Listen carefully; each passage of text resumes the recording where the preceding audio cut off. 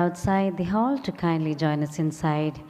May I also request the organizing team members to kindly invite all our guests who are outside the hall to kindly join us inside as we are about to begin with our opening ceremony, and requesting all our members present in the hall to kindly keep their electronic gadgets on silent mode. Thank you so much for your kind attention.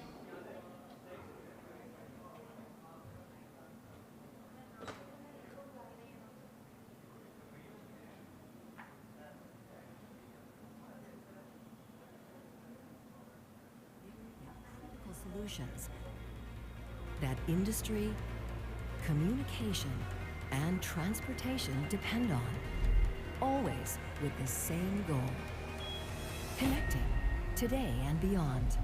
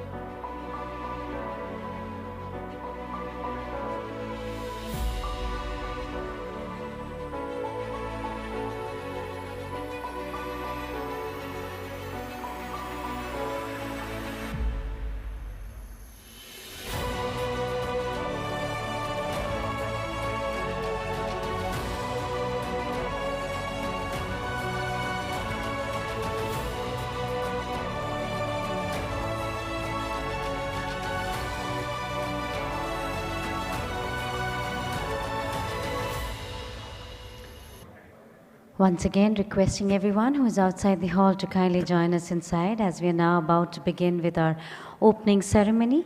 Requesting the organizing team members to kindly invite all our guests, our special invitees, our delegates who are outside the hall to kindly join us inside. Thank you so much, ladies and gentlemen, for your kind attention. At the cost of being repetitive, may I also request all our members who are present in the hall to kindly keep their electronic gadgets on silent mode during the proceedings of the event. This is just to ensure an uninterrupted flow of the event. Thank you so much.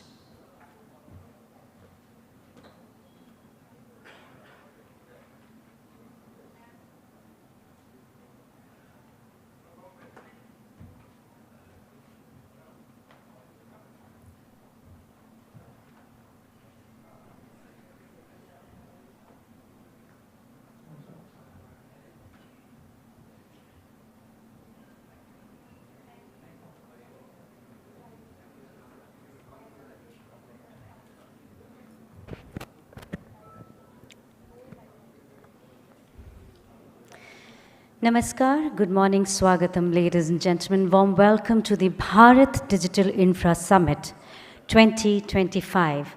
Ladies and gentlemen, India's digital telecom infrastructure has witnessed transformative growth over the past decade. As India accelerates towards becoming a digitally inclusive and technology-driven nation, a resilient and scalable telecom infrastructure is more essential than ever. Keeping that in note, we keep and welcome you all to this wonderful summit, the Bharat Digital Infra Summit, with its theme as Accelerating India's Digital Infrastructure for a Connected Tomorrow. Ladies and gentlemen, we are very honored to have with our distinguished dignitaries of the opening ceremony, as it's customary to begin any auspicious occasion in Indian custom with a ceremonial lamp lighting ceremony. May I request our honorable dignitaries of the opening session to kindly light the ceremonial lamp and mark the beginning of the summit. May I request Honorable Shri Manish Sinha ji to kindly join us in this auspicious occasion. May I also invite Shri Robert J. Ravi. Sir, kindly join us for the lamp lighting ceremony. May I also request Mr. Tejendra Pal Singh Jaggi. I request Mr. Manoj Kumar Singh ji. I invite Brigadier Anil Tandon. And also I request Mr. Sandeep Kathuria. And may I also request Mr. Shashidharan to kindly join us in the lamp lighting ceremony. Ladies and gentlemen, we seek blessing from the Almighty for a very successful summit and the well-being for all.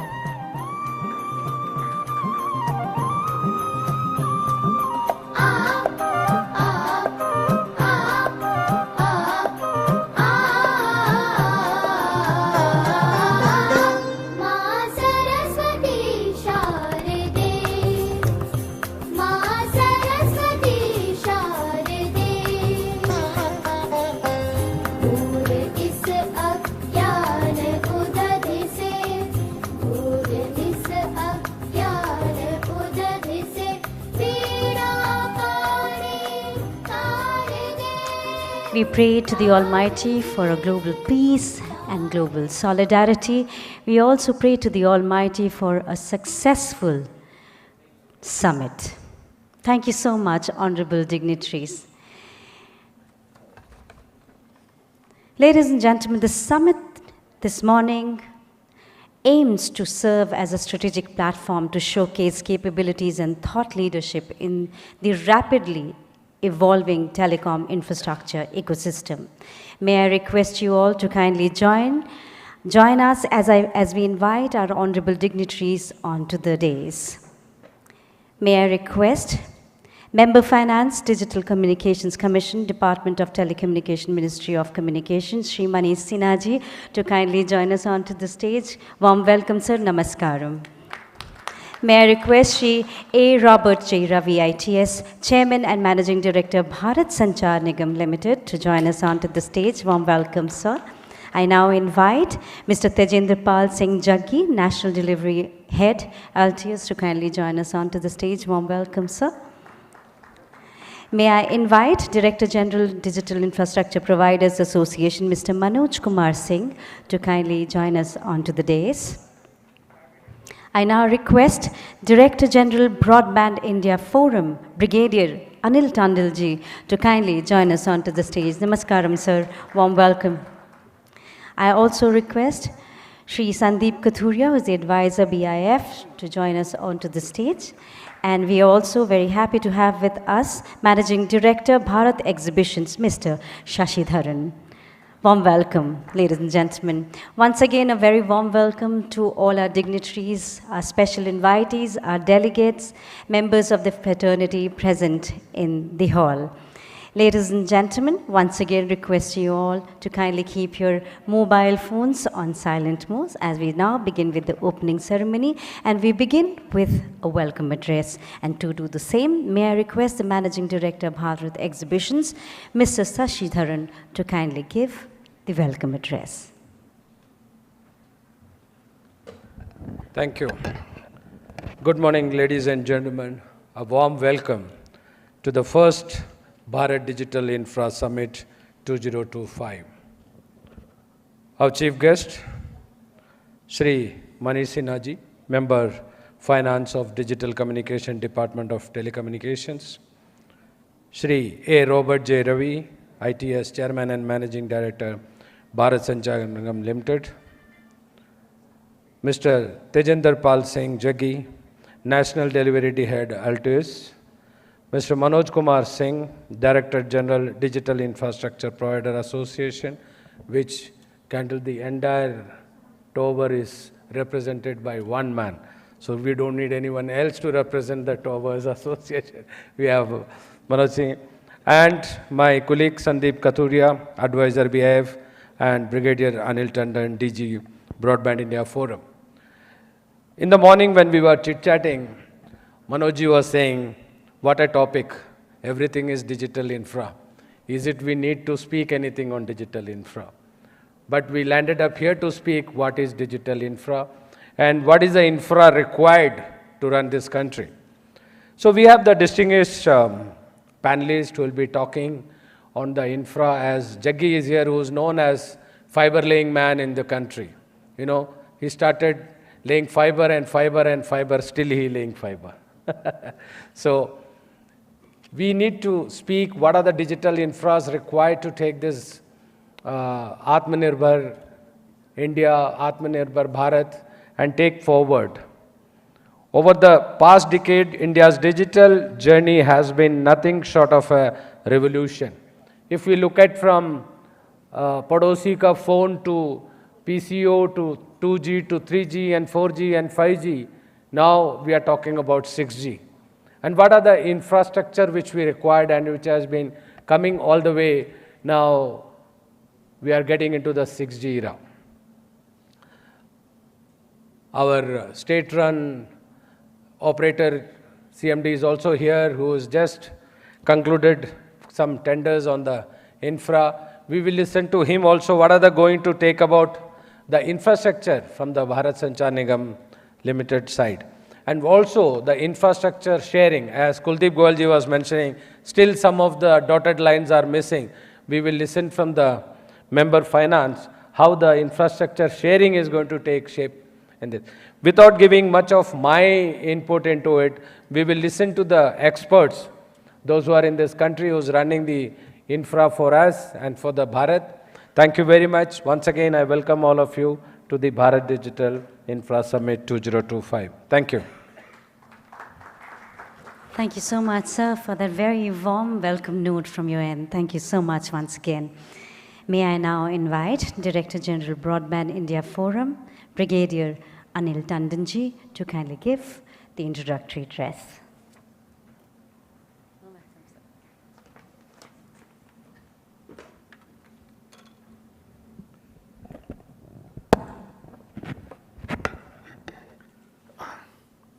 Respected Shri Manish Sinha ji, Member Finance DOT, Mr. Robert Ravi, CMD BSNL, Manoj Kumar Singh, DG DIPA, Mr. Tejinder Pal Singh from Altius, esteemed colleagues from the government and captains of industry, distinguished representatives from academia and civil society, and friends from the media. A very good morning to all of you. On behalf of Broadband India Forum, it is my privilege and pleasure to welcome you to this Bharat Digital Infra Summit 2025. It's an honor to stand here among so many of you who are shaping India's digital future. Today, under the theme, Accelerating India's Digital Infrastructure for a Connected Tomorrow, we come together not just to discuss technology, but to define and enable the architecture of India's growth for becoming a Viksit Bharat by 2047. This summit is a very timely platform. It arrives at a moment when India's digital journey is at the same time very inspiring and urgent. Inspiring because we have made giant strides in mobile broadband, digital payments, public digital platforms that are the envy of the world. And urgent because the demands of our infrastructure are multiplying at an unprecedented pace. As AI, cloud computing, IoT, immersive media, modern and next generation Wi-Fi, and 6G evolve, the need for networks, both indoor and outdoor, that are reliable, scalable, and sustainable is no longer optional. Digital infrastructure is no longer a luxury. It is the very backbone on which governance, commerce, education, healthcare, and citizen empowerment now rest. And the truth is that this backbone must run deep and broad. It must be inclusive, robust, and resilient. It must unite fiber, towers, SATCOM, Wi-Fi, data centers, subsea connectivity into one coherent, future-ready system. Because each of these is not a silo. Each is a link in the same chain. If one remains weak, the whole system falters. Our vision, therefore, must be to grow them all together in an equitably calibrated manner and in harmony, so that India's digital ecosystem rests on a strong, evenly built foundation. Let's start with the fundamentals. The towers, fiber, backhaul, and satellite, these are the silent enablers, the unseen scaffolding of our digital economy.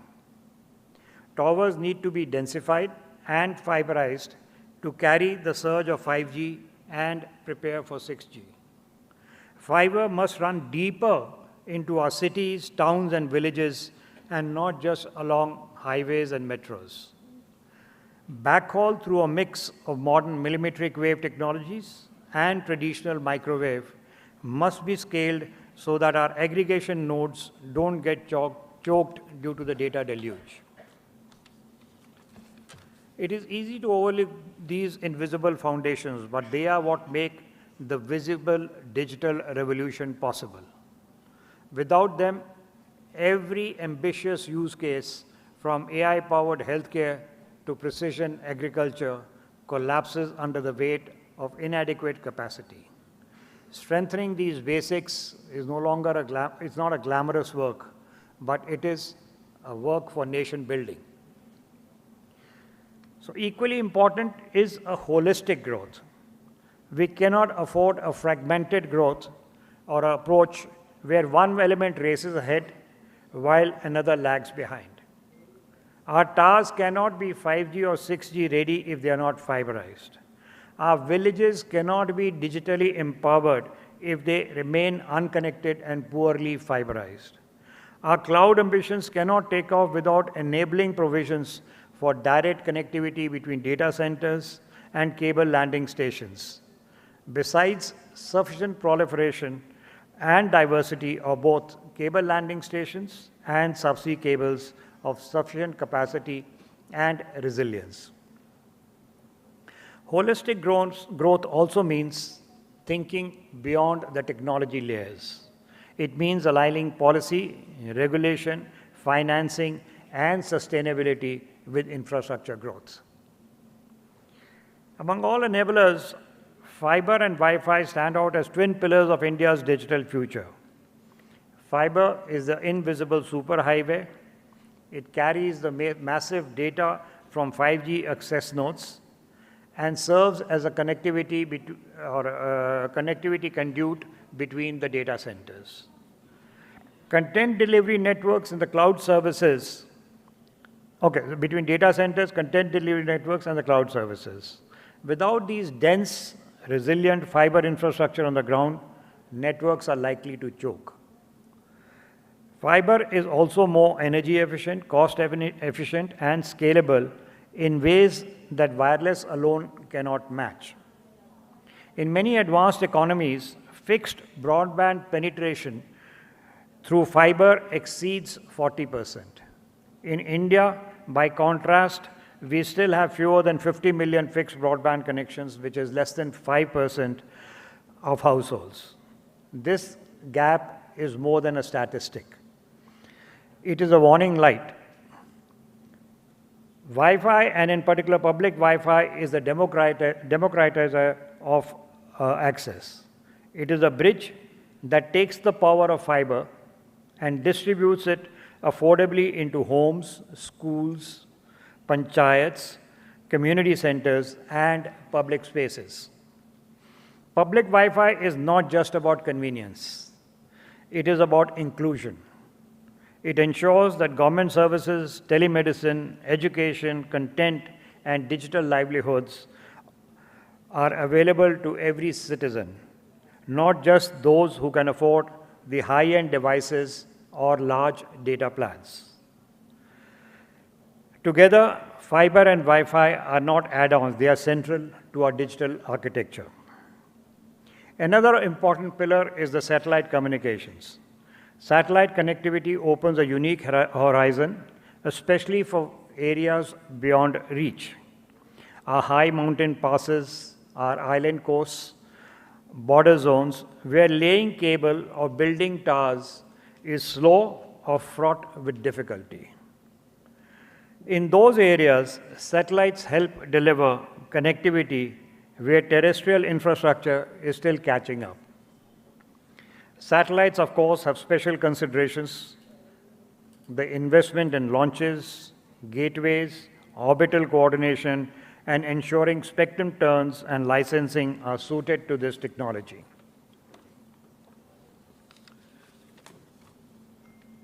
No discussion on digital infrastructure today is complete without mentioning the oceans which lie beneath the ground. India is scaling its subsea connectivity rapidly. With new submarine cables likely to be launched this year, our international data transmission capacity is projected to grow quite a bit. But capacity alone is not enough. We must think of resilience, diversity, redundancy, and strive towards global leadership. Earlier this year, at the first International Subsea Systems Conference in India, organized by Broadband India Forum, we underlined a critical truth.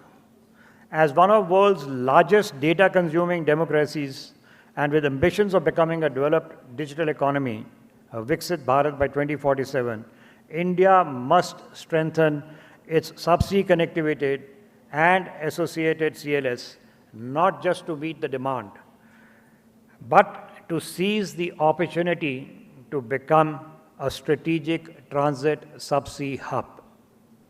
Our strategic geography places us at the crossroads of global data flows. India is ideally positioned to emerge as a global subsea cable transit hub. Our strategic geography places us at the crossroads of global data flows. India is ideally positioned to emerge as a global subsea cable transit hub, but to realize this vision, timely and forward-looking policy interventions are essential. We must set our sights on a 4 to 5x expansion in the subsea cable capacity and a 10x increase in the cable landing stations. We must diversify landing sites and routes so that no single disruption, natural or man-made, cripples our economy. In fact, if one is to look at the recent wars, etc., the subsea cable is becoming a form of instrument of war. If people have followed that, because there are some constriction points of the Red Sea and the South China Sea where all fibers pass through it, and some cables seem to have been deliberately cut as an instrument of war to cut away, to block the data flow. We need to democratize this ecosystem so as to separate the infrastructure players from the service providers to local players and startups, spurring competition, innovation, and jobs. Stronger subsea networks will not only safeguard connectivity, they will also catalyze investments in data centers, cloud services, and the entire digital economy. At the same time, we must be candid about where we stand today. India has nearly 1 billion mobile broadband users. but only around 46 million fixed broadband subscribers. Less than 5% of households have this fixed broadband access. Mobile broadband has served us well and will continue to be essential. But wireless solutions like fixed wireless access are at best interim stopgaps. They cannot replace the stability, performance, and efficiency of fiber. Fiber delivers lower cost per gigabyte, almost one-fourth of that in comparison to mobile broadband, consumes far lesser energy, and provides ultra-low latencies to support advanced applications. The lesson is clear. While the mobile-first policy has helped India improve the tele-density so far, India needs to move towards a fiber-first if it is to be future-ready. This was mooted by the NDCP 2018. Alas, we seem to have lost our way and have not paid adequate attention to it. On this note, I'm also especially delighted that at this summit, we are releasing a landmark paper, Digital Infrastructure for Viksit Bharat 2047, a roadmap for inclusive growth. This paper, inspired by the vision of the Honorable Minister of Communications, reminds us that connectivity is not about cables, ducts, or satellite alone. It is about opportunity, empowerment, and equity. I'll leave it to Sandeep to run you through the salient points of this paper once he comes up and we have a release of this. Friends, as Bharat approaches the centenary of its independence in 2047, let us imagine what we must have. Multiple subsea cable landing stations distributed equally on both coasts. A fiber backbone so dense it reaches even the remotest habitations. Ubiquitous public Wi-Fi making broadband as accessible in a village school as in a city office. Data centers powered by clean energy. Right-of-way delays and regulatory bottlenecks to be consigned to history. Shared ducts and neutral host models as the norm. A digital Bharat where every citizen is not just connected but empowered. The Bharat Digital Infra Summit 2025 is not just about infrastructure, it is about enabling India's digital destiny. Fiber, public Wi-Fi, subsea, these are not separate silos, they are interlocked, each strengthening the other. For Broadband India Forum, this is a defining moment, a call to build infrastructure that is ambitious, future-ready, and inclusive. I congratulate Bharat Exhibitions and Mr. Shashidharan and every participant here for being part of this journey. I am confident that today's discussions, shaped by a new white paper and enriched by the collective wisdom of this gathering, will chart a roadmap that is inclusive, future-focused, and deeply rooted in India's needs and responsibilities as a global digital leader. Thank you, and Jai Hind. Thank you so much, sir, for that extremely informative introductory address. May I now request National Delivery Head, Altius, Mr. Tejendrapal Singh Jaggi ji, to kindly give the industry address.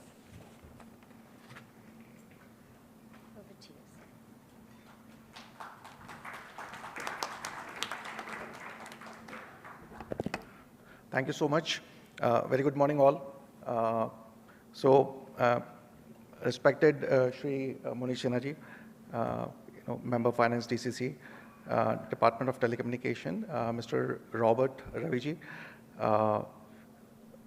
Mr. Shashidharan, MD Bharat Exhibition.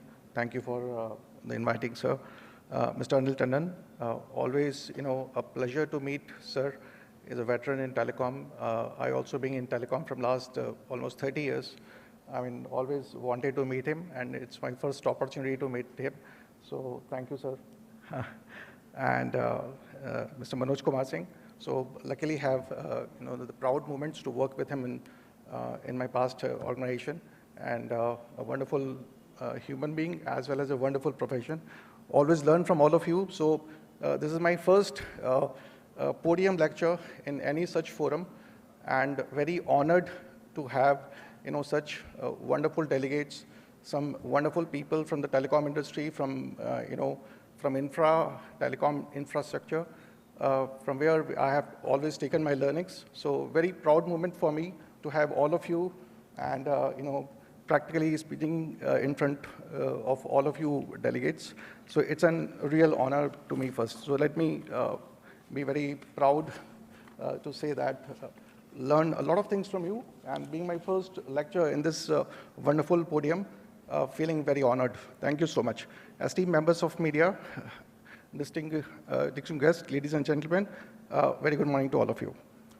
So it's both a privilege and a moment of deep personal honor for me to stand before this August gathering at a Bharat Digital Infra Summit, an assembly that practically brings together the finest minds and the most influential voices from the wonderful telecom fraternity, which I've been serving in from last 30 years, policy corridors, and industry leadership.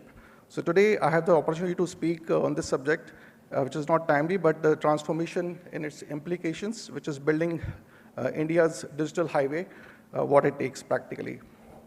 So India stands at a very defining juncture in its digital journey, with over 1.2 billion mobile connections, as rightly said by Sir, and nearly 900 million active internet users. And the digital economy that is expanding at an unprecedented pace, the imperative for the resilient and scalable inclusion digital infrastructure has never been more urgent than this, practically. The vision of Viksit Bharat, as given by our ministers and the respective, all the ministers of telecom, ministers who are practically related with the policy making, a developed, empowered, and digital intelligent media rest squarely on the strength and the search of the digital highways, what we have practically created over last so many years. But it is very clear that building these highways is not merely about only deploying optical fiber cables or erecting telecom towers. It is also about architecting a seamless, intelligent, and the future-ready digital ecosystem that can serve as an aspiration of billion-plus citizens. The Government of India, under the visionary leadership of all the ministers and policy architects, have already laid a very, very strong foundation. The flagship initiatives we all know as BharatNet, which was, we all are aware, PM Vani and the National Broadband Mission have catalyzed connectivity across the most of the geographies across India. The forthcoming National Telecom Policy 2025, the draft has already been released, as we all know, and the recently proposed Digital Bharat Nidhi, which is called DBN, schemes are poised to further accelerate the complete movement in India and ushering a very new era of digital empowerment and infrastructure. Among these, the Digital Bharat Nidhi, which I just mentioned, stands out as clearly the potential game changer by introducing performance-linked incentives by government and enforcing the very tight rollout obligations. It clearly seeks to drive accountability and the speed of infrastructure deployment in India. However, to truly unlock its transformative potential, we must broaden its scope and deepen its exclusivity. It is imperative that telecom infrastructure developers, the infra companies, are practically forming and recognizing the key stakeholders in this entire journey. These entities are not just passive facilitators, but they are enablers of our connectivity, the architect of digital access, and the custodians of our last mile delivery. So considering all the strategic conditions and the strategic value of tower sites, what we have currently, more than 8 lakh towers today in India, that are already powered, and most of them are fiberized, not all of them are fiberized, but these locations are ideally poised to host and deploy the edge data centers, which is a future-ready business for us, which is the biggest potential for us today, which are essential for the low-latency 5G applications in view of the fiber laying, from IoT perspective and the smart city perspective platforms to industrial automation and autonomous mobility. And the rest analytics, the possibilities are vast and very transformation. Similarly, Wi-Fi as a neutral layer is emerging as a very powerful tool in this complete connectivity. Similarly, with macro sites and smart poles becoming increasingly dense, we all know ULS. We have deployed a huge amount of ULS, which is also called HPSC site, high power small cell sites. So these are the separate segment as compared to the micro sites, what we are practically talking about. These are the sites which are practically getting installed in various complex geographies, like Muhammad Ali Road of Bombay, like Connaught Place, Delhi. So all those areas which are very, very complex. So these sites practically covers the coverage part as well as the capacity part. So these preserve the RAN capacity and enhance the complete throughput, particularly in urban hotspots, as I just said. This model is not only CAPEX light, but also OPEX efficient and ecosystem friendly. The government has consistently emphasized on the importance of this inclusive and very, very intelligent infrastructure in realizing the goal of Digital India, leveraging existing assets to deliver the last mile connectivity through fiber and real-time services in both visionary and pragmatic.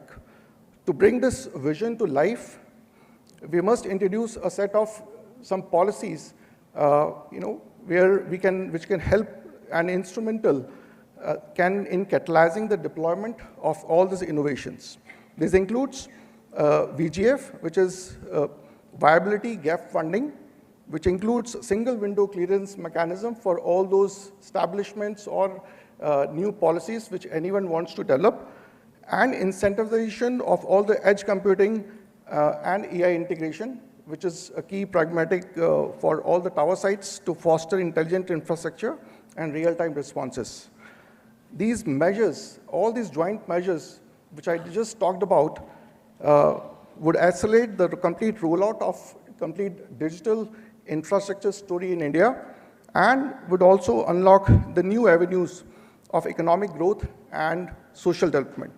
From smart agriculture and predictive healthcare to intelligent transport system and digital education platforms, these opportunities are absolutely limitless when infrastructure becomes intelligent, adaptive, and inclusive.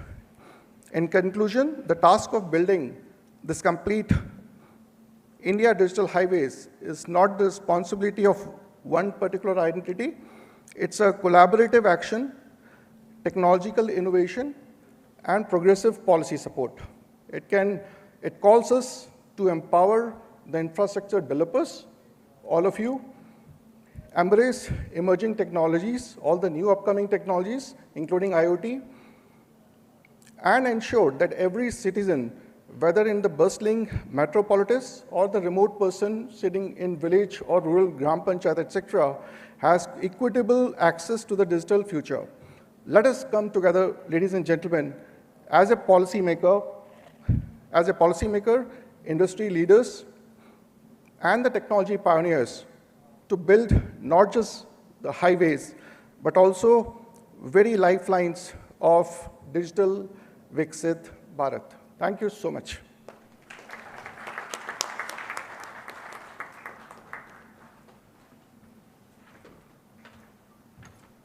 Thank you so much, sir, for that very perspective-oriented note from your end. Thank you so much once again. Ladies and gentlemen, please join me as I invite for the keynote address and our guest of honor, Shri A. Robert G. Ravi, ITS Chairman and Managing Director, Bharat Sanchar Nigam Limited, to kindly join us on the podium and share his thoughts.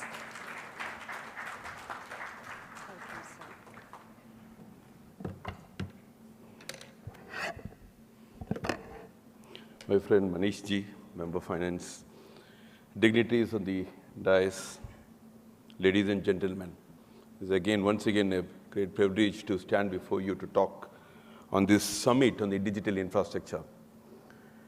Over the years, we have been seeing what is drastically changing in the Indian scenario, especially in the digital infrastructure.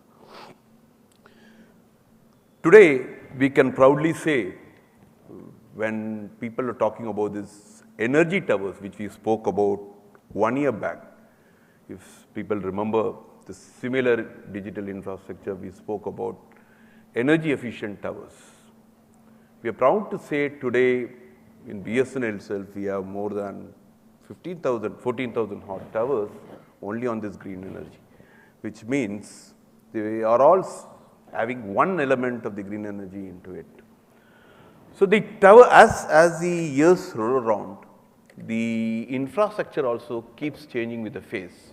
One important change that I've seen is the continuous growth of these energy efficient towers. How these towers could be more energy. We are also talking about today a single source of energy, maybe the solar, and we are even talking about a combination of it, maybe solar with wind. And we are even talking about, we already have these lithium ion batteries which are able to do instant charging. We are even talking about testing some fuel cells. I think as some of us will be aware, a research is going on how we can use hydrogen as well as proton exchange membrane cells, a very, very highly energy efficient small fuel cell which can fuel itself for me maybe for months together. So on the energy front of the infrastructure, a lot of changes are actually happening, which is going to revolutionize the way how the telecom scenario itself and the infrastructure sharing, everything comes together.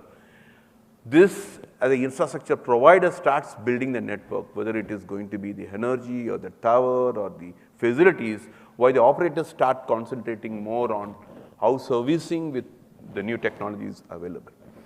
Another interesting development that is happening in the towers. What is happening in our existing towers? We are already having X number of towers. We are having close to 1 lakh towers. BSNL on its own is having also 67,000 hall towers. These towers also, we are seeing how we can make them more what we call smart towers. As a roadmap towards IF 4.0,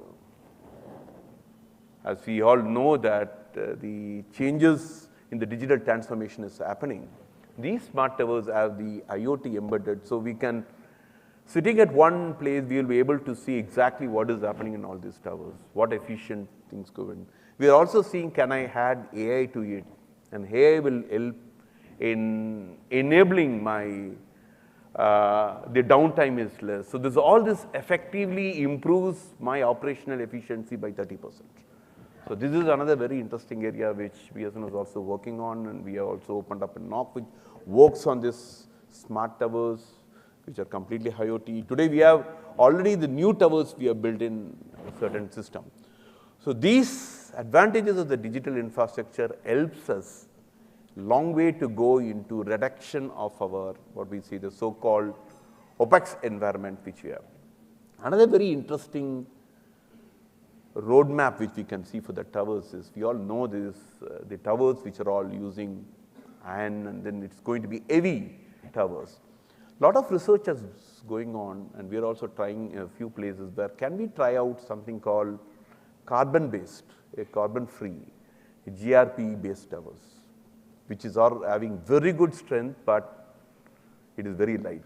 So for suppose you have a very remote access where we need to, BSNL serves many of the remote locations. We have to build our own towers, where even accessible roads are not, is a problem. Electricity is a problem. So we are trying to see if these lightweight towers, which is very, very light, but has the strength of 12 times the strength of the existing towers what we have. And it is a single person, it could be taken by hand, and a couple of persons can have this installed at the site. So the infrastructure also is changing as we speak, keeping in pace with what the technological advancement that is happening in the mobile technology itself. As our speakers were telling, we are talking about 5G, then we are coming about 6G, etc. When we are putting the roadmap for this infrastructure, so when actually 6G comes in, 6G, as people, a lot of research is going on, is going to be more of a distributed architecture. I used to say more of a distributed architecture. That is where this infrastructure providers role will be more important. Who knows, starting from your BTS, your power plant, your towers, everything is going to be put and managed by these infra providers. And the operator's role will be even to use the same infrastructure to offer the services. It could be program, software program, even your frequencies could be software program.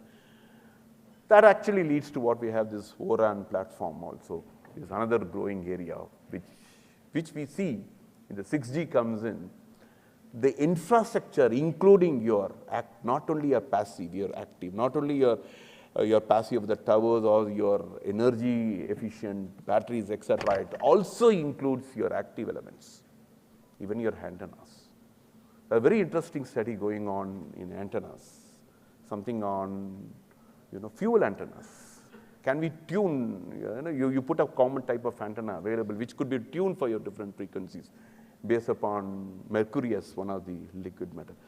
So these advantages are all happening as we go forward. I'm very sure the years is going to be very, very, as you go forward in the future, we're going to have a very interesting era. The infrastructure provider is going to play a very major role.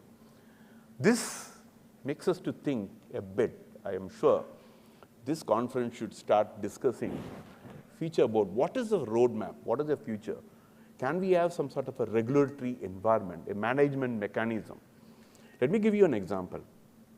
During one of my stints when he was in one of the African countries, we brought in what we have a common broadband policy, which means in the country, all the fibers, whatever infra has been done, will be handed to an infra board.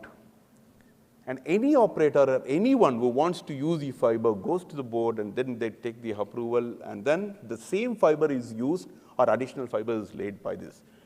We should have some sort of a common understanding platform build because a collaborative approach is what is required as we grow forward because there will be a sector which will be very good in bringing out new technologies in terms of radios. And technology will be growing in terms of batteries, in terms of your energy efficiency, in terms of your towers. Each of them has to coexist in a collaborative platform, where this is where the infrastructure providers need to have a common understanding to build up with operators like us and the other friend, talking to the infrastructure providers, not on a commercial terms, but it should be on a collaborative term, where I have something I give which could be used for the others, when you have something you give which I can use it for me. And can this build an environment which will be a win-win for the ecosystem? So today's world, we have a lot of duplicities available. Can we cut down these duplicities? And a sector which is pioneering, say, for example, energy efficient batteries, will only focus on it, which will come on board towards this common platform, which the use of it will be taken by us. These are some of the things I'm very sure Shashi at today's conference should debate of such events, and then if not now, maybe a few years from now, we should have an ecosystem or a framework that builds on its own, completely driven by our own Make in India energy and efficiency. Another very interesting thing we are all of us are aware is about the growth of the satellite environment which is going to come. It's round the corner. It's going to happen in a few years, especially connecting the unconnected in remote places. That are very interesting. I request the infrastructure providers also to think through this and then come up with some other innovative areas. Today, there are a few towers which could also link to this satellite. We can have such set of antennas being fixed on these towers, which directly speaks to them. One such is being already in the test in US for OneWeb. So can we look at that as also an option so that you have a common template via which all the telecom service providers can work together and have a common understanding, and we give a long-term push so that the entire thing pushes up. The economy of the country grows up. Another very, really interesting thing that is happening is which we have also started testing in a few sites, which I'm very sure infra providers should also think in the long run, because with the technology moving towards what we have a completely distributed architecture, people are looking at how do we move these data centers closer to the citizens. Very, very interesting statistics. Though we say that the urban-rural divide is always there, the average throughput of a customer crosses 21 GB, which is much, much more than in a rural than in urban. Primarily piloted by a number of schemes, a number of activities that is going on in it. So today, many of the providers, service providers are thinking, how can we take data closer to the customers? So that's one area where these MECs and the edge data centers can move towards the tower itself.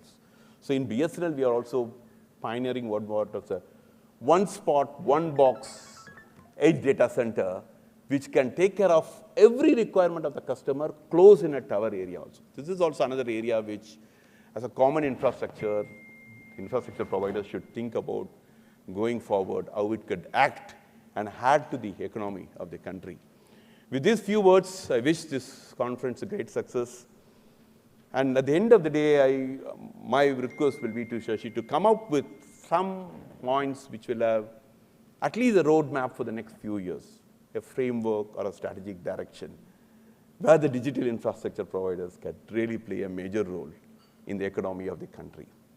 To end up, I also want to take this opportunity to welcome all of you. We are glad to say that our own indigenous technology we are launching. We are inaugurating the 4G across the country coming this Saturday on 27th of September by our Honorable Prime Minister. I request all of you to take time to view the inauguration and provide all the best support always you have been giving to BSNL. Thank you. Thank you, sir. On behalf of the entire fraternity here, we congratulate you for this launch. And I'll make sure that we come up with a roadmap on this. As I know you have to leave for a meeting, I request our chief guest to present a memento to Sri Robert Jerebi.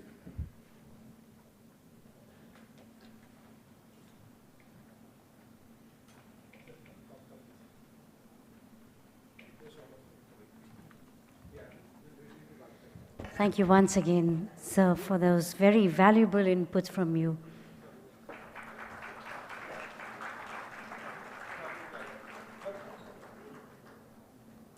We quickly take this moment for a photo opportunity, ladies and gentlemen. We capture this not just in our lenses, but of course it stays in our memories.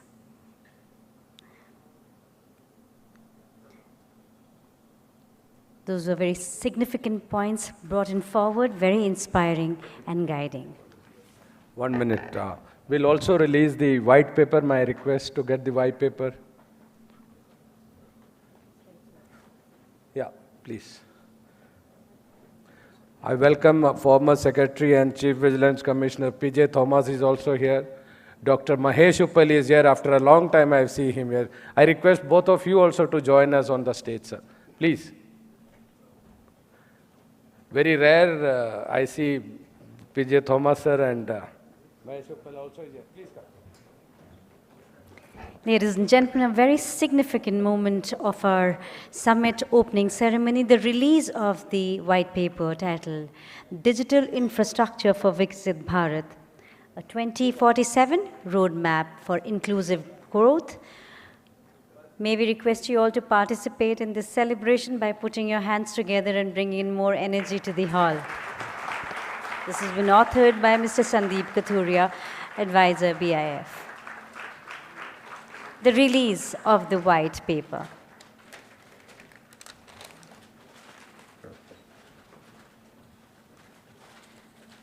A very significant moment for all of us, ladies and gentlemen.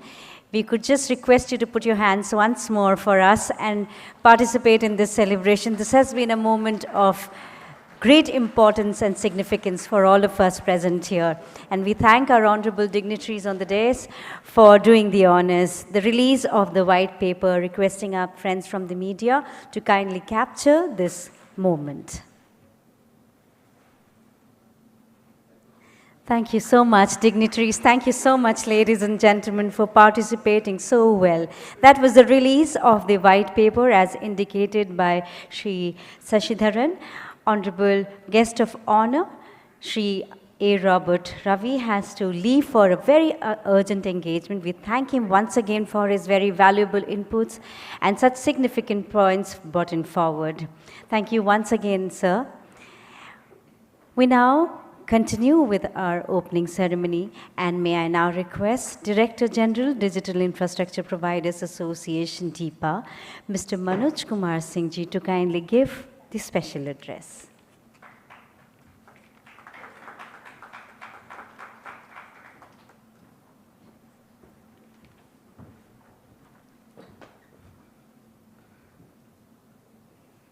Good morning, respected Manish ji and respected just left Mr. Robert Ravi and other dignitaries sitting on the dais and this August gathering.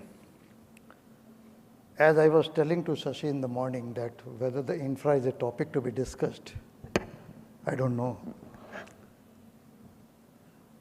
And the topic given was the beyond connectivity.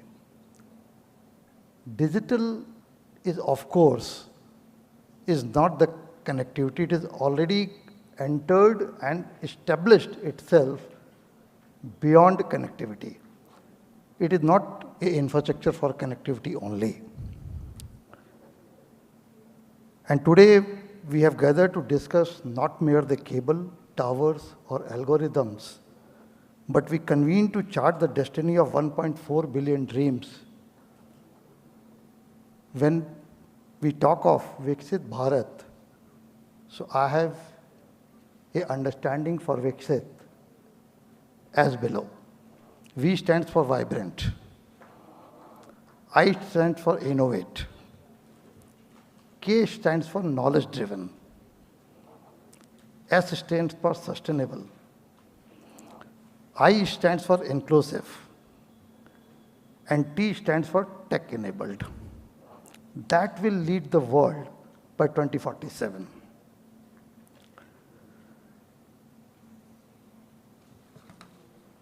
So digital infrastructure today is the greatest enabler that is invisible, until absent, but essential for life. It is the silent enabler for, as I said earlier, this is not the connectivity. It is the enabler for, we all know, the healthcare, which is the fundamental and the basic need of today's human being. We all have heard a very recent story in news, which was world first robotic surgery for a 16-year-old child in Gurgaon, done by the Andhra Pradesh doctors on their console with a robot.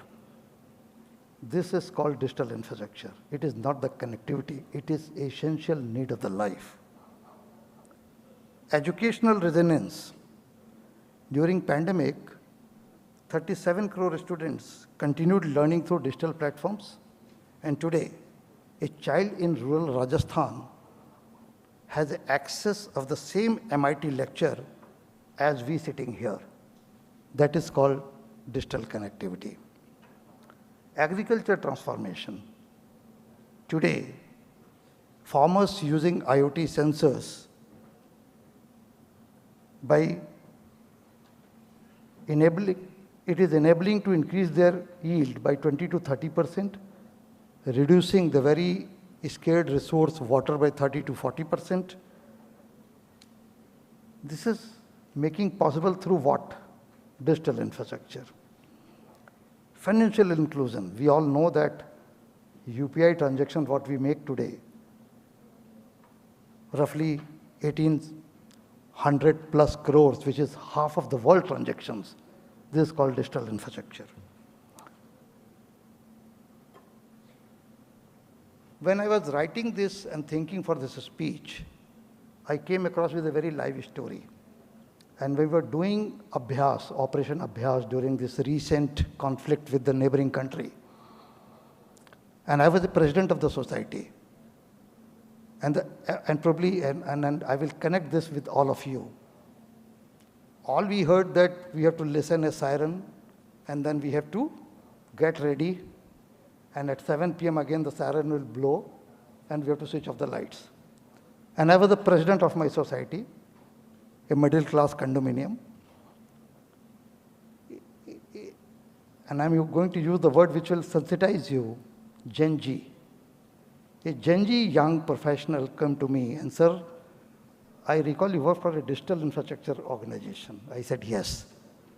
Have you not ever thought that why these residents are crying? Because I was on a WhatsApp group and everybody was crying, कि sir, siren sunai nahi dega to kya hoga?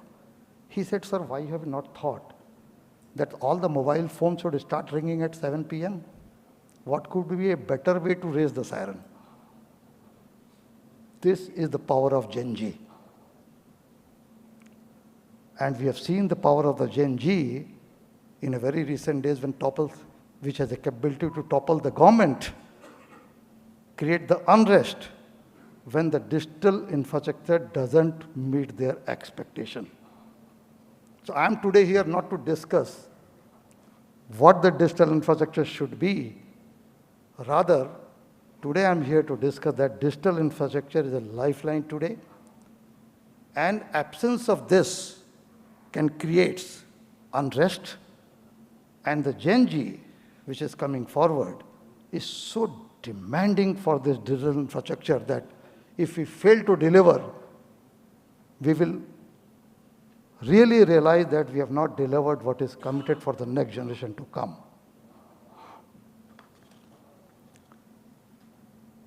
It is a capability, digital infrastructure should have a capability to have a real-time crisis response. We all have seen this.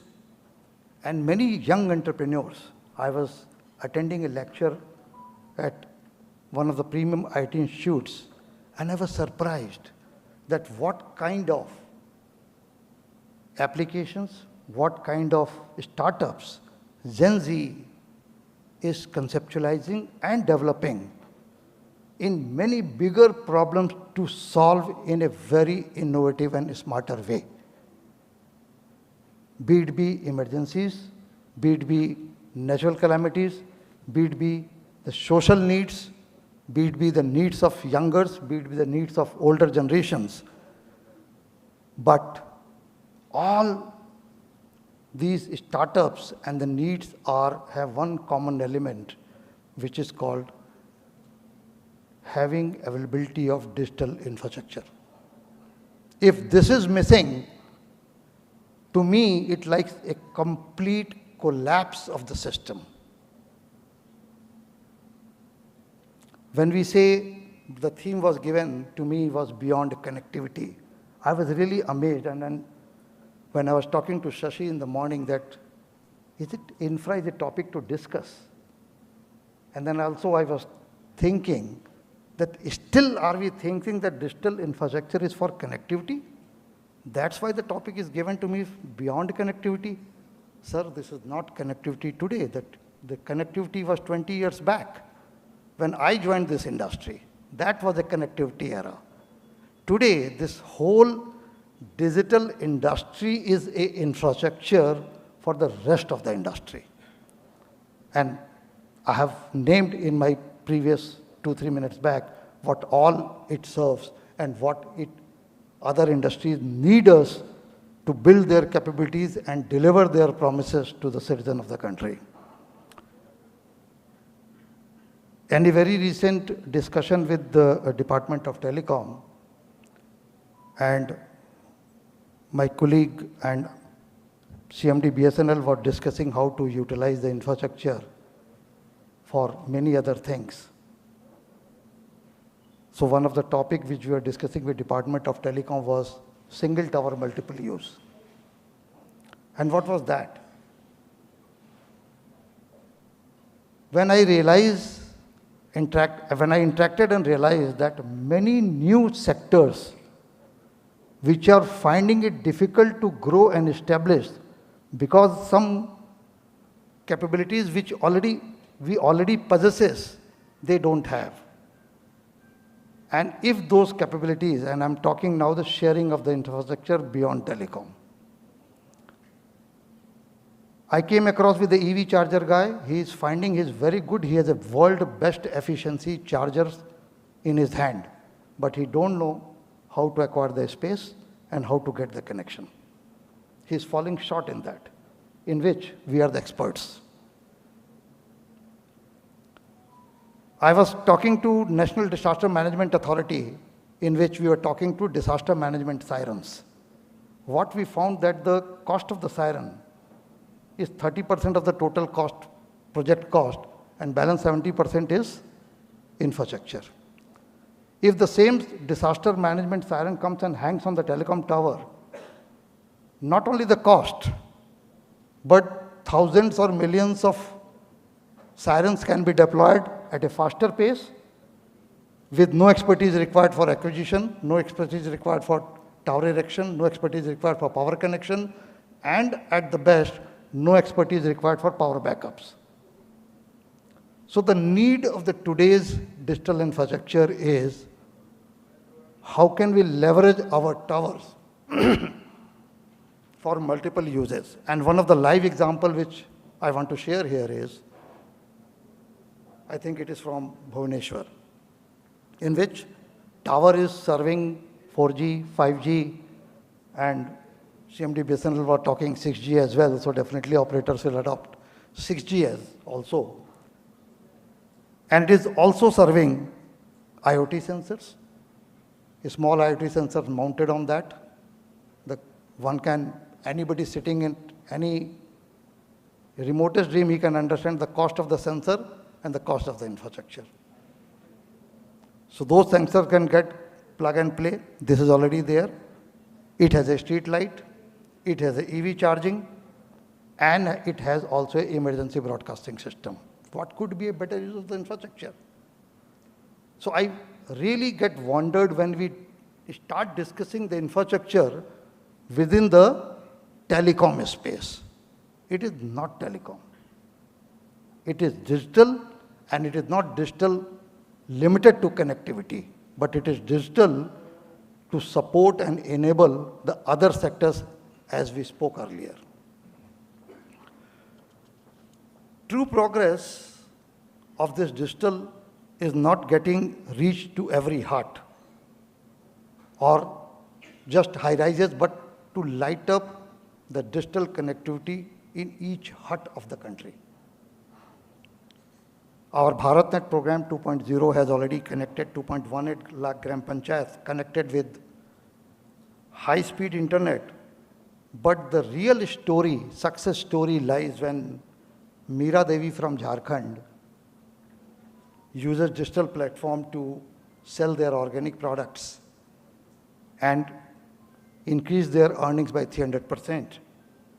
And Rohan from Ladakh get the same access for his education which a student from Delhi College of Engineering gets from digital connectivity platform. That's the power of digital connectivity.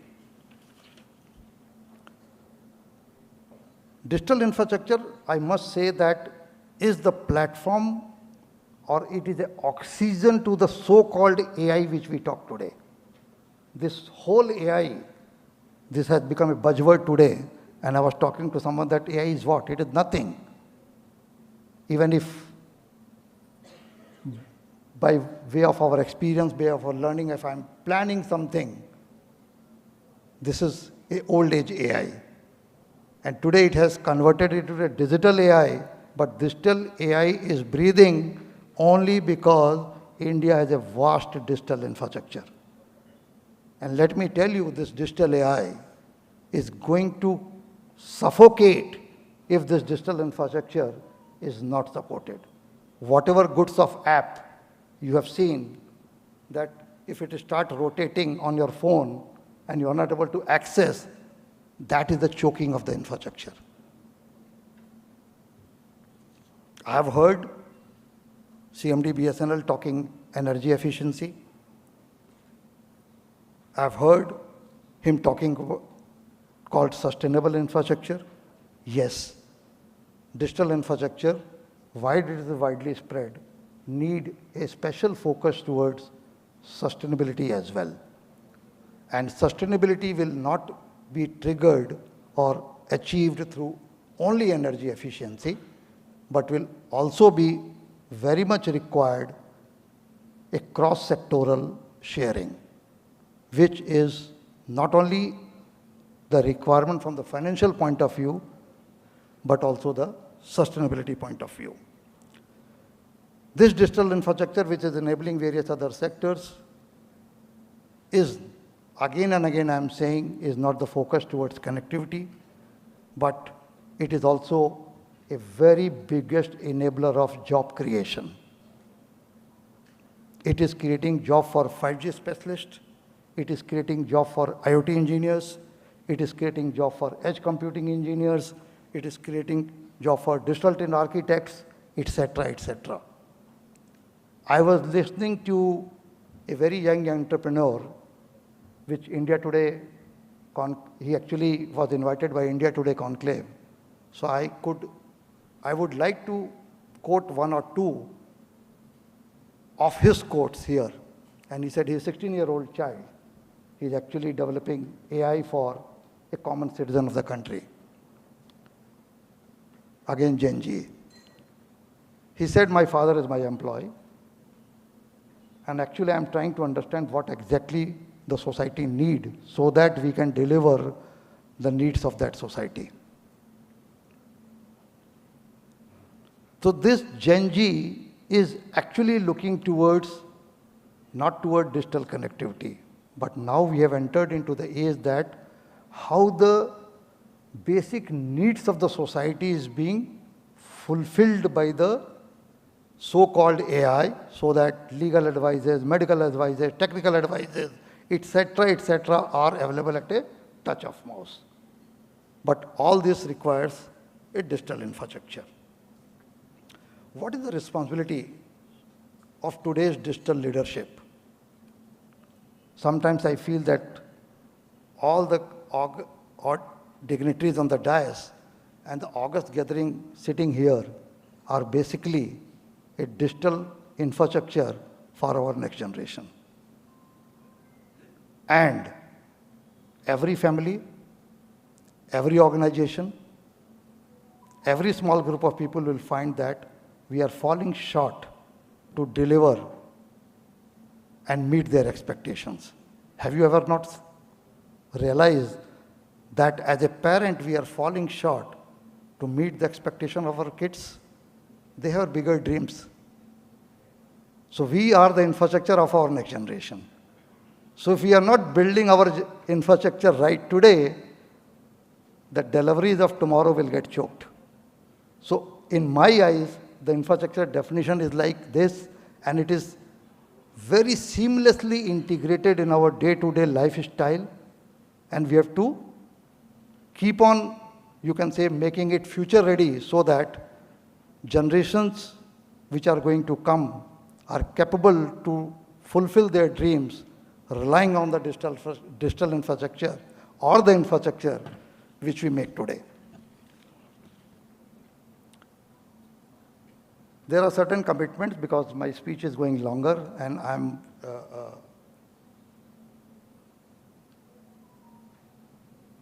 so certain commitments which I actually envisage is every village connected by 2025. And you can understand why I have put 2025. Because in my eye, if we connect the village today, we are already late by 10 years. This is not a discussion of connected. By this time or by this year, those villagers would have start uplifting their lives with the help of digital connectivity. If we are talking today while standing here of connectivity by 2025, we are already late. So that's why the target is yesterday. Every citizen digitally empowered by 2030. Every sector AI should be AI enabled. That's why I said it is nothing called AI is a very buzzword. Every sector has to get AI enabled by within a coming decade by 2035. But while we are progressing toward this, there is two more important commitments with the leadership today sitting here has to commit. First, carbon neutral by 2040. While we grow, we should not forget the sustainability piece. And last but not the least is very important. Every innovation done in India should be globally competitive by 2040. We have to focus, or rather we have to put the highest focus on the innovation. When we have seen many examples, I don't need to give any example that what happens when we stop innovating. If I give one example, you will tell me three, starting from Kodak, from cameras, etc., etc. Where those organizations are, who stopped innovating, whosoever at the peak is even not remembered today.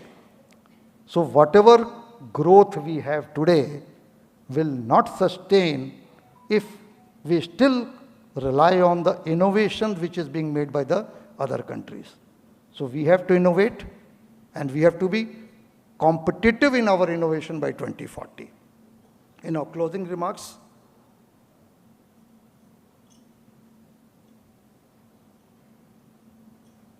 Viksit Bharat is not just a vision, it is our promise. And digital infrastructure is not just our business, it is our sacred responsibility to the nation and to the generations to the come. Thank you very much. Jai Hind.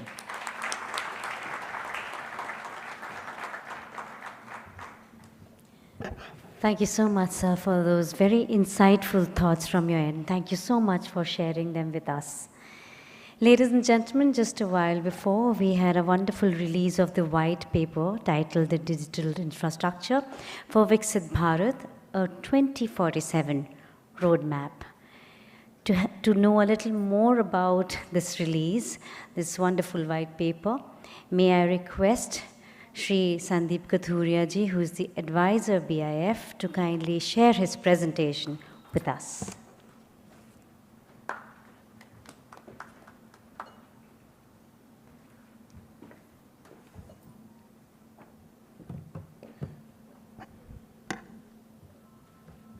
Shri Manish ji, Member of Finance, respected dignitaries on the dais,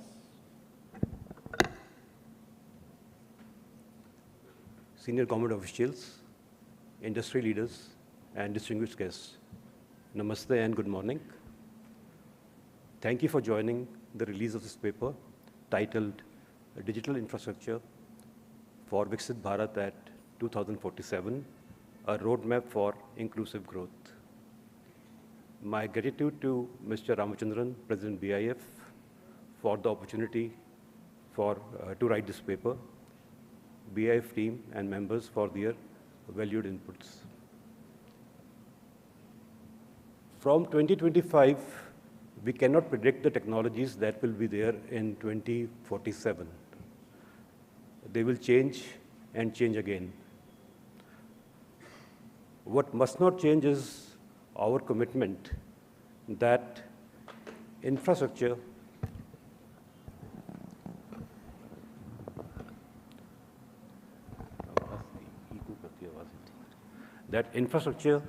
includes everyone.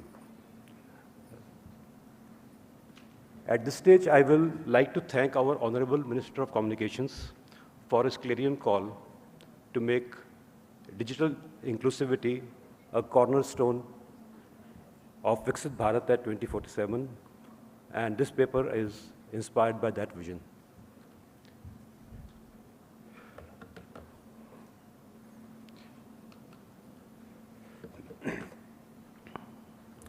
The paper talks about our strong foundation and challenges.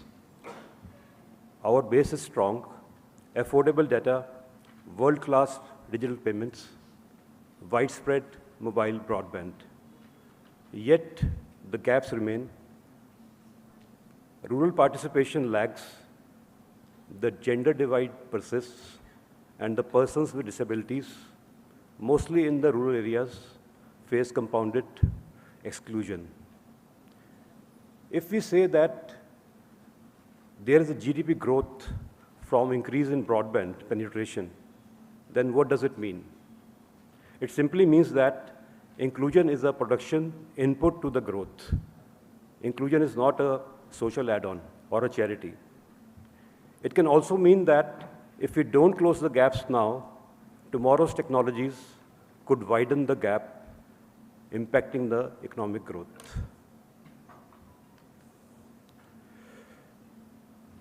The paper raises some hard questions. For example, if per GB data is cheap, why does the bottom half of the population find it unaffordable? If most of the data is used indoors, then why is indoor quality inconsistent? Why there is bottleneck in cost and quality for ducts and fiber? And why data centers and edge compute are not inbuilt in district or rural policy? If our ecosystem solves these problems, then the inclusion moves from just from intent to implementation and becomes a growth engine.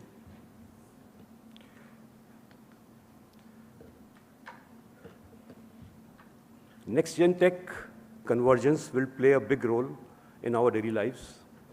Techs like AI-native networks, quantum-safe communications, seamless satellite terrestrial integration, immersive services are transformative and will converge in many applications. This will also mean that India continues to create more platforms and will have to increase computing power manifold. These capabilities, if deployed equitably, could narrow India's rural-urban divide. If not, they risk deepening it. Therefore, if skill sets are not improved, if the services and devices become further unaffordable, if the quality of service or quality of experience are different for different set of people, then there is a real risk of widening of the divide.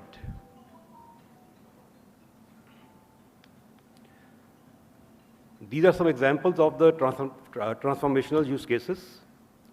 Real-time crop guidance to every farmer, tele-ICUs that save lives in remote districts, immersive STEM learning in every government school, resilient supply chains, and quantum-safe payments for every small business.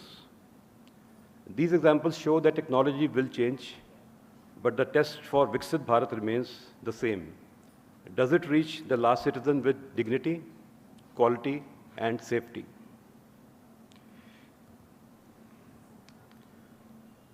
These are some enablers for success. First is universal access.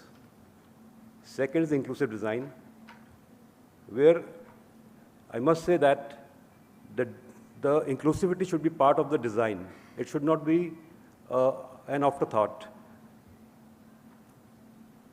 We must have self-reliance in the strategic areas. And lastly, the most important is the human capital. Digital literacy, continuous reskilling, and talent placed where the need is very, very important.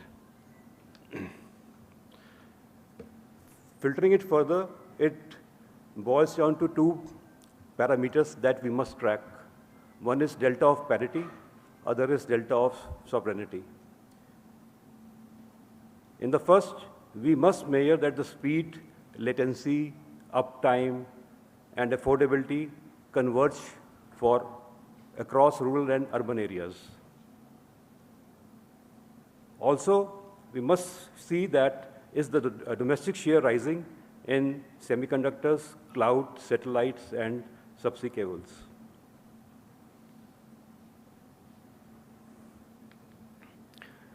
The paper proposes a 4-layer ecosystem. These layers are physical layers, logical layer, service layer, and enabling environment, which is basically policy and governance. What the paper says is that these layers must move in lockstep, in tandem. If one layer is weak, citizens feel it as a poor quality, high cost, or exclusion. Therefore, we should think not about the individual assets, but about the whole ecosystem.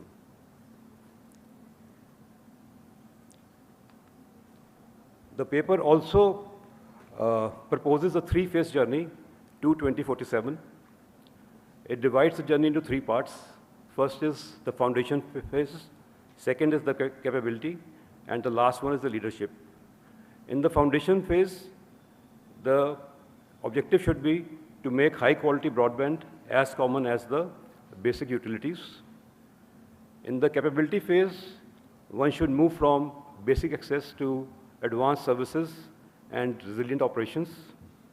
And in the leadership phase, one should really eliminate the gap, achieve sovereign capabilities, and export DPI models globally. We should transform from a user to a leader. Lastly, our goal should be more than the larger digital economy. It should be of a digital civilization. We should ensure that whether a child is in rural Odisha or in Mumbai or in Bangalore, he should have the same technology. He should be able to use same immersive technologies, same STEM labs immersively sitting anywhere in India. Similarly, a farmer anywhere in India or a trader in any city must have the same AI forecasting tools with him. With that conviction, I request you to read the paper and share your feedback. Thank you once again. Thank you.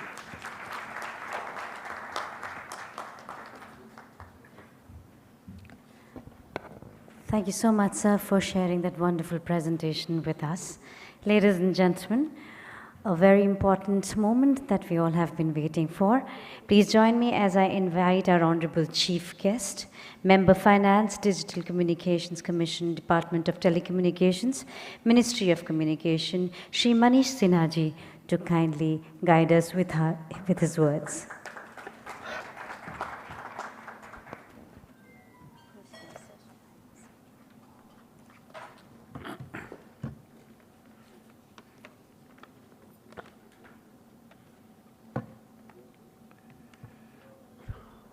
Mr. Manoj Singh, DG Deepa,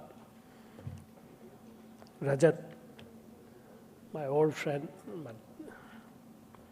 who's released this wonderful paper today, Shashidharan ji, Anil Tandon, Mr. Jaggi,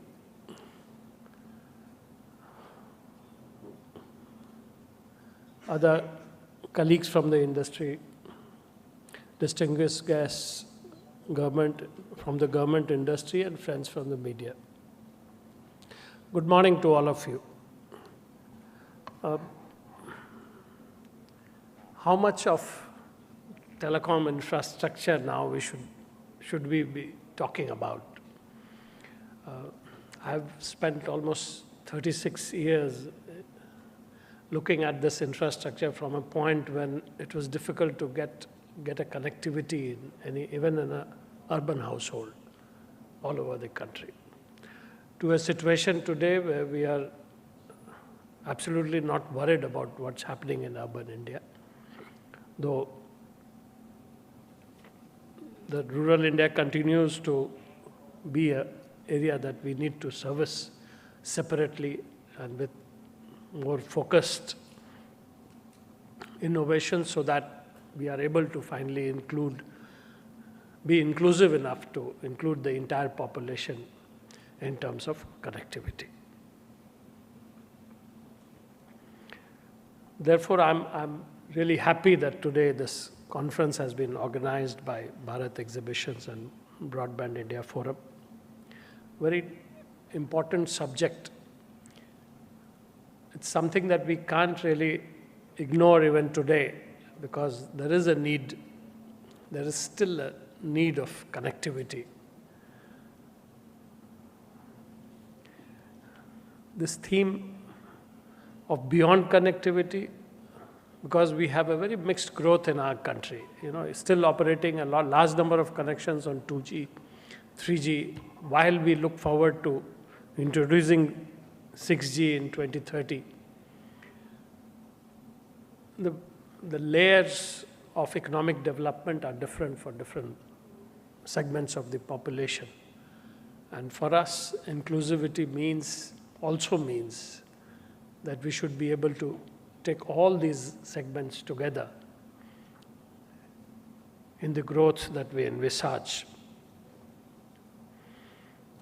So even though connectivity does become the starting point, but then there are gaps even in the people, whether they are ready at the starting point for the run ahead. And that is something we need to continuously address till we become absolutely sufficient in that starting point connectivity. For the last 2 decades, or maybe even 3 decades, much of our effort and investment has gone into building a backbone of our digital world. The towers that we created, the satellites, the fiber optics, and various other technology developments that was been spoken about by the previous speakers. We are standing on the bedrock of that monumental work that has been done over the years. Connectivity is almost invisible or appearing to become invisible. We don't think much about it till actually we lose connectivity in some area of the country, and that bothers us. And the circle that Manoj Singh Saab was talking about. With the strength of 1.22 billion mobile subscribers and 985 million broadband subscribers, with a teledensity of 86%, out of where there is a gap between the urban and rural probably stands somewhere in the mid-60s. But then these figures do reflect our ambition of the previous 2 decades and our execution capacity that we have reached here today. 8.3 lakh telecom towers, 30 lakh BTS, numbers that we could never think about 15, 20 years ago. The unique distinction of rolling out 5G, the fastest in the world. In an infrastructure development conference, we are not talking about spectrum now. 15 years back, there was Mr. Thomas was the secretary when the first auction took place. And there used to be such a scarcity premium on those days. And today, here we are offering spectrum and only about 30–40% of it sells. The rest is all. So from becoming a demand side problem for the government, it has become a supply side problem. Now there are questions being raised, why are you offering so much? And so I often answer back to those questions saying that, we saw an age of 2010 when we were offering spectrum in 5 megahertz block. Now we are offering that in 100, 130. Even the other smaller spectrums are coming in 20 megahertz blocks. So probably a situation has been created where, at least for one of the elements in the network, we are not facing a problem. I know there are competing interests and people want something unlicensed and some things to be licensed for servicing various kind of demands, service demands that emerge in the digital economy. But all those have to be provided for, and perhaps government is regulating and providing licenses in the manner in which the demands are taking shape. But what is this pipe doing really? The expansion of the pipe is bringing on more and more services into the digital domain. Many years ago, my friend CMD BSNL has left now, but both of us were engaged in the TRI in bringing the banking system and the telcos together on one platform. It took us a year and it was almost impossible to come to a commercial agreement between these two to facilitators of a transactional system. So finally, after about a year of having failed to do so, we innovated that, okay, we don't have an agreement at all between these two sectors. We mandate a meeting place for them. So NPCI was identified where it was the aggregator of the banking side. And we simply said every telco mandatorily has to go and connect to that switch. And each sector charges its own customer. It worked wonderfully. And you know the kind of growth, subsequently the kind of innovation, the kind of growth that has taken place. It started with the mobile banking system, which was enabled by that switch in NPCI. And it grew tremendously into what is now the UPI system, where we see record-breaking transactions happening in the government. So innovative regulation has an amazing role to play. And the Prime Minister in recent years has identified two areas where he says the objective should be either ease of business or ease of living. These are the only two objectives based on which any kind of regulation, any kind of new rule should be based so far as governance is concerned. And I think that's a very fine objective to put in place. That's the benchmark on which any new rule, any new regulation is to be tested. Besides this, what have we done for connectivity? So you're all aware of the Atmanirbhar, the BharatNet Phase 3, which has aimed to reconnect all the villages on a ring technology, strengthening the fiber network all over the country.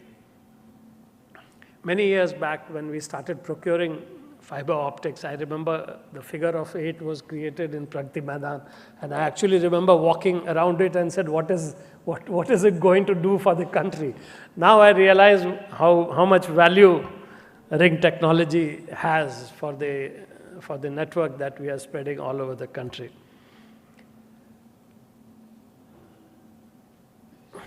So Atmanirbhar Bharat 4G technology is another example, a proud example of self-reliance, something that the CMD just invited you to on the 27th.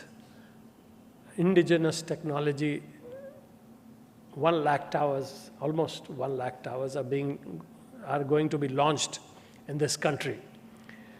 And with its success, I think a new phase of infrastructure building will come about where our own technology will be able to use our own stack to grow, because this 4G is going to transform itself into 5G.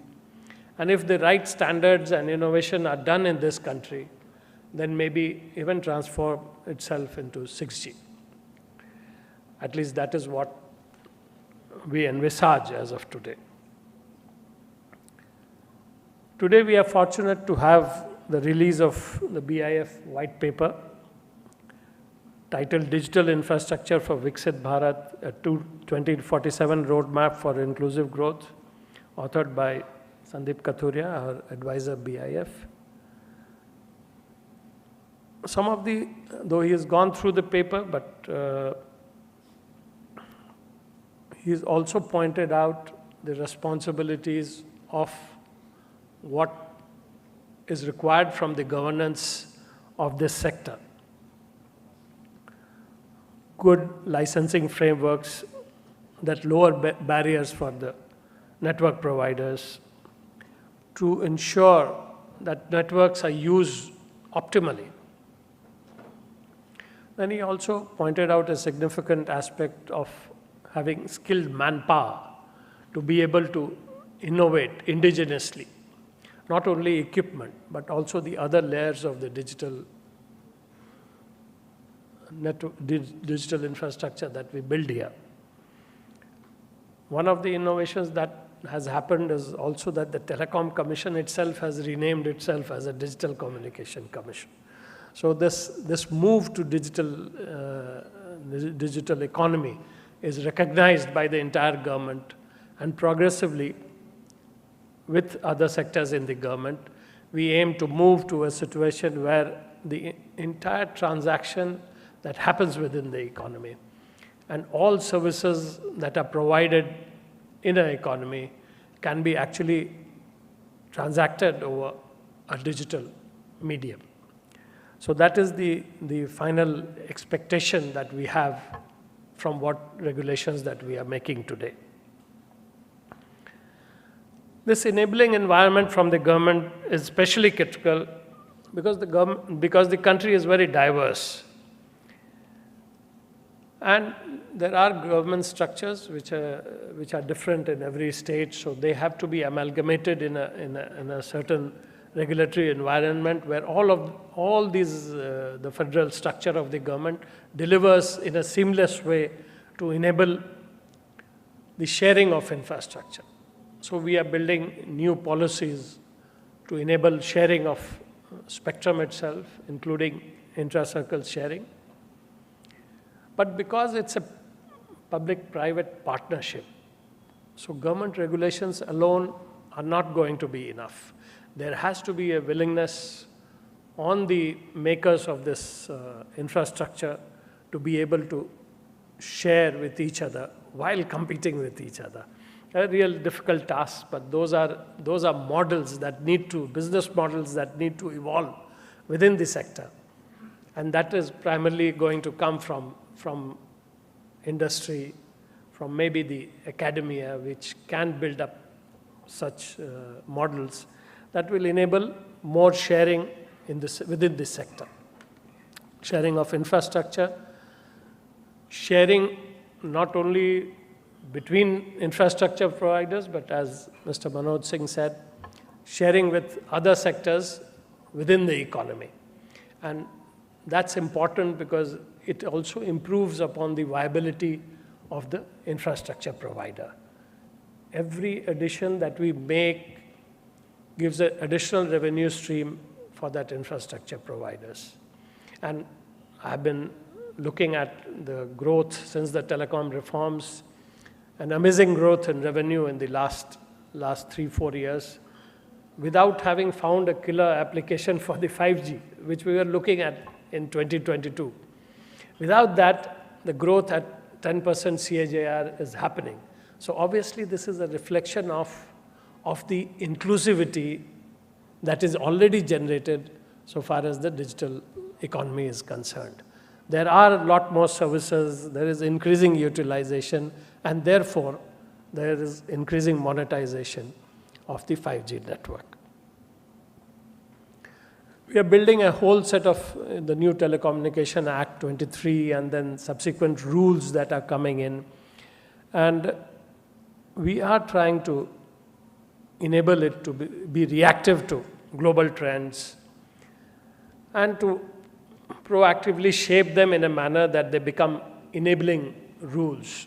They allow you to function in the best way possible.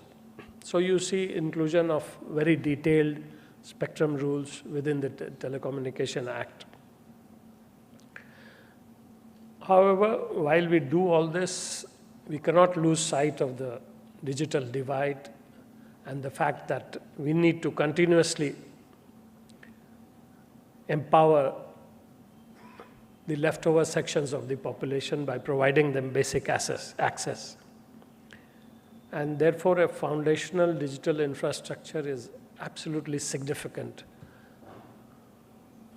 And it requires growth simultaneous with what is happening in the economy and bringing on more inclusivity in terms of greater number of transactions on the network, increasing more vigorous usage by allowing more monetization of this infrastructure to happen.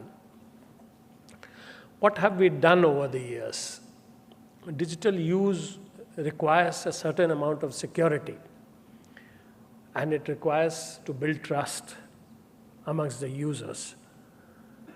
I remember when we introduced the mobile banking, we had a 5-staged authentication system.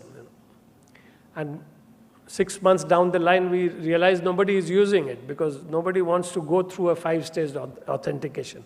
So you cannot overstress the trust and security issue also. It has to, ease of use has to be merged with that objective. So we quickly reduced it to 2-stage authentication, and that is when this amazing utilization took off. Even today, in terms of cybersecurity, we are trying to link common elements like a mobile number, which is also registered in a bank account, and also a KYC is done at the end of the telco itself. So can it become a key number for authentication? These are aspects that need to be included within the digital system as we strive to build greater trust of a user, and that is one of the easiest way to encourage users into coming into the digital world, making transactions, making valuable transactions on a digital network, and also increasing the amount of business that happens in our digital economy. But then not everything, it's not that the success of Indian digital story depends only on government efforts. We need active industry collaboration. We need not only indigenous equipment, we also need indigenous innovation, something that Mr. Manoj Singh also pointed out. Academic research, global partnerships. So we invite all stakeholders present here to become active participants in building shared infrastructure, investing in indigenous research and development, developing standards and interoperable frameworks, promoting digital skills and inclusion. The government is totally committed to creating an enabling environment, but it is your innovation, your ideas, your investments that will truly take us beyond the connectivity. I once again congratulate the Broadband India Forum and the Bharat exhibitions for bringing together a distinguished gathering of stakeholders and experts. I'm confident that deliberations today over the course of the conference will contribute significantly to strengthen India's digital infra preparedness. With that, I wish you all the best. Thank you very much.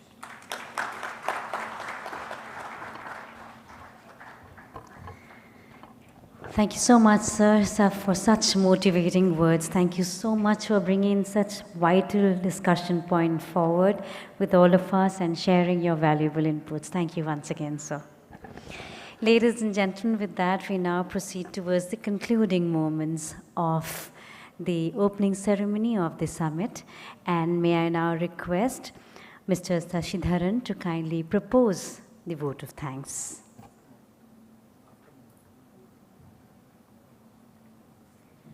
Before I request Mr. Sashidharan to kindly propose the vote of thanks, we would like to present the mementos. May I request Honorable Mr. Manish Sinha ji to kindly present a memento to Mr.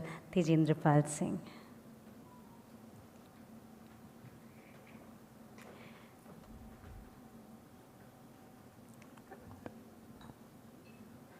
May I request you all to kindly put your hands together as we now present a memento to Mr. Tejendra Pal Singh.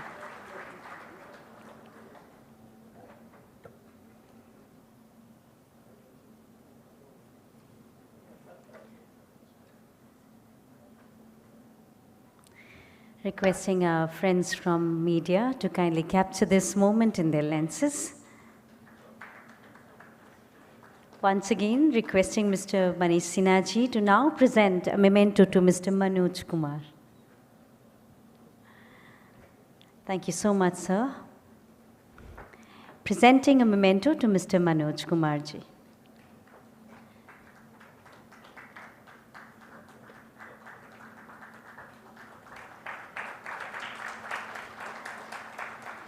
Now may I request Mr. Sashidharan to kindly present a memento to our honorable chief guest, Mr. Manish Sinha ji. Ladies and gentlemen, may I request you all to kindly put your hands together as we now present a memento to our honorable chief guest and thank him for sharing his thoughts, motivating us with his words, and most importantly, sharing his valuable time with us.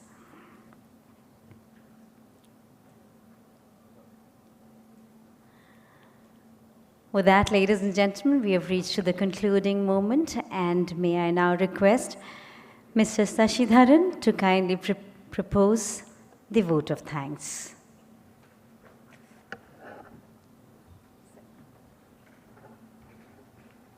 I'd like to thank all the partners, the chief guest, the guest of honor, all the distinguished speakers, and also to the wonderful audience.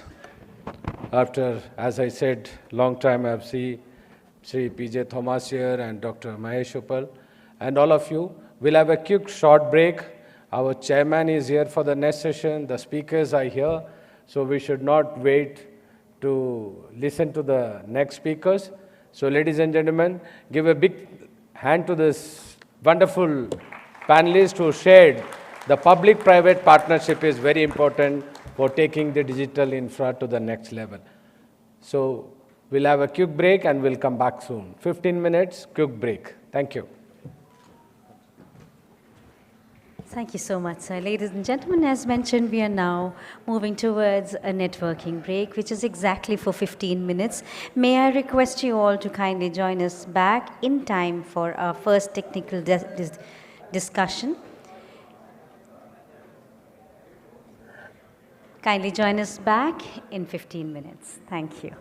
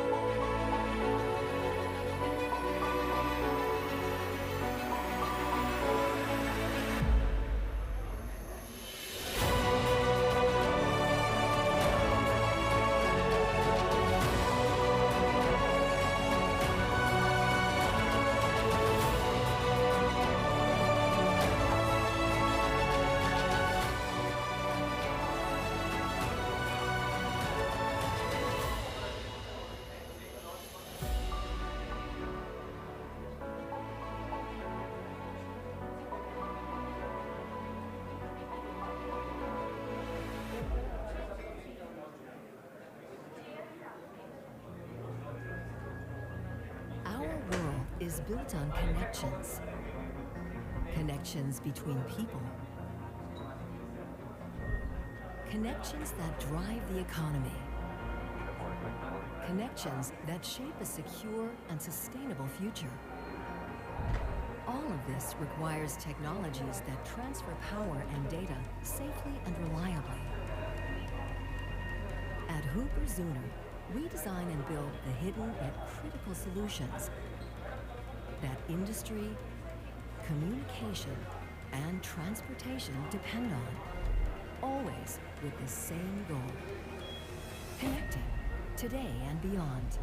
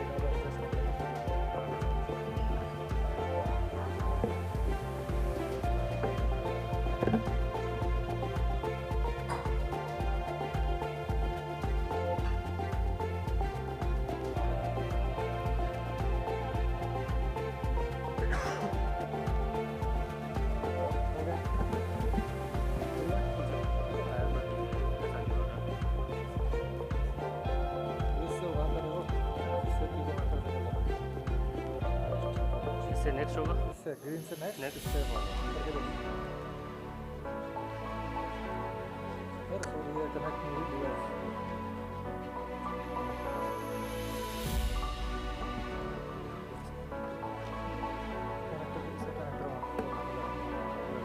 नहीं तो मैं यहाँ से भी कर सकता हूँ counter icon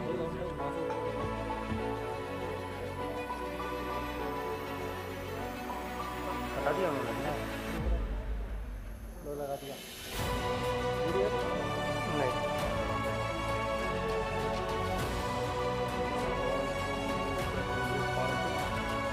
okay अच्छा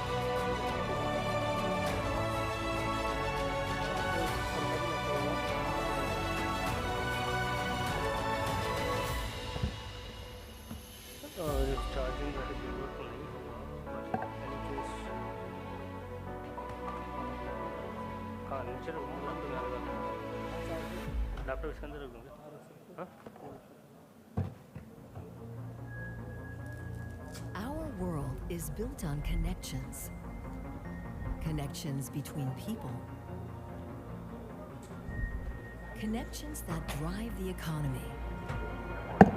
Connections that shape a secure and sustainable future. All of this requires technologies that transfer power and data safely and reliably. At Hooper Zuner, we design and build the hidden yet critical solutions sir कहाँ गए that industry, communication, and transportation depend on, always with the ठीक है मैंने same laptop नीचे रख goal: दिया तो जब होगा मुझे कनेक्ट करना है इसके साथ today मैं कर and लूँगा beyond.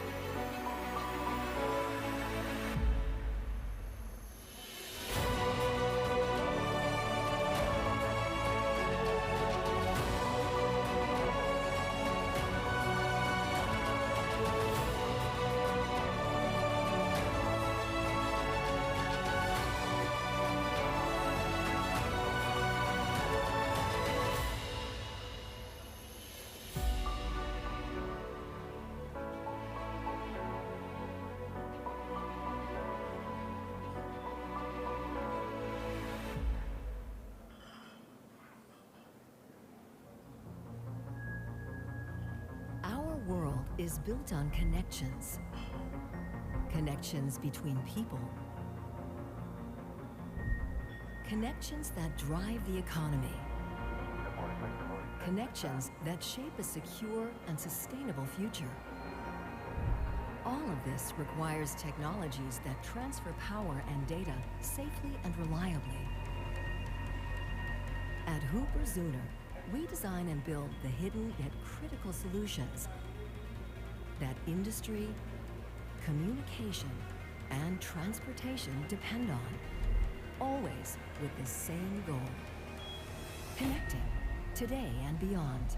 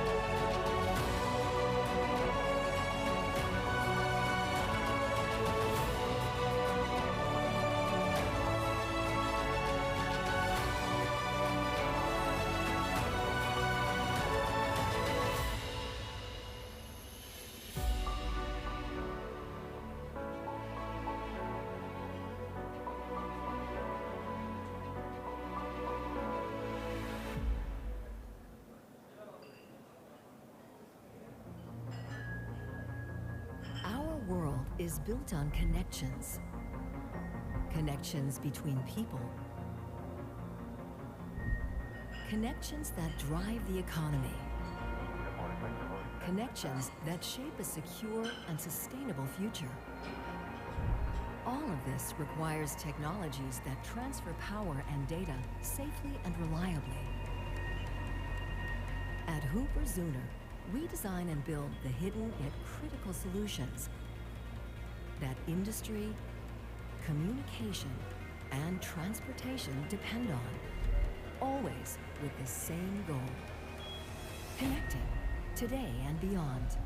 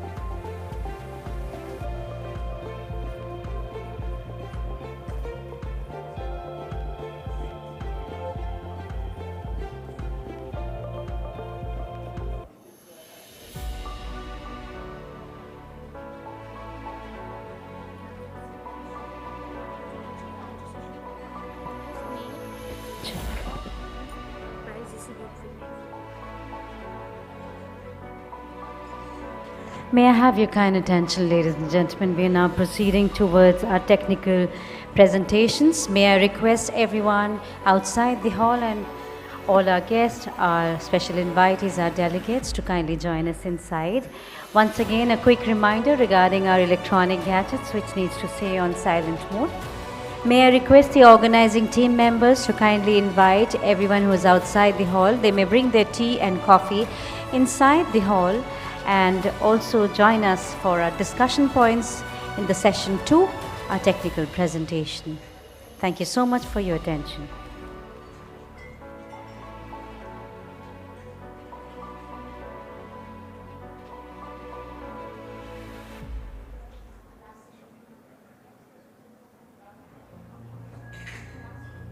Our world is built on connections. Connections between people. Connections that drive the economy. Connections that shape a secure and sustainable future. All of this requires technologies that transfer power and data. Once again, requesting everyone who is outside the hall to kindly join us inside. We will now begin with our technical sessions.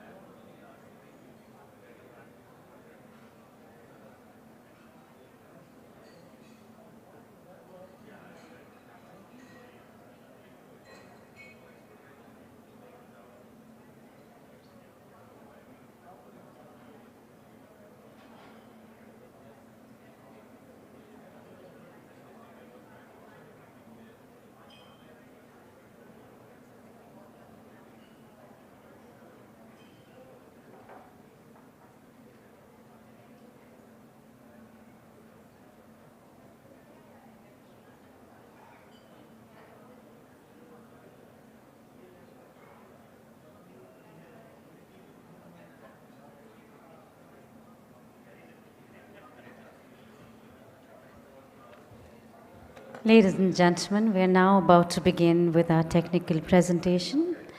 May I request everyone to kindly settle down, please. Once again, a reminder regarding our mobile phones, which needs to stay on silent mode. This is just to ensure an uninterrupted flow of the event. May I request the organizing team members to kindly invite everyone inside the hall.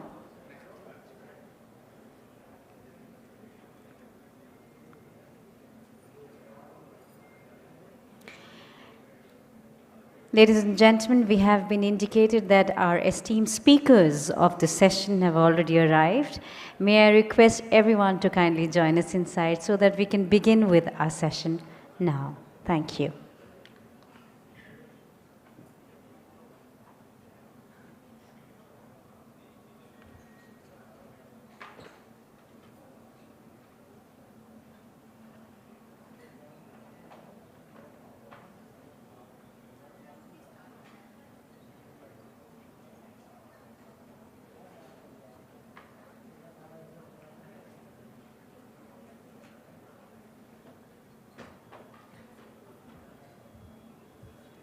Welcome back, ladies and gentlemen, after a very successful opening ceremony of the Bharat Digital Infra Summit 2025. We now welcome you all to our first technical session. This is a session which will have a few presentation and discussion points put forward. This session is on building the backbone, innovation-driven business models and deployment trends in telecom infrastructure. Please join me as I invite our Honorable Chair of this session onto the stage. May I request Srimati Padma Jaiswal, IAS Secretary to Government to the State and Union Territories and Secretary Government of Puducherry, to kindly join us onto the stage. Warm welcome to you, ma'am. May I also request Director NBM, Department of Telecommunications, Mr. Nizamuddin ITS, to kindly join us onto the stage. I also request Head of Product Management and Development, Wireless Connectivity, RF Huber and Schöner, Mr. Puneet Anand, to kindly join us onto the stage. May I invite Mr. Puneet Anand to kindly join us onto the stage. And may I now invite Shri Jitendra Garg, ITS PGM, Head BSNL Corporate Office, to kindly join us onto the stage. Warm welcome to you, sir. Please join me as I invite Executive Vice President, National Highways Logistic Management Limited, Mr. Sharad Singh, to kindly join us onto the stage. And I also invite Principal Consultant, Tata Consultancy Services, Mr. Saurabh Mittal, to kindly join us onto the stage. A warm welcome to you. Once again, I request everyone in the hall to kindly settle down and kindly keep your mobile phones on silent mode.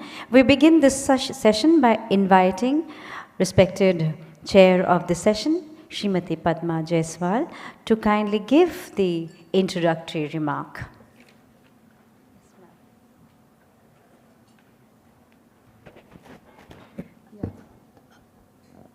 Good morning to everyone.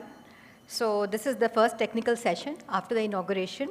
The name of the session is How do we build the backbone, and what are the various models and how do we deploy them, and what are the various trends that of the deployment of models that we are witnessing these days, whether it be 5G or 4G or any other Gs, because India is a very diverse country.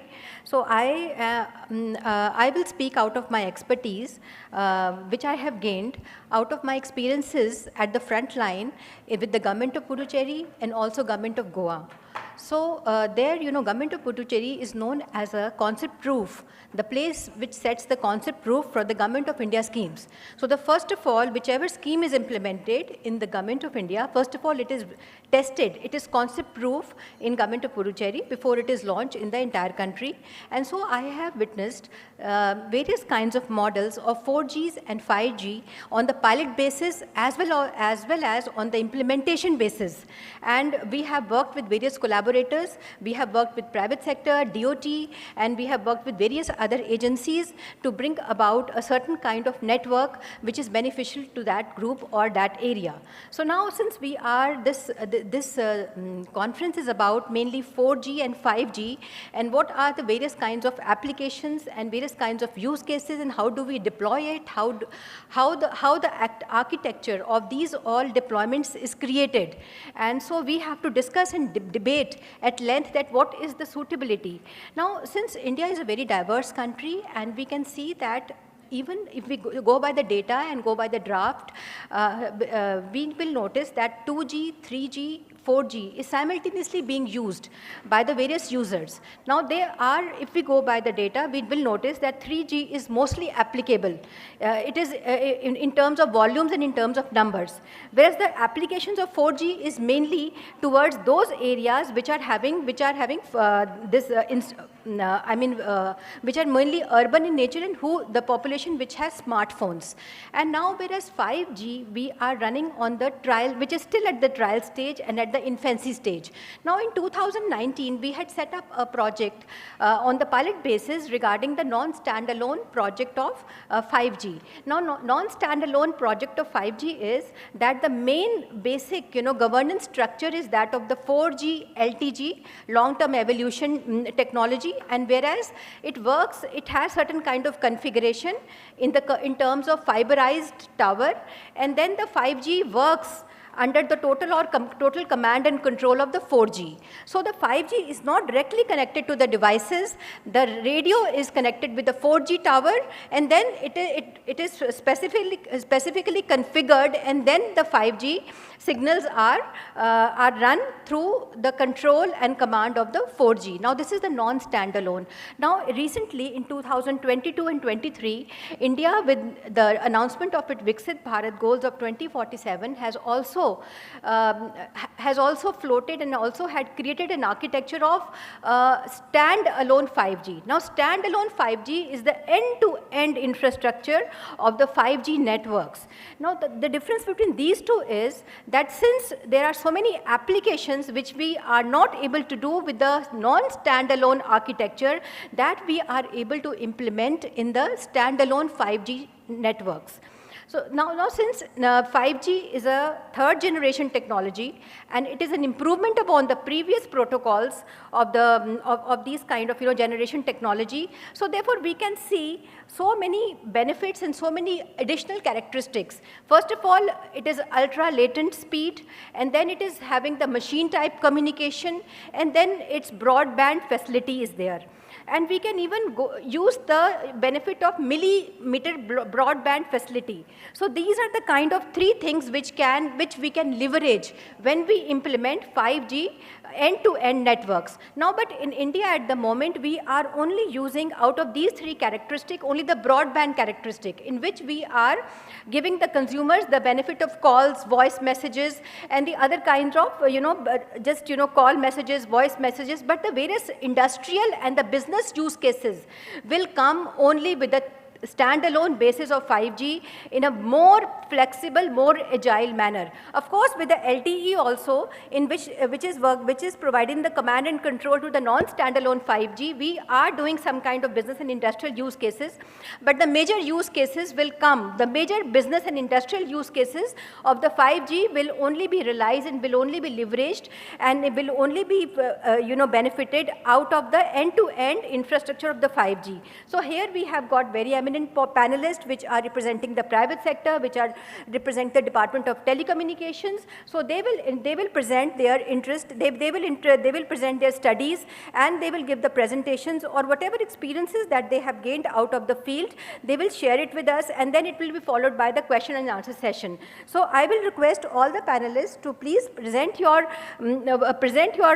presentations before the audience, and please restrict yourself to 10 minutes, and therefore we can be, so that we can always take some questions from the audience, because taking questions from audience will always add to our perspectives and also widening our horizons. So this was my setting up of the context, where we are going to discuss various business models, various deployment trends, and various telecom infrastructure. So please, first of all, I would like to invite Mr. Nizamuddin, and who is an ITS, who is a director of NBM, Department of Telecommunication. So Mr. Nizamuddin, now it is over to you. You can please make your presentation. Thank you.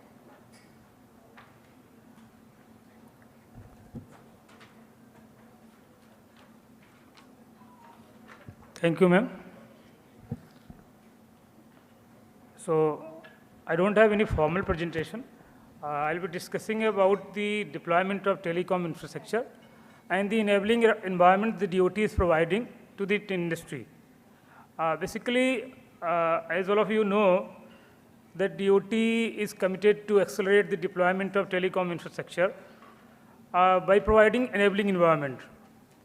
So recently, the 2023 Telecommunication Act was brought by the DOT, and further right-of-way policy, which was backed by the Telecommunication Act, was also brought. So this has basically helped immensely to the industry in deployment of telecom infrastructure. So basically, National Broadband Mission is working tirelessly to help the industry for deployment, for getting right-of-way permissions from the states. So as the today's topic is about the building backbone. So National Broadband Mission, DOT, is working tirelessly for building the backbone in terms of providing right-of-way permissions from the states, providing the enabling environment by giving this right-of-way portal. So I'll be deliberating on each one of them in detail, and other steps that DOT has taken for this building backbone. So like this right-of-way rules, I would like to tell the audience here that in September 2024, DOT came up with the right-of-way rules, and it provided all sorts of facilitation to the industry for getting these easy permissions from the states. As of now, around 31 states have notified these rules, and they have implemented these rules. Further, to implement these rules by the states, DOT has provided the centralized right-of-way portal. So these, the industry can apply through these portals. States have their own portals. Some states have their own portal. Some states, they are onboarded into our portal. So this is a kind of support that DOT has provided. Now, I want to deliberate one very important aspect of this right-of-way rule, that is about the common telecom duct. To achieve the goal of Viksit Bharat at 2047, the provision of common cerebral telecom duct was provided in the Telecommunication Act and also the right-of-way rules. So, as of all of you might be knowing, that India is not using telecommunication duct as of now in that extent. Most of the developed countries, they are utilizing this duct in a very sophisticated manner. So, Government of India has came up with this duct, provided in these rules also. Few companies are using this telecom duct. By way of providing this legal framework, some interministerial consultation is going on in the ministry, and I would like to request the industry to use this telecom duct as much as possible, because by providing by using telecom ducts, I think it will be a great help to the states. It reduces the deployment cost because every company has to do digging every time to lay the ducts, to lay the OFC. So if some common telecom duct is provided, so most of the companies, they can share these ducts. DOT has taken up with the with central ministries and states to incorporate these telecom ducts in their DPR stage of all their linear projects. Like we have taken up with the Mahua to take up in all these, to direct their urban local bodies in the states to take up the telecom ducts mandatorily in all linear projects, be it arterial roads, sub-arterial roads.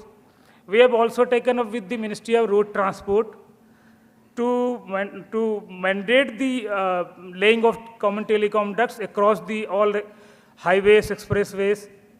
We have also taken up with the Ministry of Railways to mandate the laying of ducts and sharing of these ducts with the industry for putting their fiber or using these ducts with the fiber.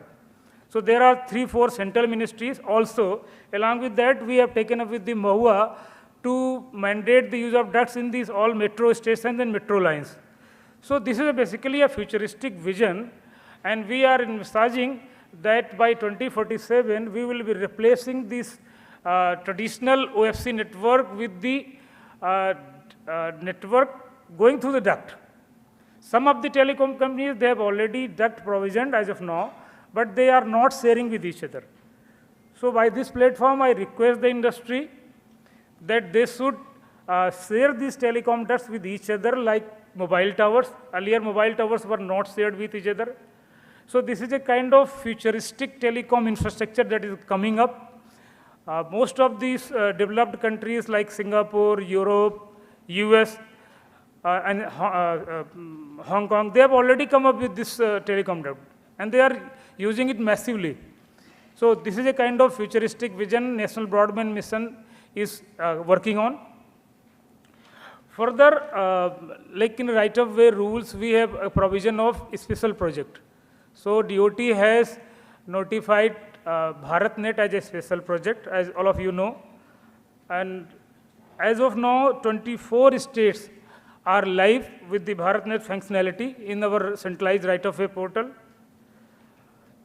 BharatNet project, after the BharatNet project, amended BharatNet project is also underway, and around 1.14 crore cost has been approved for this project, and around 3.4 lakh route kilometer OFC will be laid in next 3 years under this project, and around 1.5 crore FTTH connections are likely to be provided to various households, to panchayats, to Anganwadis, to primary health centers, etc.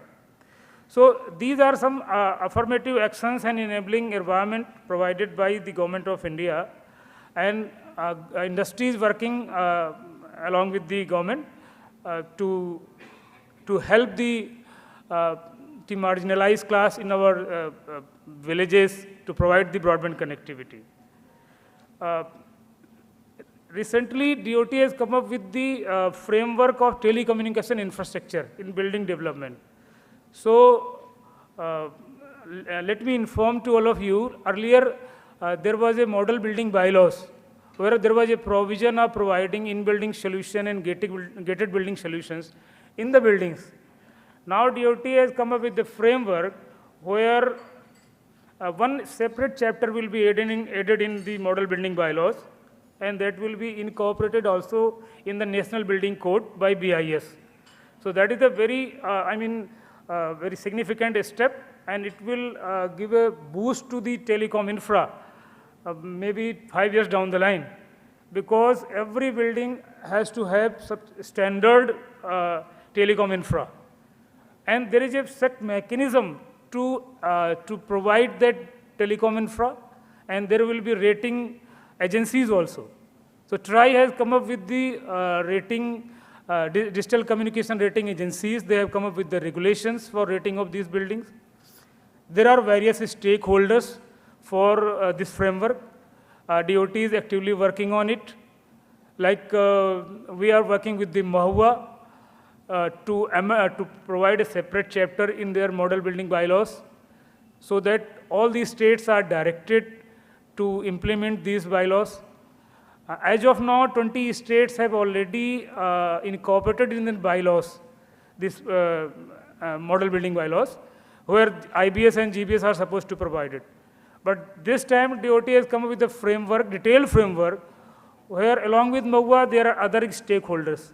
Like Bureau of Indian Standard, they have to provide the provision in the National Building Code 2016. Likewise, Ministry of Rural Development, they have to also put the same provisions for the rural and quasi-urban areas.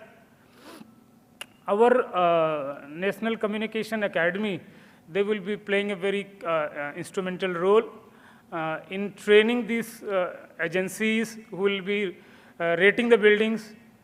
And I think it will be a big market for the industry, big market for the infrastructure, telecom infrastructure. Every building will be rated, and there is a mechanism of rating the buildings. National Broadband Mission also has the role to play, critical role to play in deployment of this infrastructure and getting it implemented through all these states and UTs. So these are the some big steps. Rather, I can say that we are providing infra for the deployment of telecom infrastructure. Like we have provided this centralized right-of-way portal. Now we are coming with the common debt provision. So these will be basically a kind of help to the industry to boost the telecom infra in every nook and corner of the country. Further, as already discussed in the previous session about the single tower multiple utilities. So we have also worked on single tower multiple utilities where telecom infra can be utilized in a multiple ways by various other agencies. DOT has taken up with a number of stakeholders, with the Ministry of Defense, with Ministry of Home Affairs, and National Disaster Management Authority is actively working with the industry to deploy their emergency sirens in the coastal areas. So basically, we are exploring to use the telecom infrastructure in a number of ways. Other than the telecom uses, there are other options are to be explored, and National Broadband Mission is helping in all possible ways. Like recently, we have also worked on optical ground wire. So we took up with the Ministry of Power to provide the additional fiber. Earlier, there was a provision of 24 fiber. Now there is a provision of 96 fiber. So additional fiber is provided with the transmission lines. So we are again working with the Ministry of Power to provide further lines so that our telecom service providers, they can be provided additional optical fiber across along the transmission lines to provide the connectivity in hilly areas, in the remote areas, and non-reachable areas. So these were the some enabling provisions in that has been taken.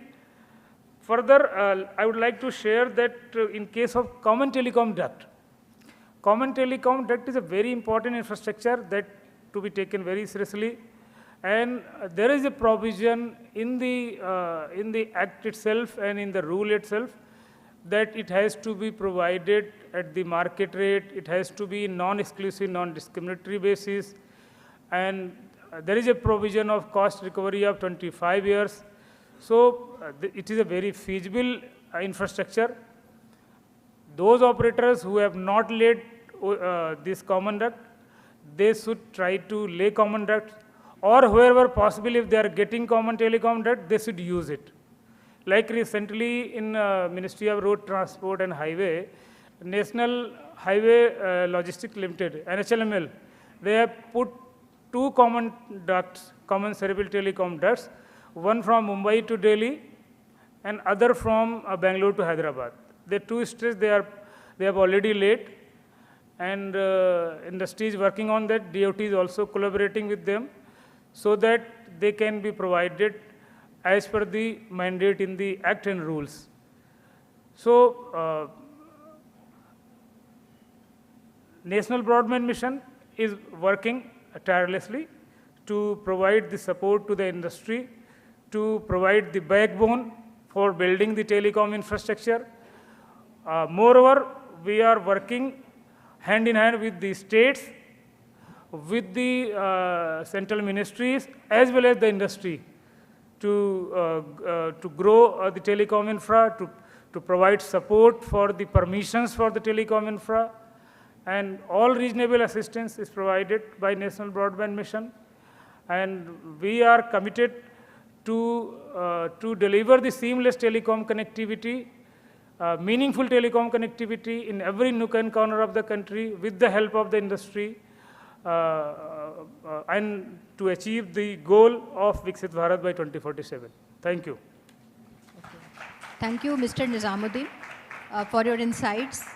As a director of National Broadband Mission that you have given, that you have not only stressed the importance that we should duct, you know, right now we are having the duct fiber which is running, but now you have also, you know, envisaged the vision of the DOT in which you are asking the industries to create more virtualized, more software-based, you know, like connectivity. So this is where we have to reach. This is our vision that we have to go towards. If we want to implement 5G, we have to become more software-based, and we have to more containerized ourselves so that we can implement these, you know, like edge computing and cloudification of the technology, and we can make more use cases for business and industrial purposes. So this was very insightful. The next speaker I would like to call is Mr. Puneet Anand, who is the Head of Product Management and Development Wireless Connectivity. So I would like to keep your presentation for 10 minutes so that we can take the questions from the audience. Thank you.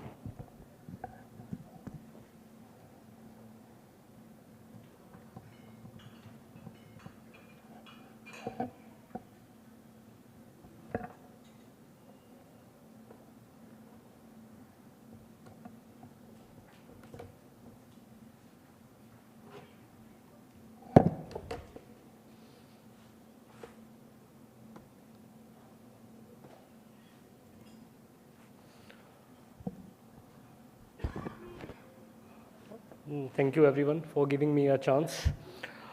Time is limited, but I will try to cover the topic which I have prepared. So I am Puneet Anand. I am basically representing the Hober and Sooner. Hober Sooner is basically a Swiss organization, and we have because of the government Make in India policy, we set up over here in India from the design perspective, development perspective, and also from the production perspective. So here, if you can see the India graph, we are globally present, and in India, we are having the design center as well as the production centers for the antennas and the cavity filters. So like in the morning session also, we hear about mainly from Mr. Ravi Robert about the high efficiency antennas, and also from Mr. Manoj regarding that the connectivity, we have to enable the connectivity, not only restricted ourselves onto the telecom operators, but also we have to utilize and spread it to the other services also. So considering that in mind, I have prepared some solutions mainly from the antenna perspective. So from Hober Sooner perspective, you can see we have a solution for different markets. It be automotive ADAS, where we have the antennas for the ADAS, radar, sensors covering the millimeter waves. Then onto the communication side, we have antennas for the macro sites as well as the small cells. Also in the railway sector, we have antennas for the rooftop inside of the carriage as well as on the trackside solution. Then aerospace and defense, we have solutions for jamming applications. Also a very niche application about the special critical communication. So here we have the antennas mainly for tetrabands, for applications like a very niche smart metering, smart grids, smart warehousing. So all that thing we have the solution, and as well as I mentioned, for the industrial smart grid, we have a solution. So we have developed the solutions for most of the frequency bands. So you can see for Tetra, the critical communication antennas, we have a solution. The panel antennas for 450 band, omnidirectional antennas. Then we have a solution for sub-6 gigahertz antennas, and even for the Wi-Fi, extended Wi-Fi bands, serving it to the commercial vehicles, also to the in-building DAS, macro platform, and also to the railway trackside as well as the in-carriage antennas. Apart of these, we also have a solution for the markets like the ADAS, for autonomous driving vehicles. We have antennas for point-to-point, point-to-multi-point, as well as the millimeter for the radar antennas. As well, we are also doing the development for the next-gen sensors at 170 gigahertz. So these are the solutions we have. Just want to take you with the mobile networks. What are the solutions we are offering right now? So the solutions what we have for the mobile communication towers, we have the antennas for macro cell. We have a solution for the small cell. Just to tell you, we have supported BSNL for the 100,000 sites with the antennas for 4G deployments. And also we have a solution for the in-building solution, mainly from the wireless. We have in-building antennas and also the fiber to home. So you can see, I hope you have seen all such antennas, like the antennas we generally see on the macro cell sites. We have a multi-band, multi-beam antennas, and also we have solution for the capacity enhancement to gather the multiple users. Then the camouflage kind of antennas for small cell quasi-omni antennas, cellular for hilly terrain areas, the grid parabolic. Now the new developments are basically onto the smart antennas, which sir also mentioned in the morning session. So this is one of the antenna type. On the right, you can see the TDD beamforming antennas for the C-band. So it is basically used in the environment where we want to have a single antenna with the multi-beams. So with the help of algorithms, the AI, what we can do with having a single antenna, we can cater some multiple users, multiple scenarios with such antennas. And for massive MIMO, where we want to gather a massive users. So for the urban, dense urban environments, we have a solution, 32T, 32R massive MIMO antennas as well. So these are the antennas we just see, but the upcoming trends is mainly on towards the high efficiency antennas. So I will go through with that also in my slides. Just to tell you, we are also doing the such beamforming antenna, adaptive antennas trial with BSNL for the 5G POCs as well. I just want to take you with the antennas for the critical communication. So for critical communication, like I mentioned you, the antennas for a very niche applications, 450 band or a tetra band, we have our solutions where we can have applications like smart water metering, even the smart grids, even some police secure communications, we use such the panel as well as the omnidirectional antennas.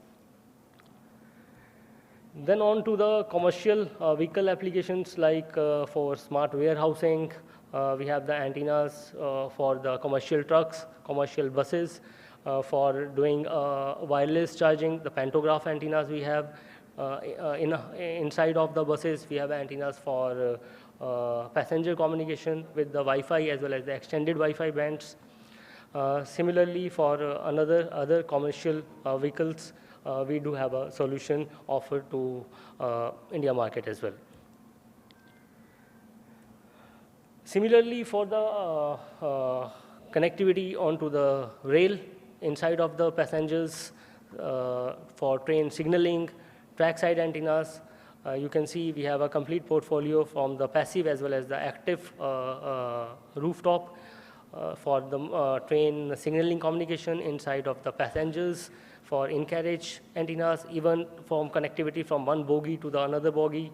We have inter-carriage antennas, and of course the trackside antennas, be it it's the panel antennas or inside of the tunnel, providing the connectivity, we have that solutions. So these are the antennas which we are offering to different sectors. Just want to take you from the eco-friendly antennas where the trend is going right now. So the antennas are basically the green beam. So what we are doing over here is we are just working on the two different ways. One is on towards the design on the technology side.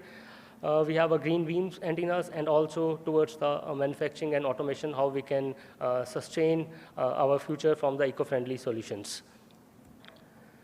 So I hope we have seen such on the extreme left, such macro antennas, the existing conventional antennas. So you can see we have a lot of cable inside of that antennas. So the cable, we have to go through a recyclable materials, or we have to select such materials which will be benefited to the environment also. So these are the traditional antennas. What we are doing over here is we are just moving towards the cable-free antennas. So you can see on the extreme right, the target is to have all the radiators, the splitters, the phase shifters, all the components to be on the single platform and to remove the cable inside of that.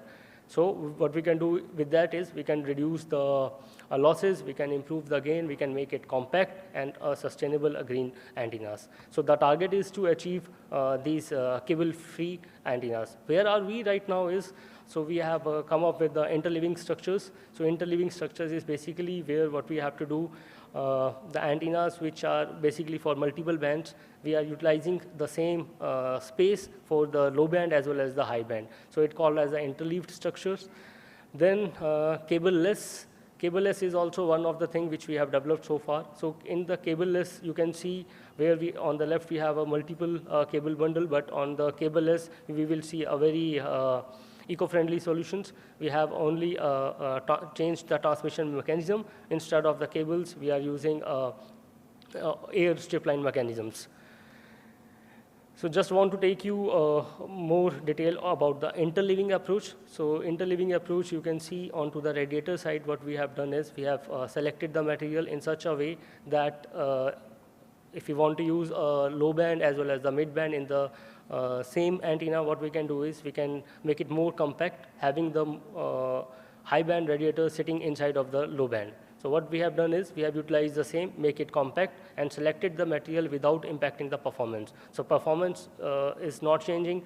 The parameters are remain in same, but with that we have achieved the compactness by having this approach. So you can also see the same antennas which we were using at 350 mm of width. Now it is coming around less than a 290 mm. So that is the goodness of such using such approaches. The another thing which is basically a demand for our sustainable future is the cable-less solution. So inside of cable-less, what we are going to achieve with that is basically, so instead of using the traditional approach, what we have used is we have used air strip line mechanism and changed the cable into totally a transmission medium. So on the right, you can see by implementing the transmission air strip line mechanism, what we have achieved is we have achieved the improvement of gain by reducing the length. So and even reduces the losses. So you can imagine if we have a compact antenna, reducing the losses and improvement of the gain or the RF performance, what it will impact is it will definitely impact the reduce the power consumption, and also it will enlarge the coverage. So here we have two scenarios I have considered. The one scenario you can see, if we use the cable-less high efficiency antennas and feeding a 100-watt power, and then another scenario where we have the same power with the normal antennas, the traditional antennas. What we can achieve is we can achieve the coverage at least by 10%. And similarly, if we have the same scenario where what we are doing, we are reducing the power, we are reducing the 20% of power with the high efficiency antennas comparing the normal antennas, what we are able to achieve is we are achieve the less power, and reducing the power will increase definitely the energy efficient. So this will automatically impact the operators to lower the energy consumptions, maintain the coverage performance, having the compactness of the antennas, and definitely the eco-friendly, because we have removed the cables, maximum cables out of it. So reducing the cables will reduce the emissions, will simplify the system designs, and definitely it's a cost-efficient solution. So, but the trend where we have to go is, we have to go towards the, I will take another 3 minutes, I will not take much time. So as I mentioned, we have to go towards the cable-free solution. So inside of the cable-free solution, what we have to do is we have to remove the feeding paths. So here, if you can see the traditional antennas, we have the feeding cables inside of the antennas from one point to the phase shifters to the power separators or to the radiators. So what we have done is we have maintained a single platform where all the radiators, the splitters, phase shifter, all the components will come onto a single platform, and there will be only a requirement of a single feeding from the connector to the platform. So with that, we have reduced a lot of cables and make it more efficient. Not only to the design perspective, also we have to consider the from the operation manufacturing perspective as well. So we have to select the material which is more efficient from the environment perspective. So we have reduced the cables inside of it, and whatever the plastic support mechanism, we have removed it, and with that we have selected the material which is more efficient to the environment. And also, we have incorporated the robots for doing the operations easier, and also the approach from the AI, the software based implement into this to have more eco-friendly solutions. So this is all about the antennas and the connectivity which we are serving for the different markets. Yeah, thank you. So thank you, Mr. Puneet Anand, for enlightening us about the various products that you have about the antenna, and also how to make it more sustainable and more environmental friendly. And also you have also mentioned about the small cells, which is very much used in the 5G technology. The small cell antennas are the need of the hour, so that is also one of the part of your product management technology. So the next speaker I would like to invite is Shri Jatender Garg, ITS, PGM, BTCL, Head, BSNL Corporate Office. So he will be speaking on 5G, CNPC, building scalable industrial use cases.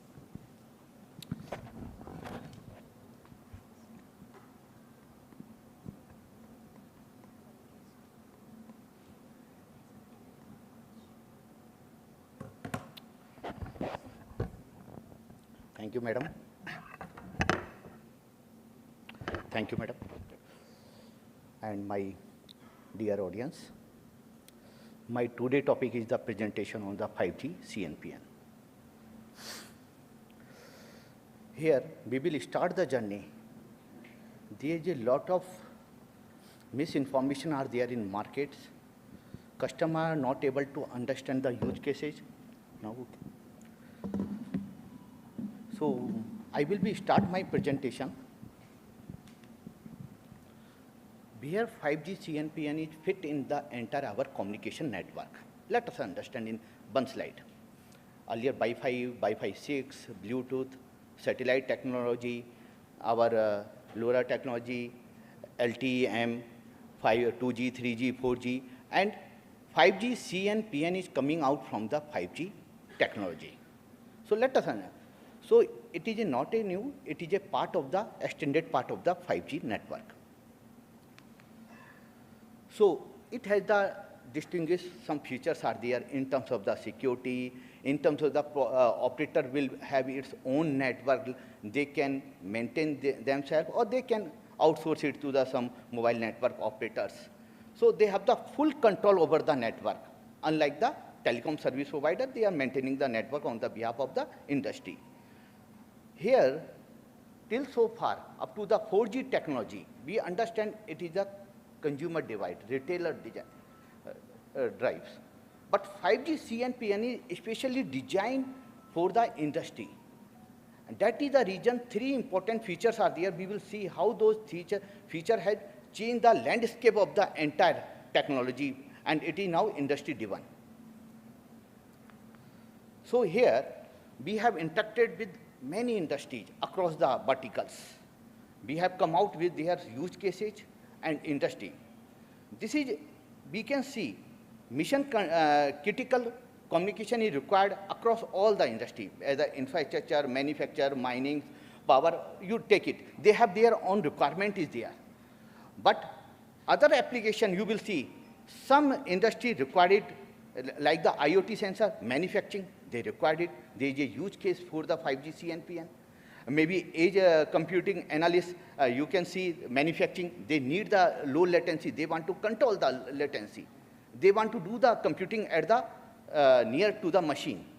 AR, VR application still, in my view, many use cases are there, skill development to the manufacturing, but still industry are not mature enough to adopt the AR, VR technology right now.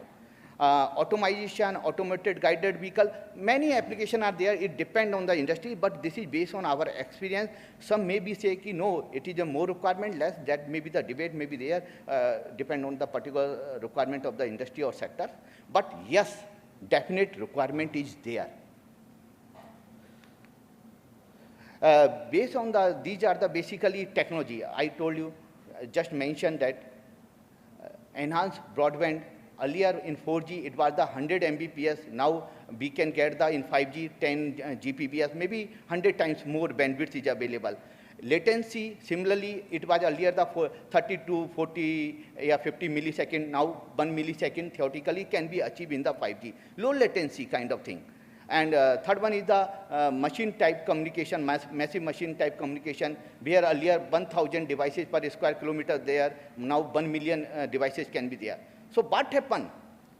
With these features are there in 5G, they have changed the entire industry. Now industry is more ready to adopt these features to improve their productivity and efficiency. They have to understand there is a paradigm shift from the 4G to the 5G. And 5G especially for the industry. They have to come out of that kind of mindset, yes, it is a consumer demand. No consumer wants the 10 Gbps bandwidth on their mobile set. What they will do? No application is there for 10 Gbps. It is for industry. Low latency. 1 millisecond, nano millisecond kind of requirement is not there for the consumer. Retail consumer is not required. It is an industry demand. So spectrum, regarding spectrum, yes, it can be operated unlicensed, but still in India, we are operating on the license band of the 3.3 to the 3.7 gigahertz, and others are under consideration of the Government of India policy. So network slicing is there. We can do the network slicing and give it to the operators. That is a part of the 5G. And security and cost is also the cost depend how your SIs effectively implement your solution. It depends more on the SI or entire ecosystem that we will discuss in later slide. Based on the three important technology aspect of the 5G, there are many applications are there, in use cases are there. Maybe in the construction side or real-time video, this law of enforcement agency can use the video feed, high definition video feed in the 5G CNPN. It can be very useful for them. Live video, then mining industry, they can use it also. Similarly, IoT devices can be used in the manufacturing industry as well. Maybe gas pipe leakage is there, or maybe fire hazardous environment is there when person cannot go, they can use it. So 5G CNPN, based on those technology aspect, it can be deliver the many use cases. Here, important slide is this one. There are the 5 stakeholders are there are 5G CNPN. Very well established stakeholders are there. One is the device manufacturing, that is there. Before that, I want to share one thing. In our neighboring country, they have already implemented 10K plus CNPN network. So please don't question the technology, don't question the use cases. Question the how we can adopt this technology for improving our efficiency and effectiveness. That is only the question is there. So device ecosystem is already there. It is available in market. Spectrum, government has already issued the policy guideline on 2022. Spectrum is available. You can approach to the DOT. Some issues, maybe minor issue may be there. You can approach to the TSP as well. They will provide you the spectrum. Now, platforms available where use cases and AI analytics is required, depend on the use cases. That sector-specific requirement is there. Enabling partner storage or maybe computing the data, those platform is very standardized form, it is available. And important part, that is the SI, system integrator. Entire ecosystem, system integrator in present form is coming from the ban or typical IT mindset. They have not invested the money to improve their skilled manpower. Still, they are working with the old mindset. Here, we will not have the empower SI, or he will not understand the ABCD of the CNPN. He will not able to give you the efficient and effective solution. Here, I request the industry come out with the world-class SI, 5G CNPN SI, who can tell you how you can improve the effectiveness and efficiency in industry. They can study the other use cases across the border. They will come out, sir, similar kind of use cases are working, it will work it here. That kind of confidence should be there. Here, what I have feel that people are coming, okay, sir, we will do it Jugaad method. Jugaad will be not workable here. It is a industry demand. It is a 1 millisecond, nanosecond, 1 millisecond to 5 millisecond latency we are talking. We are talking the millions of IoT systems same time working. If one IoT is not working, entire process will be chopped. Here, effectiveness, efficiency, SI. So only because of this portion, what I understand with working with the many industry and sector, this is the where we are facing big problems. If industry will be come out, yes, wheel can be rotate. Possibility is there. And every stakeholder is almost 10 to 25% stakeholder is there in entire ecosystem chain. Here is the new business case is there, new business opportunities are there. So that we have to work it around. So similarly, if you look at the world, people have developed some connectivity. Some airport, they have agreement with some local authority, with some telecom service provider, they are providing the connectivity. System integrator role, some companies are there, they are playing the system integrator, they are connecting with their old system with the 5G CNPN network. So that kind of work is going across the globe. Third one is the platform software. Some power company, they have developed some platform. We are using the AI analytics, using the 5G CN, they have improving their efficiency. That kind of use cases are there in the market. And devices, obviously, some vehicle manufacturing, they are providing using the IoT kind of things for improving their manufacturing and effectiveness, efficiency. Similarly, BSNL are also doing on same line. We have already coal mining. We are working very closely. Similar kind of model we have adopted it. We are providing where we are having the strength in terms of the spectrum, in terms of the government have some important position. So we are encashing those positions. Our partners are there. We are providing the 5G CNPN. We are improving the effectiveness. We are creating the role model for the other mining industry. Kumbh Mela, we have provided the CNPN network to the UP police. It worked fine. So a lot of learnings are there. But yes, this model is very proven right now. We have already discussed with the refinery.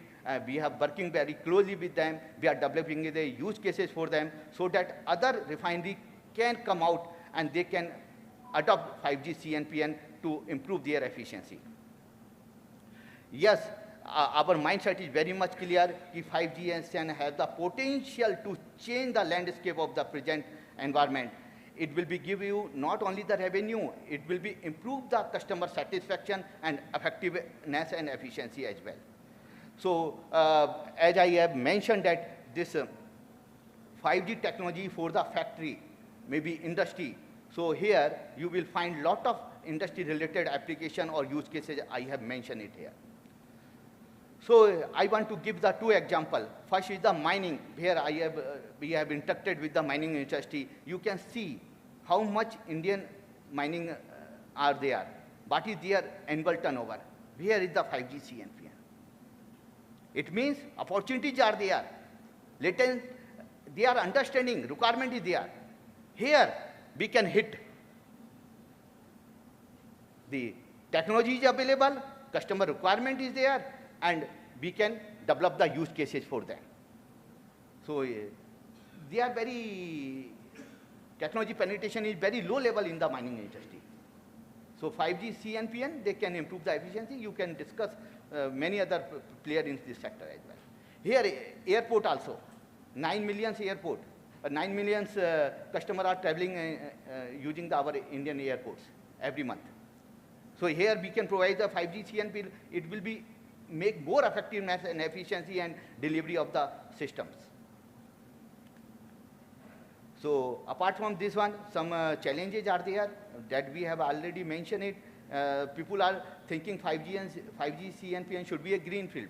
In my opinion, it should be a brownfield project because already companies having some infrastructure. My SI part of the BSNL, we are working with the many service provider. If any company want to approach us, we are welcome and we will provide the full support. Whatever know-how we have, we will share with them. Thank you very much.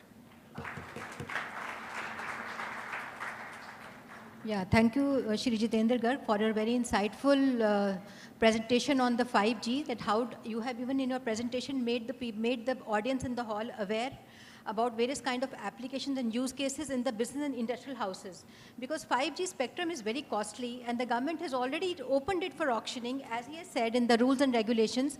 But the thing is that the telecom providers, they are acting like a utility providers and not as a technological, providers. Now they have to behave like technological providers. They have to behave like technological companies. Not only they will give the broadband facility to the customers, but also they have to give the use cases of the business and industrial houses. And as the use cases have been highlighted in the airport, there are use cases in the mining, in the supply chain, and in so many other, smart city projects. There are so many use cases of 5G. So 5G spectrum is really open for auction, but the only thing is that it is quite costly. It's installation, deployment, architecture, all needs lot of expertise and technical expertise. So therefore, you really have to, it is mostly a software-based technology. So it needs lot of expertise. So in the presentation, lot of awareness has been created regarding adopting of the 5G use cases. Now the next speaker, Shri Sharad Singh, you can please make your presentation. He's an ex-vice president of National Highways Logistic Management Limited.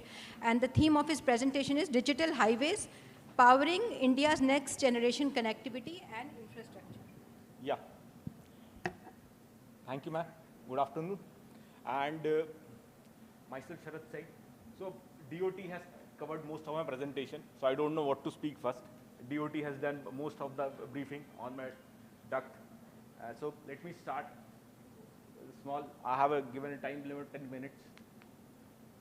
So as you know, we are building up highways and expressways all across India. And right now, we have around 1,46,000 kilometers of highway and expressway in India.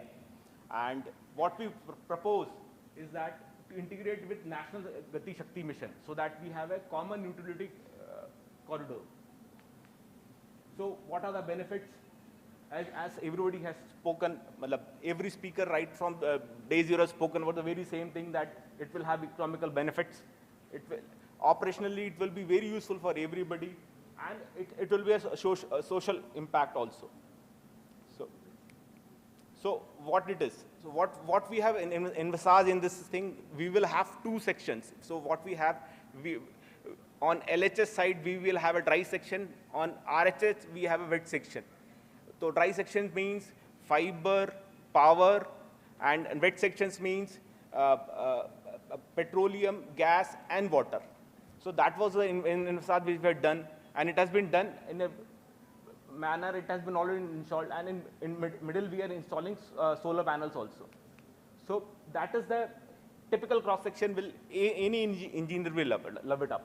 So what we have around a carriageway of 15 meter on both the sides, and we have a median of 22 meters. And we have earthen shoulder and paved shoulder. And both the side, you can see there is 3 meter of corridor of utility corridor, which I mentioned in the previous slide. So this is there. We have acquired the land for it. It is the industry which has to use that land and get the network done. For the test case, what we have done, so we did this is a cross section of and we did a pilot project. We have started the pilot project where we are laying the 6 ducts all across the highways, in 2 of the highways. And this is, because of DOT, we started this project. DOT asked us to lay the fiber cable all on the highways, and we have done this thing.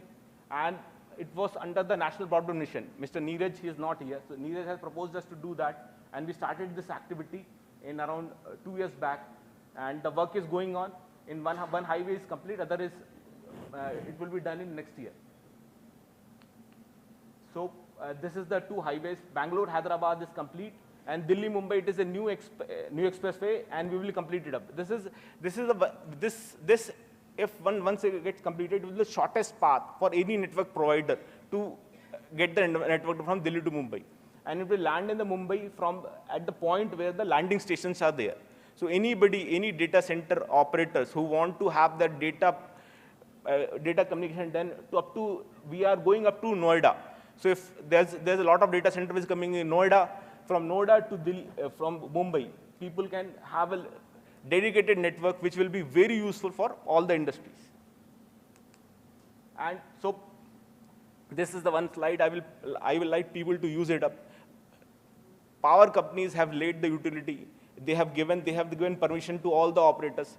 But see the kind of mess which has been created by all the utility operators.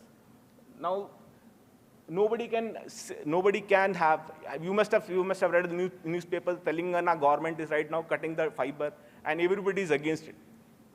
But kind of see the problem which the power company faces it out. So we have to have a common utility used in a proper fashion. It should not make a mess for our future generation.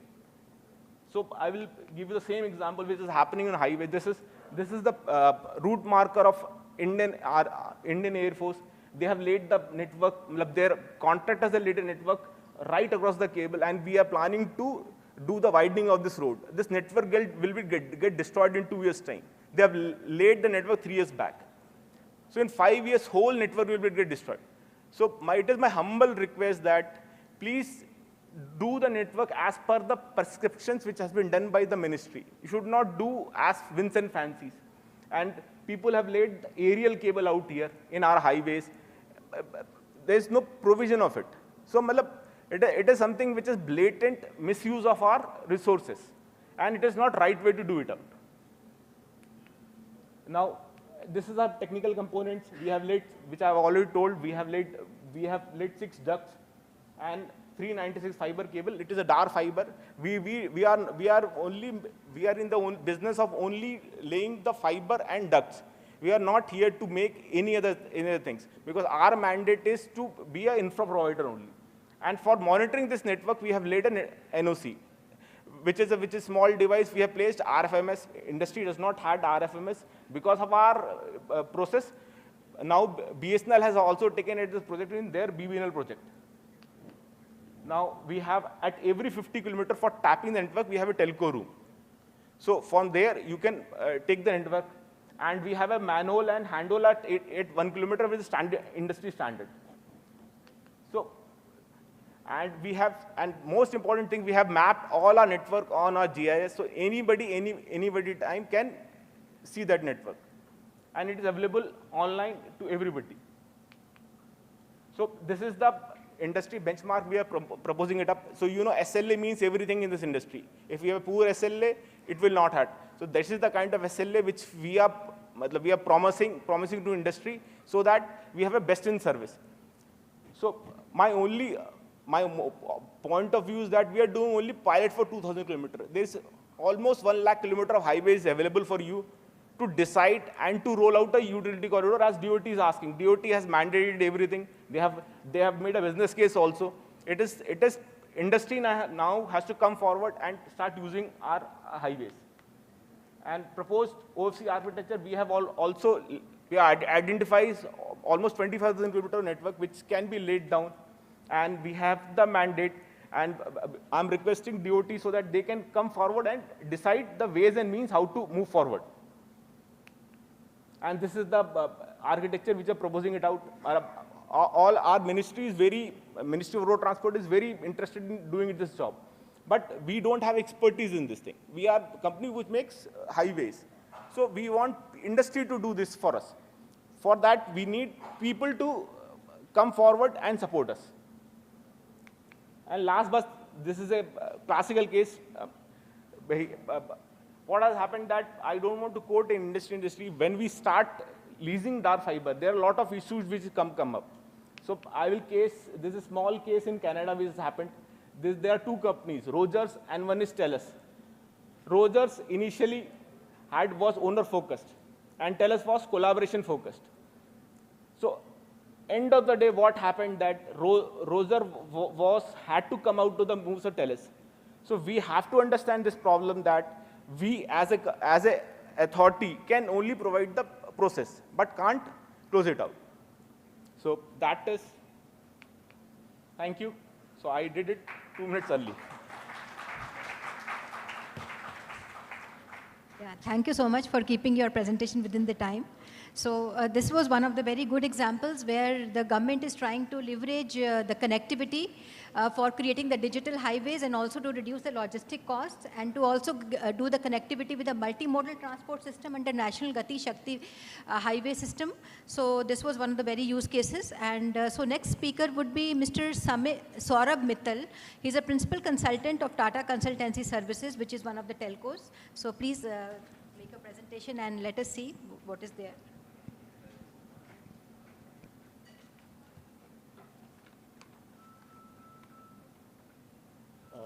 Thank you so much, ma'am.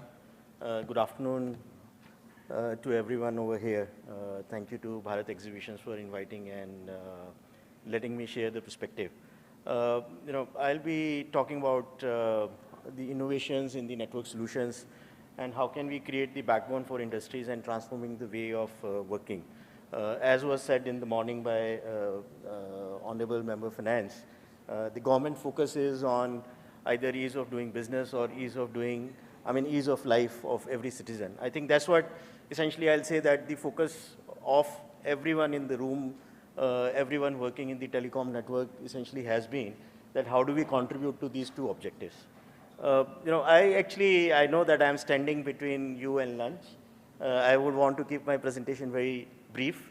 I am actually taking a step back, not only talking about the technology, but also giving you a framework of some of the things that have been talked in the morning and in this session, right? How to actually take some of the key learnings as we go along and looking at what it takes to make a Atmanirbhar Bharat or the digital infrastructure of it. And my analogy or framework is very simple to remember. This is ABC. the ABC of the digital infrastructure and how do we create Atmanirbhar Bharat. The ABC stands for these three things, which I would say the first three things are essentially related to technology. The other three things are related to how the technology adoption and the overall usage is important from all of us here. The first A, and everybody, everything starts with the AI these days. But I think the only thing I want to highlight in the AI and automation, the first A is there are three different aspects, right, when we talk about the AI and the telecom infrastructure or the digital infrastructure. First is AI for networks. This is something which is kind of always being talked about a lot. How can the AI be used for automating a lot of things in the network side and make the digital infrastructure more useful, autonomous in terms of how do we operate. But the second part is the network for AI, right? Today, as in more and more inferencing is needed, how do we have our infrastructure, which is the digital infrastructure and the telecom network, to be more suitable to actually permit the digital inferencing, training, and generative models to essentially work in much better manner. And the third thing is AI and networks, right? How can they both coexist? There's a lot of work which is happening in the 6G, 3GPP domain and the other industry bodies, and I mean, to really look at how to really make this successful. And I'll encourage everyone here to really look at in their own ways how can they contribute to it. I think the B is the strong backbones. There's been a lot of discussion which has happened in this session on the digital highways, how the various initiatives from the DOT, the national highway authorities, as well as, because there's something which is the backbone is the backbone of the network, right? I mean, I think less said the better, but from a resiliency of the service, from the resiliency of the digital infrastructure, this becomes very, very important. The C over here, which is the cloud and the edge computing, I think this is something very important. Now this ABC, in my, the other way to remember this will be, the way you have a healthy body and you have the ABC juice, which is always called out to be the, the most important ingredient. The same way, AI stands for the brain. Backbone, of course, is the most, building body of a human body, and C, in that sense, is the heart, which essentially ensures that the blood really flows through the body. So in that sense, these three technology pillars, the AI, the strong backbones, and the cloud essentially help to create a very strong digital infrastructure per se. But then the second part of the ABC is the affordability, right? I think again, Member of Finance talked in the morning. India is an extremely diverse country, both from economic perspective and many other perspectives. So we need to essentially ensure that whatever solutions that we create are affordable. And, Jitendra sir talked about the CNPN. I can assure you, sir, that, there are enough system integrators in India who will be willing to take up this challenge, work with you, and solve this piece. But the affordability is something which is very important, and we have to work together to look at how do we create the value proposition and the affordability even for the enterprise adoption onto that part. I think there is a very wonderful work which has been done by people in this room to make things affordable by doing sharing of the infrastructure. Things which DOT essentially is doing in terms of creating a shared duct infrastructure, I think very important. This will help to make the solutions more affordable. The second B from a, other perspective comes is the beyond basic capabilities. Again, we have talked we have heard in the initial sessions as well, how in India we are going to move beyond the basic connectivity. I think today, India, if we compare with the rest of the world, the basic connectivity is reasonably good. It is, in fact, amongst the top tier part of it. What we essentially would be looking to focus is that how do we actually enhance some of the solutions, again, talked about by the various speakers, including what we do in the private enterprise, and otherwise will be very important. how do we create, for example, the in-building coverage, right? So, again, India, I would reiterate, that has one of the better in-building coverage, but there is more work to be done so that, we go beyond the basic connectivity needs of it. The last aspect, the C in this case, ABC, stands for control. It has various dimensions. Control of our own destiny is what I essentially would say in this hyper-converged world is very important. We had seen a case last month where a global tier 1 telco, not telco, the tech provider decided, because of the US laws, that they cannot access some of the online content. The business was kind of cut off. I think, again, this is something very important, that how do we remain in control of our destiny is very, very important.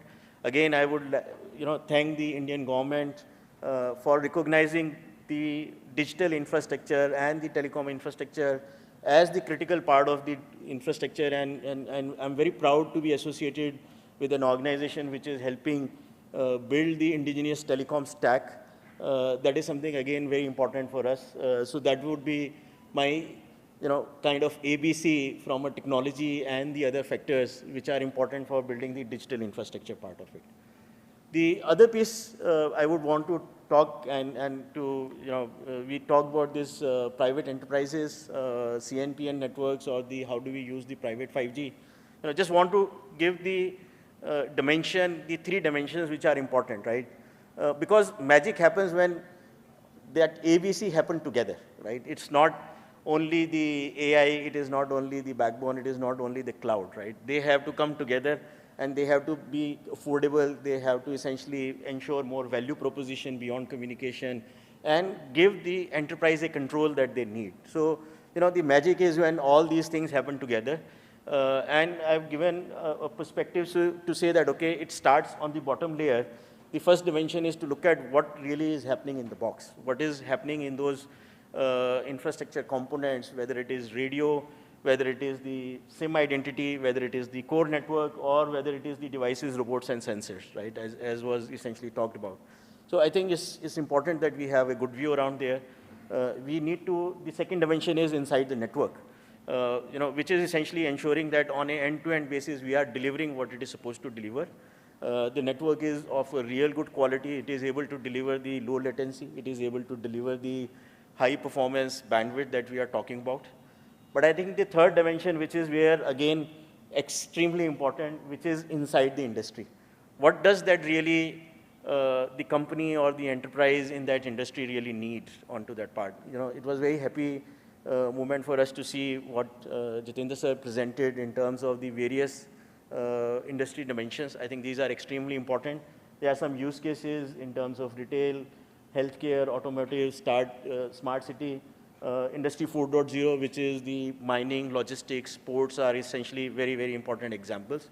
We have made a lot of investments from TCS side in terms of testing the solutions, creating a 5G experience center. So, I think we'll work with all the other stakeholders to see that what we can do to really take this forward onto that part.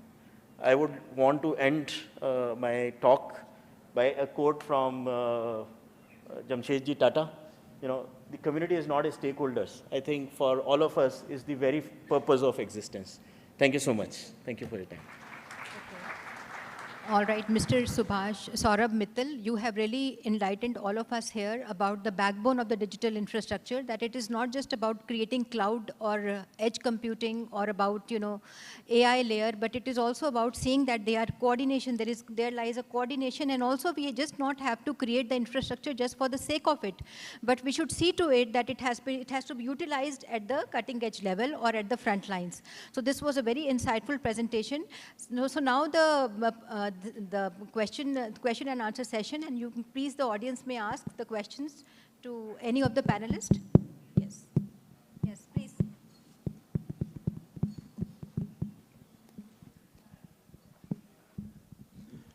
Hello. Namaskar. I am Dr. Jagdish Shivahare, professor and ex-scientist ISRO. My question, how is the implementation strategy to accelerate fiber network expansion in India, different than global to bridge the digital divide, ubiquitous broadcast connectivity, and satellite internet solutions?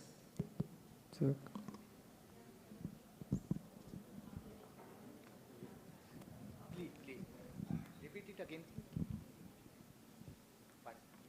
Can you repeat your question again, please?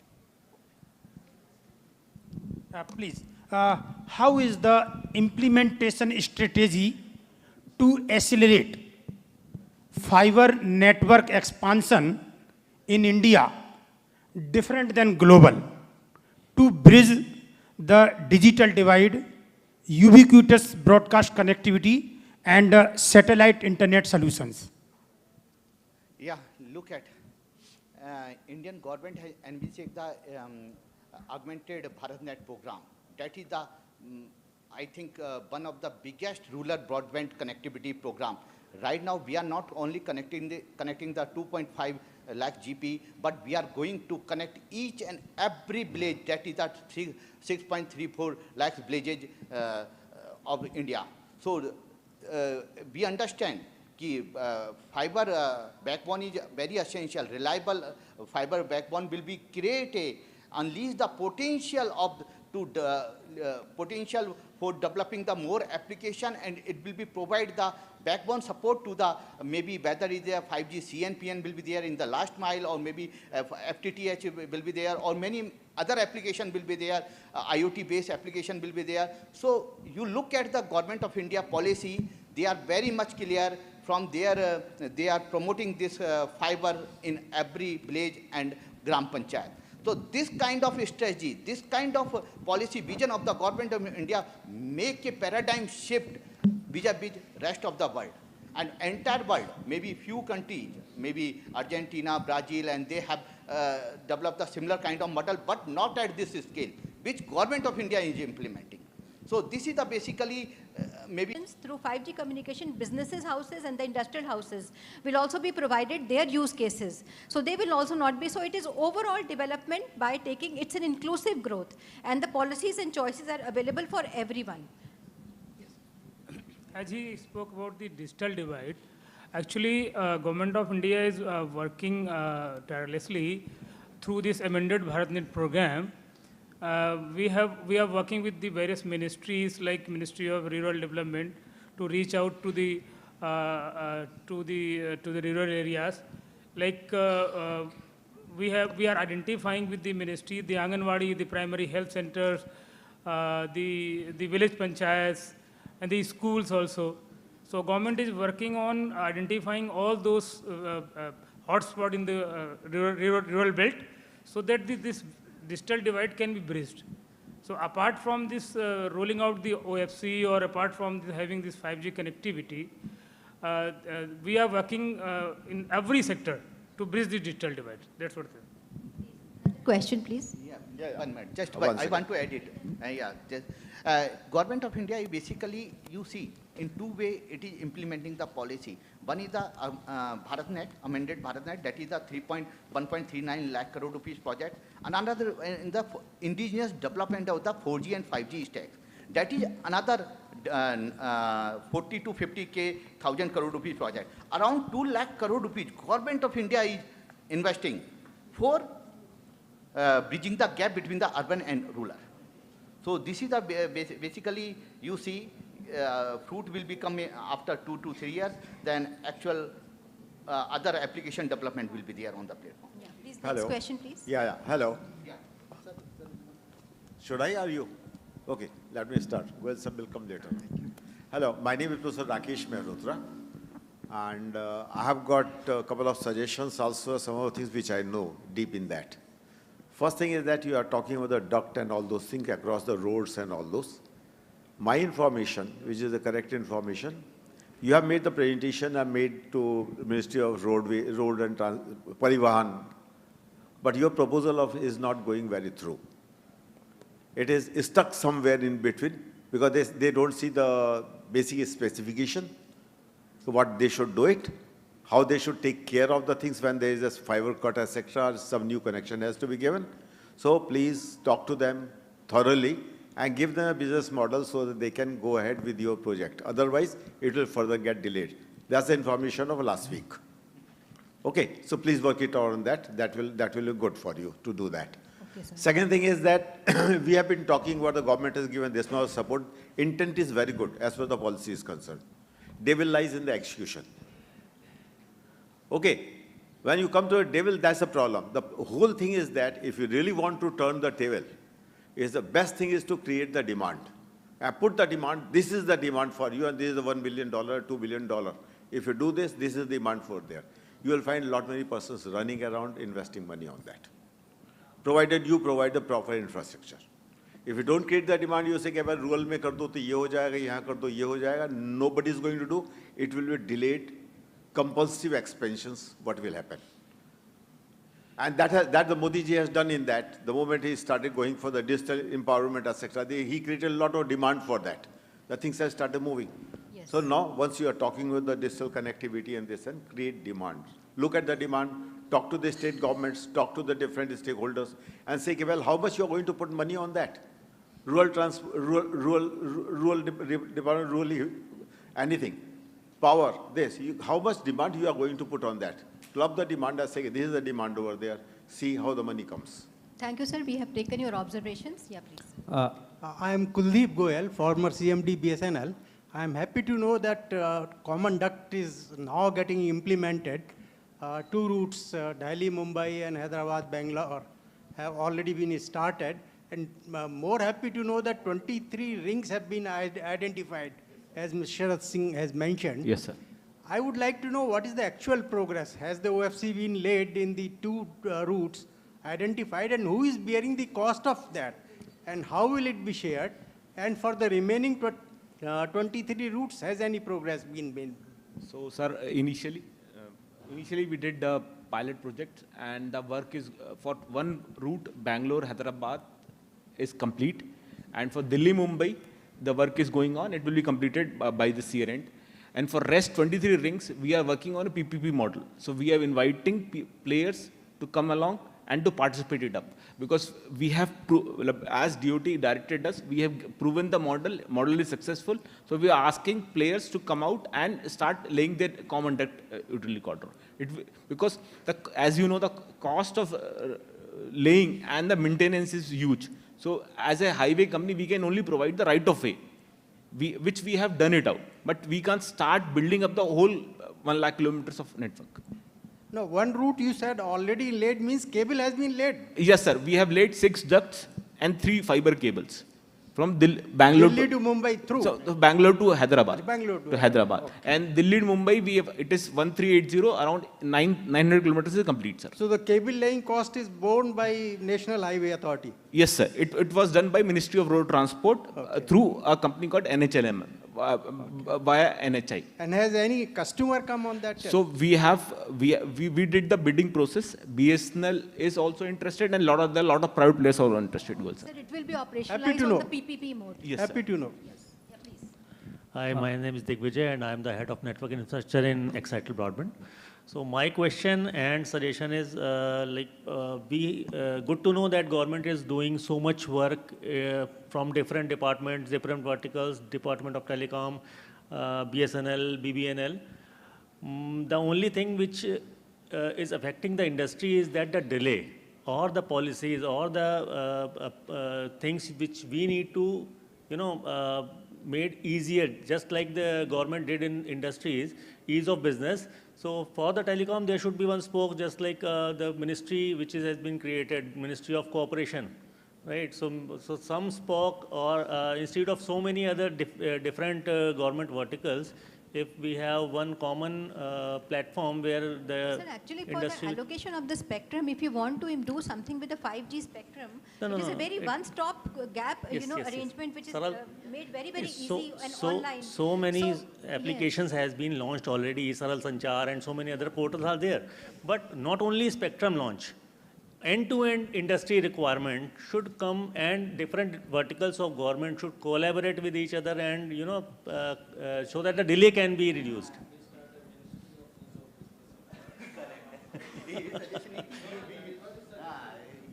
Ministry of... separate है ना, ministry or separate department.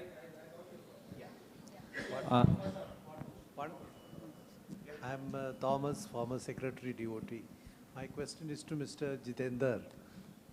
5G CNPN is one of the best. Well, the most pressing problem that India has in medical science, providing medical help in the rural areas. If BSNL could step into that area, I mean, I'm not saying that you replicate the health facilities, but with this 5G CNPN, you can have a simple model applicable to rural India, and that can be replicated even through those exchanges which you have, and they're almost dummy now. Jitendra, what are your comments on that? Why don't you have a massive program which will reach each and every village in India? 5G CNPN, that model. Only have the model. Replicate one by one. You can get it through Jibmar also, and she will help. Actually, you know, 5G technology, sir, is about mix and matches. There are so many bands and frequencies available, and then we have to mix and match it according to, you know, the requirements of the customer or the citizen. So if the density, the area is very dense, then they can take more radio frequency from the technology partner. And if there is a rural area and the people are satisfied with 2G and 3G, then they can take the band accordingly. So 5G is very much flexible, as, you know, Mr. Jitendra Garg has said. There is slight variance to what you mentioned. Jitendra will correct the technical component of it. Yes. Sir, thank you very much, sir. I have worked under you when you are our secretary in No, 2010. don't, please. Technically, you are the number one. We are behind, far behind. Sir, I understand, and IIT Madras had tried to develop it, the 5G, not 5G CNPN, 5G network under 3GPP 16 release. But it doesn't have any evaluation part. So that was not accepted by the international community. There was some problem, many of experts are aware about it. And that is the reason. But yes, now we have reached in such a position that we should have our own use cases. 5G CNPN can actually fit it, but it requires the backhaul connectivity. Backhaul connectivity only, but I have just mentioned it, through augmented BharatNet will be there.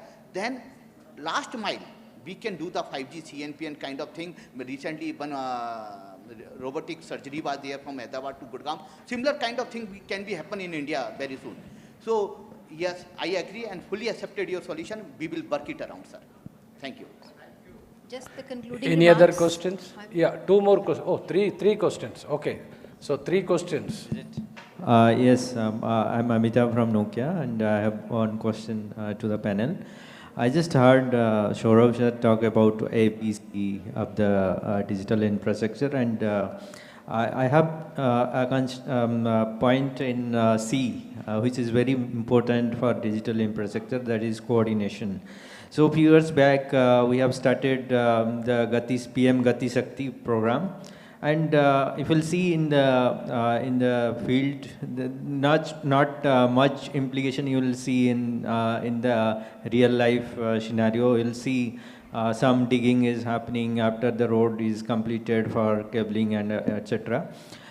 So when that part will be synchronized with the government side, that is 1C, number 1, and number 2C is the camouflage of the network infrastructure, digital infrastructure.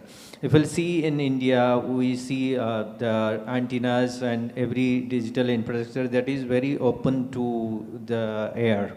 Like other countries, they focus to camouflage their network, but in India, it is not seen. Rarely, you will see in the parliament building also, you will see the antennas lying in the raw manner, that there is no camouflage. So we need very frame structure to camouflage our network. It is no more right to show all these things in the open areas. So we need to protect this network. This was a very good observation. Yeah, please, another question. Hi, my name is Siddharth Simagila from GTPL. The question is related to the ecosystem, not specifically the question, but when we consider the whole ecosystem, sir, as you told about, like, from IoT sensors till the cloud CDN, everyone is working on every part. But when it comes to the application part or the hosting part, we are still relied on lots of international players. We don't have anything of our own, of India. Like, when it comes to data gathering, data storage, that's where we as a SI got a problem when we want to migrate our customer from international hosting to local hosting. And that's where the challenging part, where they can't even try new technologies as well, because there are lots of challenges when you move out of any of your existing hosting provider, either Azure or anything, they have lots of challenges, I mean, to move out of it. Is government working towards that side, anything? Or, I don't know, it will help us for data protection as well, I mean, keeping data in India. So there is already a DPDP Act which is coming into picture, and also the guidelines are being issued by the government for the compliance. But still, when this AI or this particular kind of connectivity is still in its evolutionary stage, if the government puts a lot of standards and lot of guidelines, then it might also hit the trial and experimentation stage of the things. But things are still being quite because IT Act 2000 won't is it be too late, ma'am? Just my because see what EU has done. EU has come out with so much of guidelines that it has now stifled its innovation and experimentation. So apart from EU, I cannot see any other country. Even USA is not coming out with any standards, any rules and laws. But this is quite debatable subject, and I agree. I mean, because we are discussing the whole ecosystem, that is the major concept. What we are facing a challenge to migrate a brownfield into. It's very easy to work in greenfield when there is a new infra setup, when there is a new company startup setup. They all are approachable, but when it's IT 2000 Act is an umbrella act in India which takes care of all the electronic transactions which takes place, and now the DPDP Act also is coming, which will protect the privacy of the citizens. Yeah, please. Okay, next question. Thank you. Hi, I'm Salil from Shaurya Teleservices. Question to the panel would be, is there any program from the center that comes down to individual states that provides them some sort of a guidance on how to actually aggregate their own infrastructure within each state? Because every state has its own infrastructure. When you talk about towers, you talk about their own networks. Is there any guidance that comes from the center to these states that helps them to, consolidate them and then maybe partner with the ecosystem that can roll out digital services? As such, what I know, there is nothing, but like when the smart city came, there was a circular from central government that the fiber and the data centers should be shared with the other state also. But none of the state did that. Every state have their own budget, their own data center, and every smart city, they laid their own fiber. So what Kuldeep Goyalji was saying in the morning, sharing of infra still not completely as done. If it is Saharanpur, there is a data center. Meerut, there is a data center. Then you go to Lucknow, there is another data center. Actually, the solution of your question is that we are working with the MAHUA to direct the urban local bodies in the state. It is the point where the common duct concept comes up, because there are a number of fibers and ducts across the states. So we are envisaging a kind of authority who will be having at the central place and the states also. They will basically collect all these resources and put in a digital platform. So this is a kind of initiative we are taking, that all the resources, be it fiber, be it duct or whatever. There are a number of states like Chhattisgarh. They have their own, in Naya Raipur, they have their own common duct. Like in Pune also, there is some company who has put some duct. Kerala also, K-phone is there. But they are basically scattered here and there.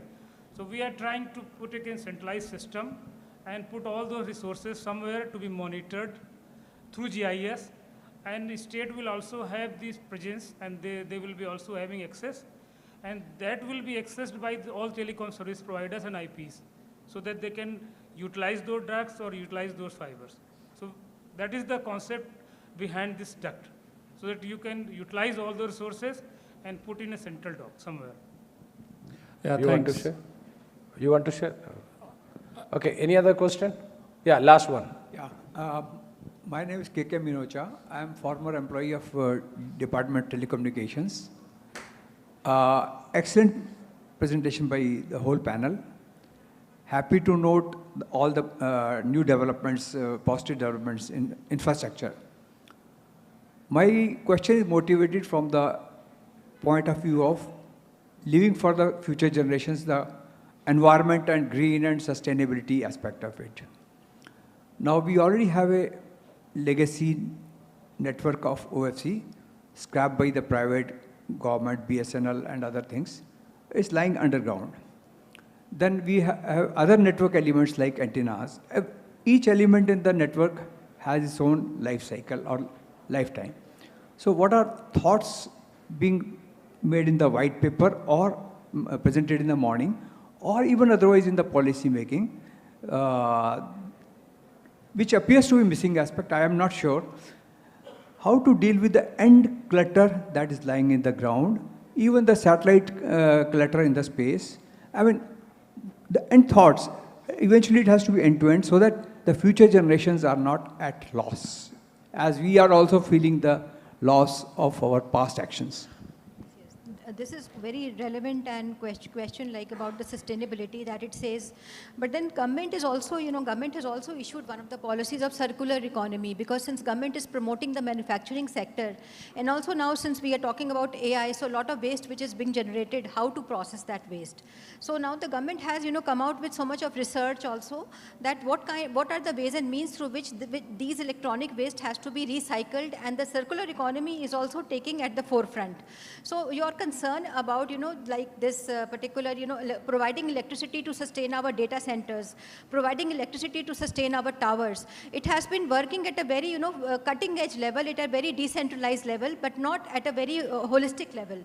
So in the places like in South, they are connecting the renewable sources of energy with their towers, but like a pan-India application of that is not very much seen. Yeah, any of them are having observations? Excellent, yes. excellent. Well said. My specific question was to the legacy optical fiber network lying buried in the ground, and that's accumulating. Now, good that ducts have come. You can, if properly managed. Otherwise, even the past ducts have become, more of a burden. choked with more of burden, choked with the mud and all that, and has been abandoned. So if we keep on abandoning more and more, it will grow exponentially. So what specific execution we are doing on that? Yeah, actually this is 30 years is the life cycle of the fiber, and already we have already passed through, I think, 10 years. So, or 5 years, or the one which is copper fiber, no, which is legacy, we already, BSNL network has copper already, wires which are lying. and not only the 30 is theoretical life.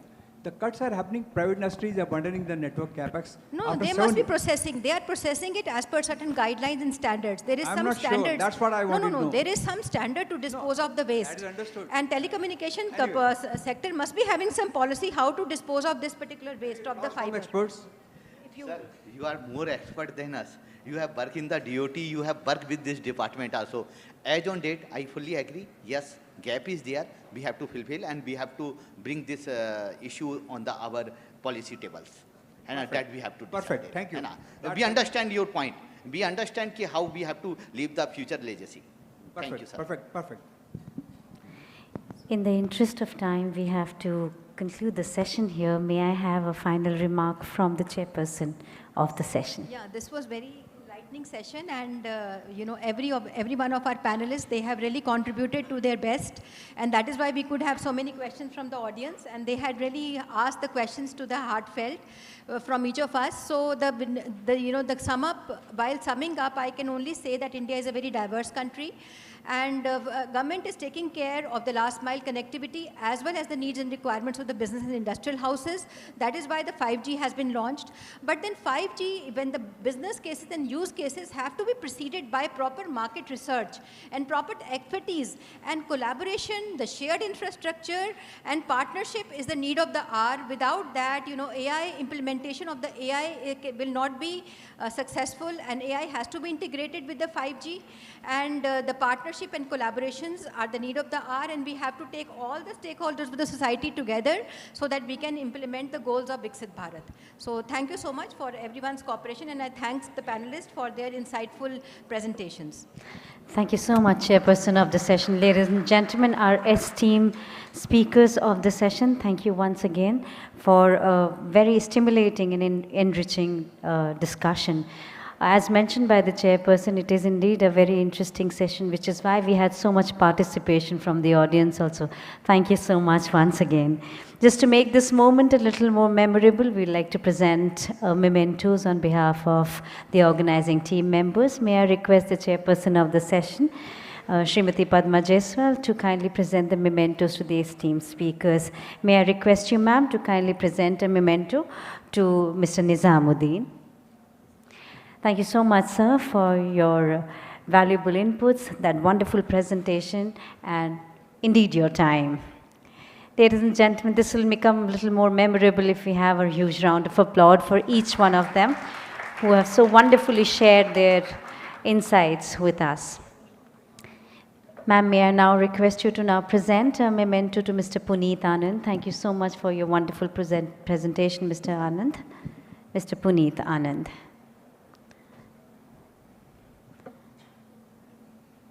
Memento to Mr. Puneet Anand. We now present a memento to Shri Jitendra Garg. Thank you so much, Mr. Garg, for your presentation. Presenting a memento to Mr. Jitendra Garg. Our heartfelt gratitude to Mr. Sharad Singh. Thank you so much, sir, for sharing your thoughts with us. Thank you, Mr. Singh. And we now present a memento to Mr. Saurabh Mittal. Thank you so much, Mr. Mittal, for sharing your valuable time and, of course, your thoughts with us.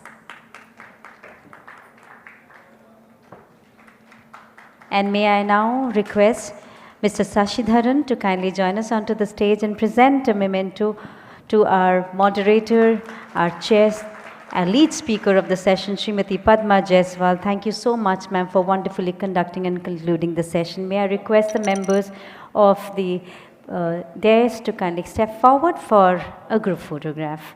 Ladies and gentlemen, before we conclude this session, may I quickly let you know that our next session is very exciting, and we are going to make it even more exciting by certain prizes which has been kept for all very engaging and interesting questions that will be raised during the session. May I request you all to kindly stay back for that same session and do participate in the question and answer session after the discussion is over. Our next session is going to resume after lunch, and it is going to be about the accelerating India's digital infrastructure, policy, investment, and execution priorities.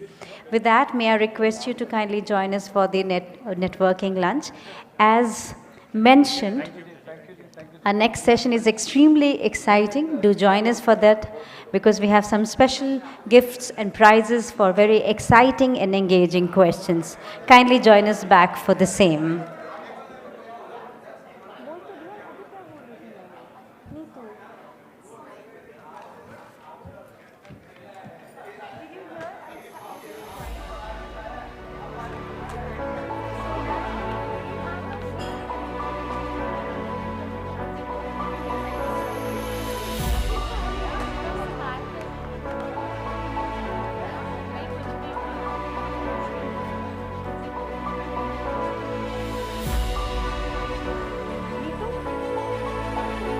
Ladies and gentlemen, do join us back for the next session, which is going to be extremely exciting with some exciteful prizes to be won after each engaging questions. Thank you.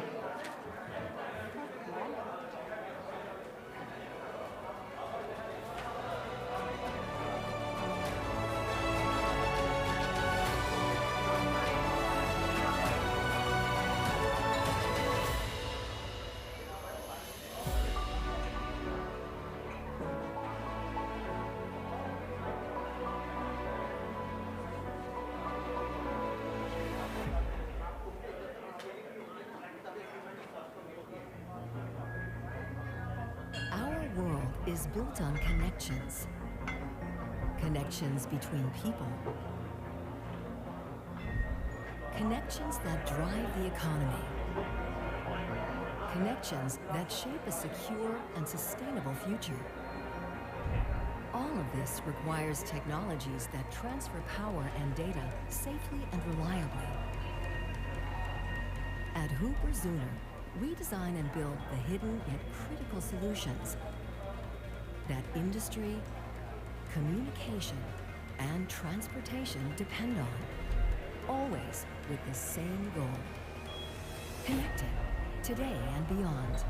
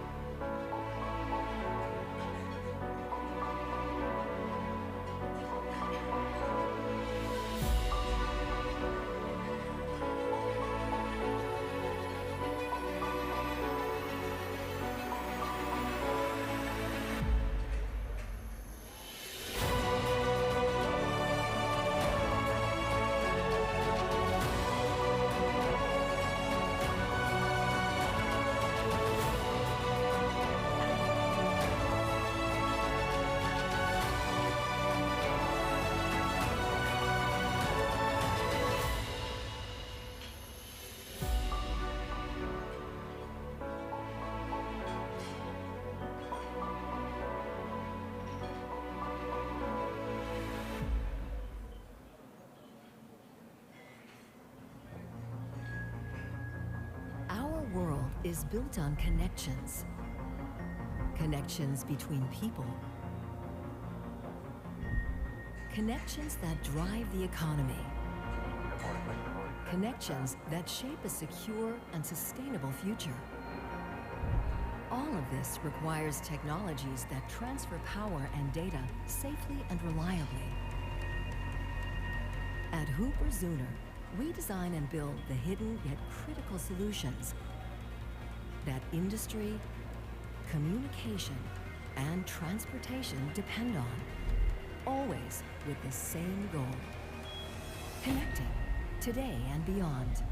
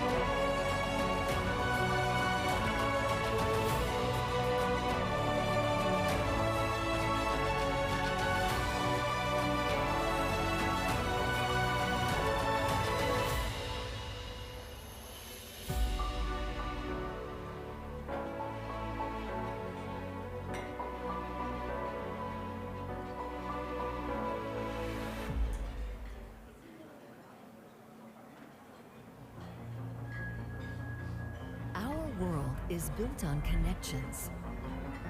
Connections between people. Connections that drive the economy. Connections that shape a secure and sustainable future.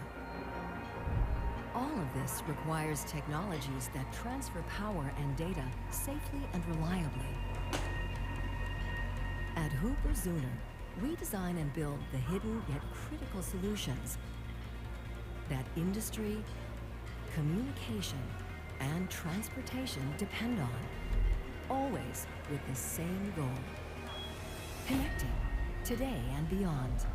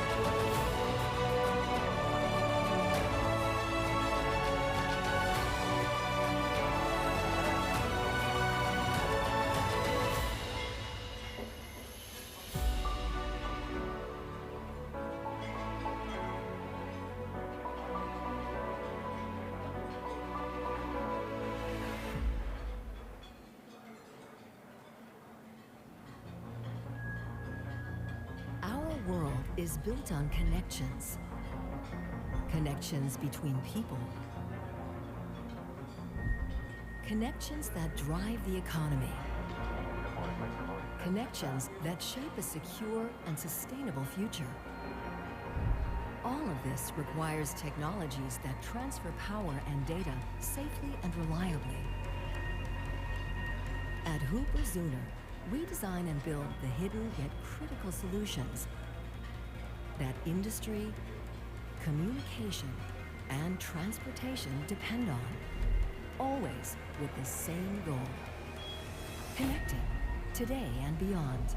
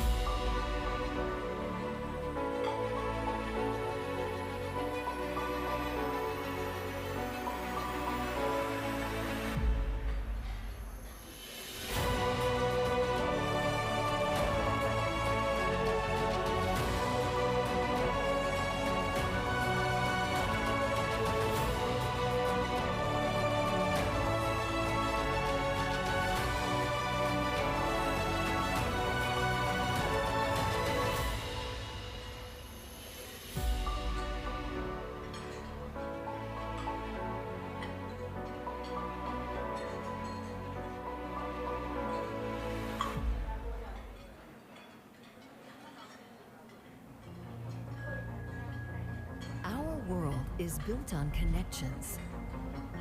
Connections between people. Connections that drive the economy. Connections that shape a secure and sustainable future. All of this requires technologies that transfer power and data safely and reliably.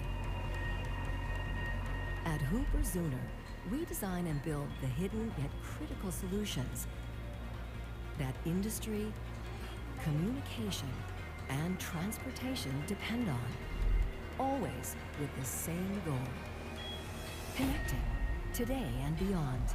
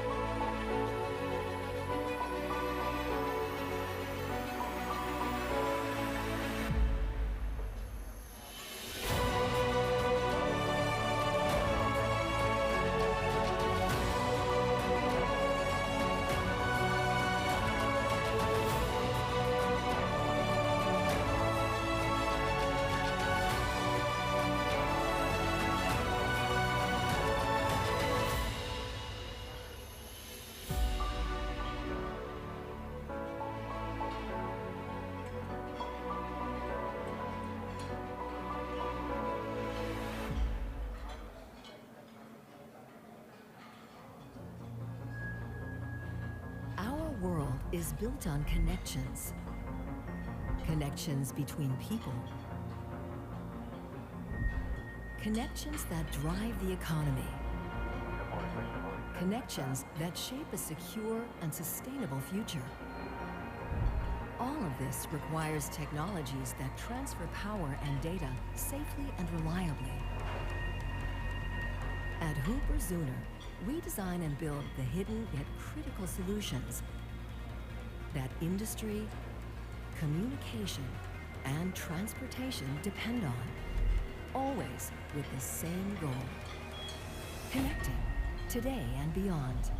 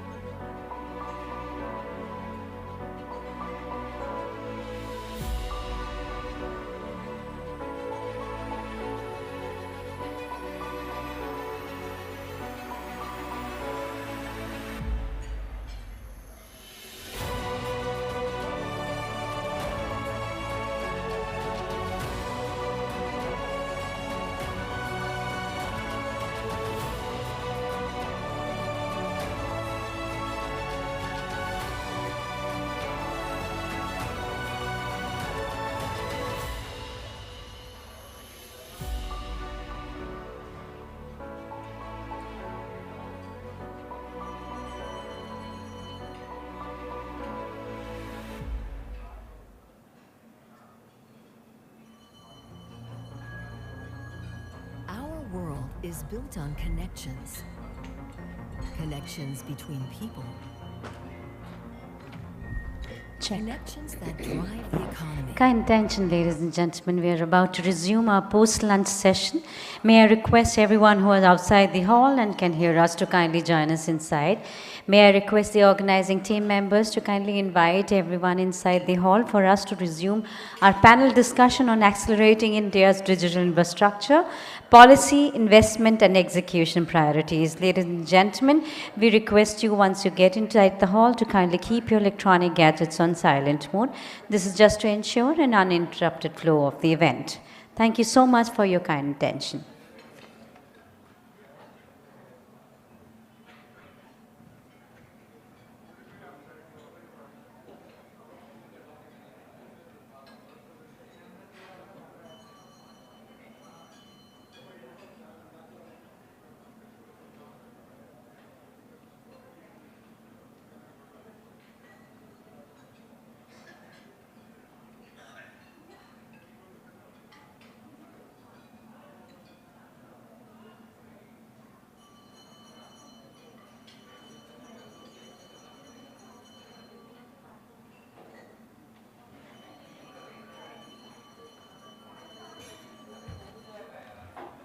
Once again, inviting everyone inside the hall for us to resume our session 3, which is the panel discussion. May I request everyone to kindly join us inside, as we have been indicated that all our esteemed speakers of the session have already arrived. We request you all to kindly join us inside for us to begin the session now. Thank you.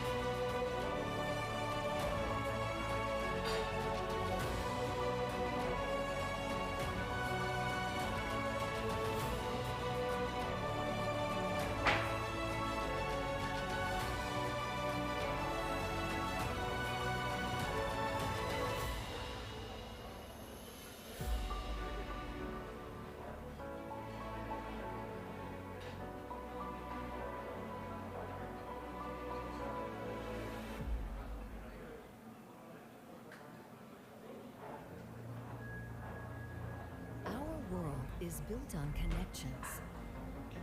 Connections between people. Connections that drive the economy. Connections that shape a secure and sustainable future. All of this requires technologies that transfer power and data safely and reliably. At Hooper-Zuner, we design and build the hidden yet critical solutions that industry, communication, and transportation depend on, always with the same goal: connecting today and beyond.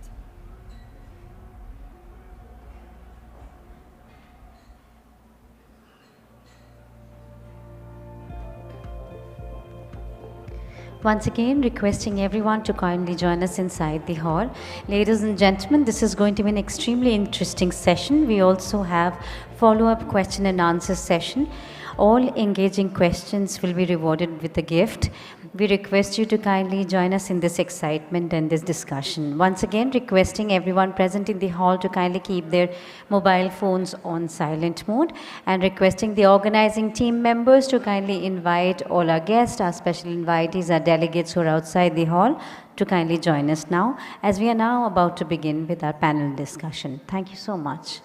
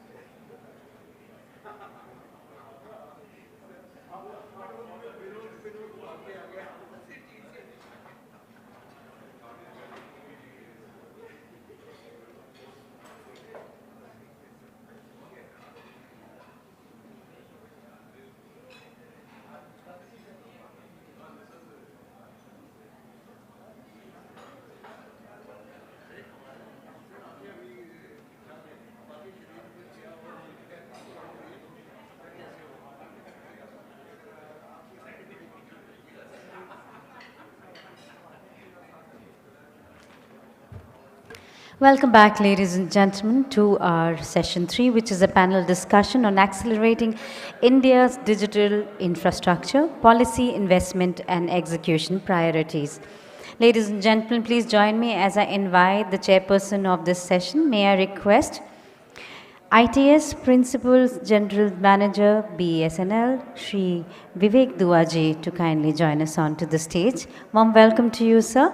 May I also invite our esteemed speakers of the session, inviting on stage Managing Director, One Consulting TMT PwC India, Mr.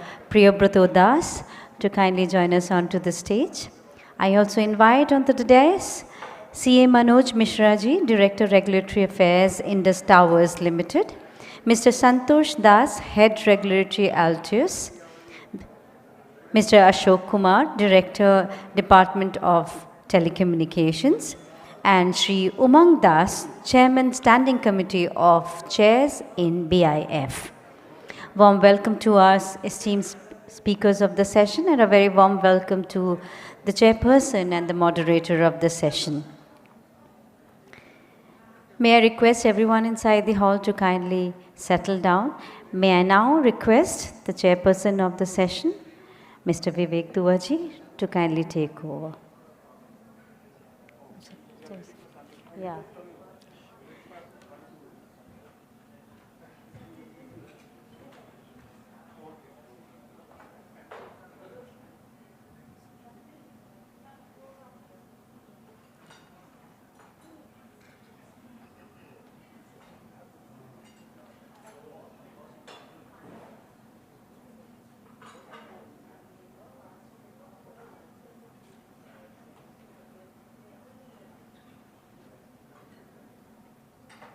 Of the session to kindly take over.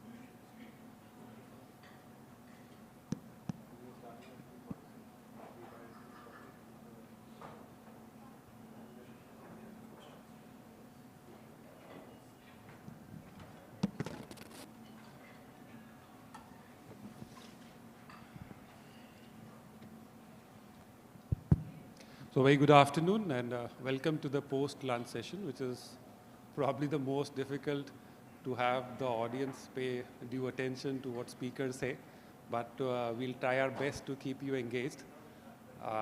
Myself, Vivek Dua. I am at BSL Corporate Office, currently in the Core Network Planning Unit. I have met few of you in my earlier engagements or interactions with you. There, at that time, I was in sales role. So I loved that role because in government, generally, you don't get a sales role. And attitudinally also, in government, you find few people with that sales inclination because most of them spend time on other things which are non-sales, I would say. So it was a great time doing that activity, and there are a lot of learnings that I carry from that period of sales engagement. The business side of the technology, which probably I'll exemplify while I speak. And then now I have moved back to the technology or the core network role, as I explained. So today's session, where the agenda is accelerating India's digital infrastructure, policy, investment, and execution priorities. So it's a very vast subject, and we have excellent panelists from whom you will hear a lot more on this subject. But as I see the infrastructure, the investment, the policy, I'll try to speak for 5 to 10 minutes on my experience, my journey, and how I look at future. The digital infrastructure per se is something that normally people would correlate with the physical infrastructure in our country or anywhere in the world. Physical infrastructure could be your optical fibers, your satellite, all other mediums of network, which we call as digital infrastructure. Now, this digital infrastructure has become a key enabler for the digital economy, where the JAM and other terminologies have come up with the implementation of Aadhaar platform and similar other platforms. So you have a network and you have a set of applications which use this infrastructure to have a very agile, very high momentum on the transactions, all those benefits. But on this infrastructure, I still believe that the key piece is the human aspect, which generally is neglected. You can have a great infrastructure, but if you don't have great people to manage the infrastructure or run the infrastructure, probably that infrastructure is of no use. So it can be private sector, it can be government sector, independent of the sector where the infrastructure has been deployed or put to use. The people aspect is very, very crucial. And it becomes more crucial when it's the last mile infrastructure. Again, I'm repeating, it's not just India. It's in any country that the last mile infrastructure generally struggles. And that's where the customer experience also exists. So the overall perception of an infrastructure being good or bad comes from the last mile. And how the last mile is being serviced is generally not a high priority either in government or in private, because major investment happens in the core infrastructure, and the delegation of responsibilities also is so that last mile is generally the local community. You take the example of highways or the road infrastructure. I go to Vrindavan very regularly, once in a month, and I take this Yamuna Expressway. And I am generally 100 plus when I am on Yamuna Expressway. The moment I take a cut into the Vrindavan road, I have to press the brakes, come down to 50, and then when I am leading into the roads of Vrindavan, then I am at 20, 10 or whatever. Because the roads, as you know, the local roads are not run by the national highway. The operations of those roads are with the local government. And that's where the customer experience starts really deteriorating. Same happens with the telecom infrastructure. You have a great core network set up by anybody in the country, be it private or government. But when it comes to customer, somebody will say the signal doesn't come in my home. Somebody will say while I'm moving, the call is getting disconnected. Somebody will say the fiber that you have put through generally breaks down. Sitting in BSNL also, I tell you, I have customer feedback who tells me that even in 9 o'clock night, if I have a problem, your partner comes and fixes the problem. And I have areas where customers will tell it is 3 days, 5 days, nobody has turned up. My core infrastructure remains to be the same, but the customer experience is moving by 180 degrees. Why? Because the last mile in the digital infrastructure happens to be a key challenge. I'll come to the solution also, but that's where I have seen my journey of sales, where sitting on the sales side, you see why you are not able to sell. See, sitting in technology, you always have a comfort that you are doing the best. You did the great procurement and you have dispatched the equipment and somebody is installing it. The world is around that only. When you start feeling the sales pressure, you start discovering the problems in the whole technology which has been set up and why you are not able to sell. And that's the time the realizations, which are very, very crucial, really start coming back to you. Now, coming to the solution part, we worked with IEEE on a school project. Some of you might be aware, it came in the media also. And IEEE has this outcome of having a great digital school. So the business outcome or the whole investment is made to have a good digital school, digitally enabled school, where you have a digital board and stuff like that, and then students have all digital tools and kits. Now, it's not just one FTTH or a radio media being put to that school. It's a whole lot of experience that students gain by being at that place.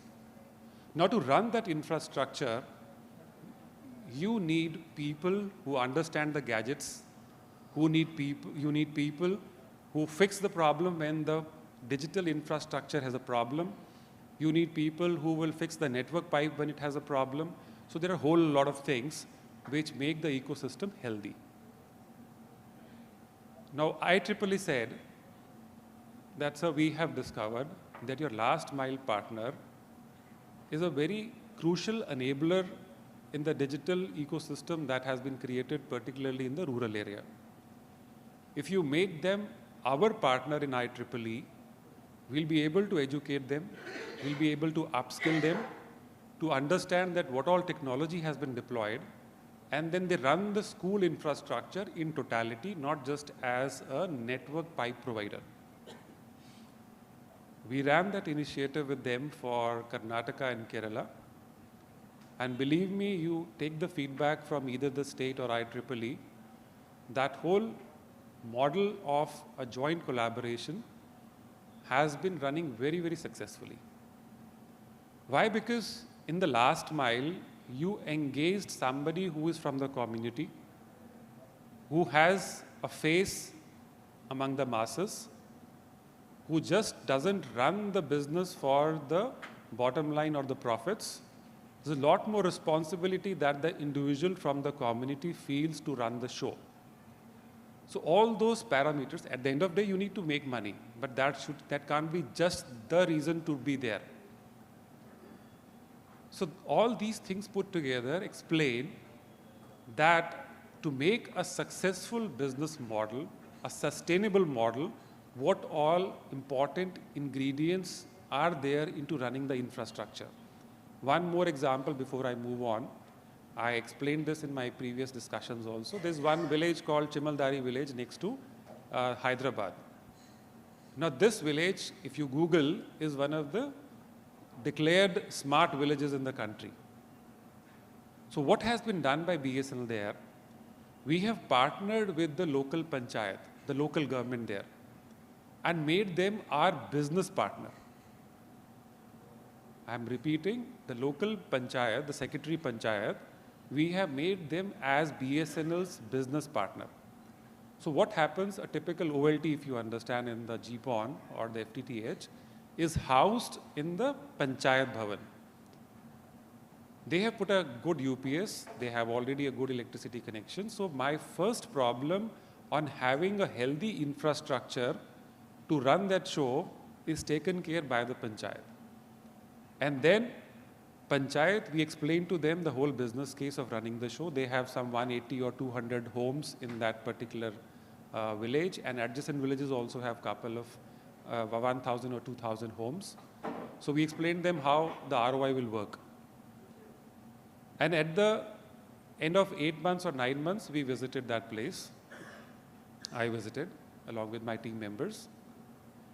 They said not only a positive ROI within 9 or 10 months, they have generated good employment in that area.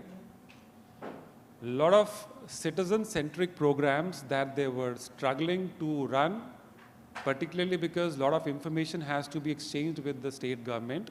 For example, the self-help groups that are run by the women there, they give microfinance or the small loans of 5,000, 10,000 rupees. They have to regularly update the state government portal with the receipts or the payouts to the citizens. That they were not able to do. But ever since the Wi-Fi has been enabled in the village, all those self-help group activities have really taken a good momentum. So overall, the economy in the village has got a boost because the local panchayat has become part of running the business or the infrastructure. Such is the beauty of having the local engagement in the running of the digital infrastructure, particularly on the last mile, and the upskilling where I started with. The upskilling of the people to run the show is something which is generally not planned out. We say that we'll invest 1,000 crore, but we don't think that to run the infrastructure or to make it sustainable from a business standpoint, what is the contribution of the people that will come and whether you have made the people ready to run that show. So if there is a conscious effort, a good plan, a good business case on that people aspect, I'm sure we can do wonders. Because this country in last 15, 20 years has put tremendous efforts in the creation of infrastructure. Now the piece on which the government is working, you have the MSME initiatives, you have the startup initiatives, all of them are leading in that direction that you have young people contribute in running the show, in bringing the innovation in running the show. So that's what I see, that digital infrastructure from an investment standpoint. Investment always looks at returns. It's not just that I bring a great investment and things will happen. The investor will always see, be it 1 lakh or be it 1,000 crore, they'll see what is the return. And young people, rightly skilled to do the job, can do exceptionally well in running the show. So some of the experience that I shared with you, probably you'll be able to connect more as we go along in the discussions. But yes, we are bound to be the greatest digital economy on earth. I personally do not have any doubt on this. And I see a very serious initiative from multiple ministries in the government to work in that direction and make it successful. So I now would request our moderator to please take over the discussions, and we have excellent speakers to explain various points to you. Thank you. Thank you so much.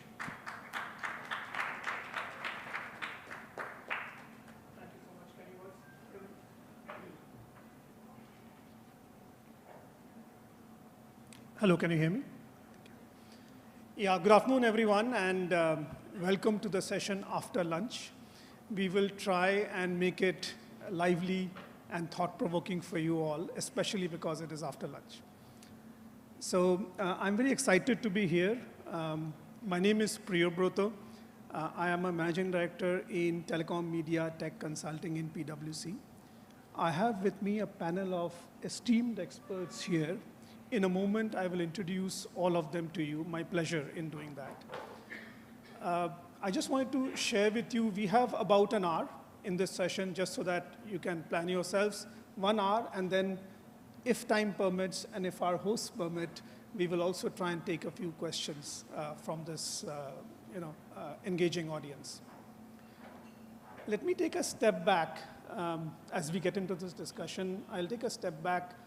We have all seen, and Mr. Dua also touched upon it in some shape and form. We have all seen how India is looking at becoming, a digitally empowered society. That is something that we have seen to some extent. All of us have also witnessed. I'm taking a step back, just my attempt to put this all in context. So what is clearly happening, and we have all seen, digital not just for digital's sake, but because as the country sees it, as also our country's leadership sees it, also for making it, digital driving economic growth, economic development, tech innovation, right? That's the end goal. If I were to zoom out and look at this, when we look at some of the recent initiatives, 5G is one. We are working on the use cases. All of us are trying to come out with the remunerative use cases, right? So that's important. Upcoming 6G after a few years. Definitely AI, Gen AI, agentic AI use cases. We are all looking at that. SATCOM is another area. I'll go a little bit deeper into that in a few minutes. But if we look at all that, what it will help us, hopefully, and we are very, very keen, we are earnest, that this will help us get to become the digital powerhouse country in the world, right? That's the goal, that's the aim.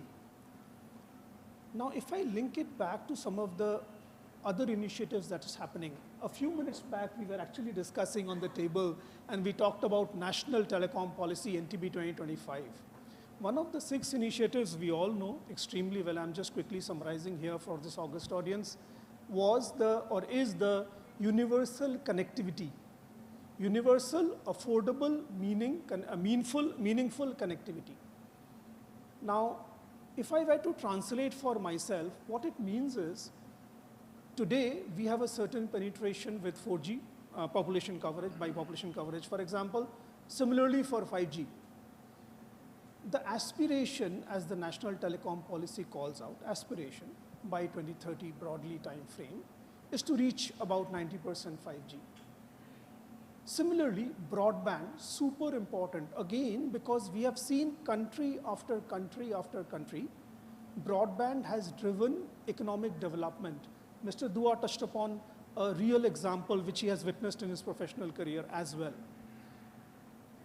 But clearly, if we look at it, so broadband is important. Now, today broadband out of India is roughly, we all know, 30 crore households in India, broadly speaking. And we are at about, 4.5 crore households are touched by broadband today. The ambition, the aspiration is, can we get to 10 crore households by the end of this decade, roughly speaking? Can we get there? Now, and what this points out to all of us is that this is the whole point about hybrid access. Meaning, of course, as we know, mobility is there, FTTH, FWA, also Wi-Fi, and in some shape and form, SATCOM. So we are looking at the complementary technologies, complementary enablers, which will actually work together in tandem. So it's not that one or the other, it is actually all of them in various shapes and form, all of them remunerative. Mr. Du also touched upon that point. There has to be a remunerative business model, so that is there. So the hybrid access point is important for us to get to broadband, because broadband, as we have seen in a way, is the mantra that we have seen in other countries also. India will also definitely be a flag bearer there, that we can get to driving growth, driving prosperity as the leadership of this country, the Prime Minister calls it Viksit Bharat very soon, right? A few other points. If we look at some of the telcos today, we see that significant investments are being made. At the same time, what we are seeing is today our ARPUs are roughly in the range of 200 rupees, say roughly $2.5, broadly speaking, thereabouts. The 5G use cases are still coming, and we are coming out with specific 5G use cases, B2B and some B2C, which can be remunerative. So there is pressure, one would say, from a profitability, from a balance sheet standpoint, investment standpoint, how do we make it happen for the telcos? And this is where my last part, what I would want to say is, this is where we see a lot of the digital connectivity infrastructure providers come in, and hence the topic of our discussion today, where towercos, the top tier towercos of the country and actually globally, the towercos, the data center players, the IBS players, they are coming in. Today, we will also be talking about, the eminent speakers will share their thoughts, their views about passive sharing, of course, also about non-core active sharing, also what could be the going forward additional revenue models that one can look at in their respective industries. So that's what we have in store for you. And as I said, I'm very excited to be here as the moderator, working and discussing together with this eminent panel and of course with all of you. So with those words, I will introduce my panelists. We have to my left Mr. Manoj Mishra, Director, Regulatory Affairs, Indus Towers. We have Colonel Shantanu, and he's the head regulatory for Altius. We have Mr. Umang Das, of course, needs no introduction, industry veteran, deep expert. Brings all the industry knowledge over the decades, has seen India's telecom revolution, I must say. Again, needs no introduction. And then, of course, we have Mr. Ashok Kumar, Director, DOT. So, what we will do, just so that you are aware, what we will do is we have a set of questions, discussion points that are very important for this industry, for the branches of this industry. We will put forward and request their thought-provoking ideas from these leaders, from these policymakers, from these government decision makers to come. And I'm sure it will be very lively, very engaging for all of us. With those words, I will start off. I'll start off with Mr. Manoj Mishra. Mr. Mishra, with the industry, window that you have and with your expertise that you have, for your organization and for the way you look at the industry for towercos, are you looking at, when you looking at the expansion, the stellar role, the leadership role that you play in India and other countries also, in your mind, what comes to your top of mind when you look at the key challenges or the key issues that you face, as an industry leader, and also, maybe these pain points are also opportunities for the future? So, very good afternoon, everyone, and thank you, Mr. Das. I think you have touched upon the very important question for the industry. So let me answer this question in three parts. That would be helpful to understand all people. And start with that. First part, I would like to, touch upon what is the, digital economics per se, where we think about that. Like my previous speaker has already covered, India is one of the largest telecom market. And I think there's no thought, India or the telecom industry is only one industry which having, touching upon the all lives. If I would not be say, I don't think any industry having such kind of the reach, any industry, no. Only the telecom is touching upon. Especially for the India per se, if you look into that, wireless, we have been dominated by the wireless market. I think Mr. Vivek has already covered about the last mile. But I am restricting myself. If we are dominated by the wireless market, then there's a very important role played by our digital infrastructure. I'm just concentrating to the tower, since IP1 industry I represent. So if I look into that 1.2 billion subscriber presently, if reduce the wireline or the fixed line subscriber here, it is about the 40 billion. Rest 1.1 billion is served through the 8.5 total subscriber, total tower in India by them. So this is the high level pictures of the digital infrastructure. Out of that, where I am coming, which industry and which company I belong, I think this is one of the largest tower company in the world after the China Mobile, and we having the one of the largest tenancy ratio if compared to other. So I'm directly coming to what the challenge I think has. The telecom sector, Indian telecom sector is predominated by the, 2 or 3 public goods. When I'm talking about the public goods, spectrum is a public good. I'm considering that. Similarly, for the, in my industry where I work tower, so electricity is one of the things which is heavily relying on. Electricity is also public good. Similarly, the land is also public goods. So we are running around the public goods per se. And the entire process, the challenges we need to be solved, it is going to be solved through the trust only. There's a factor which trust policy, because one of the thing is coming here, how the policy is evolved over the period of time. The entire policy, running behind the trust factor. And sometime, whatever I experienced being ex-regulator and then the various roles of the life of this journey. So I consider trust is something which is also considered as one of the public goods. It can be very frequently used by this government. Trust around all the thing is happening around the trust. When I am further exploring how the trust can be maintained in our, jurisdiction, so 2 things is coming very clearly. One is the affordability of the services last mile. At the end of the day, whatever the service we are delivering, that need to be affordable for the customer. And after the affordability, it is desirable those people who are involved in the entire ecosystem, they have a capability to at least get the reasonable rate of return, which talk as a financial sustainability or the, return on the capital employed. So these activity, any activity we are doing, that need to be keep into the mind, first thing. Second part of this challenges is coming.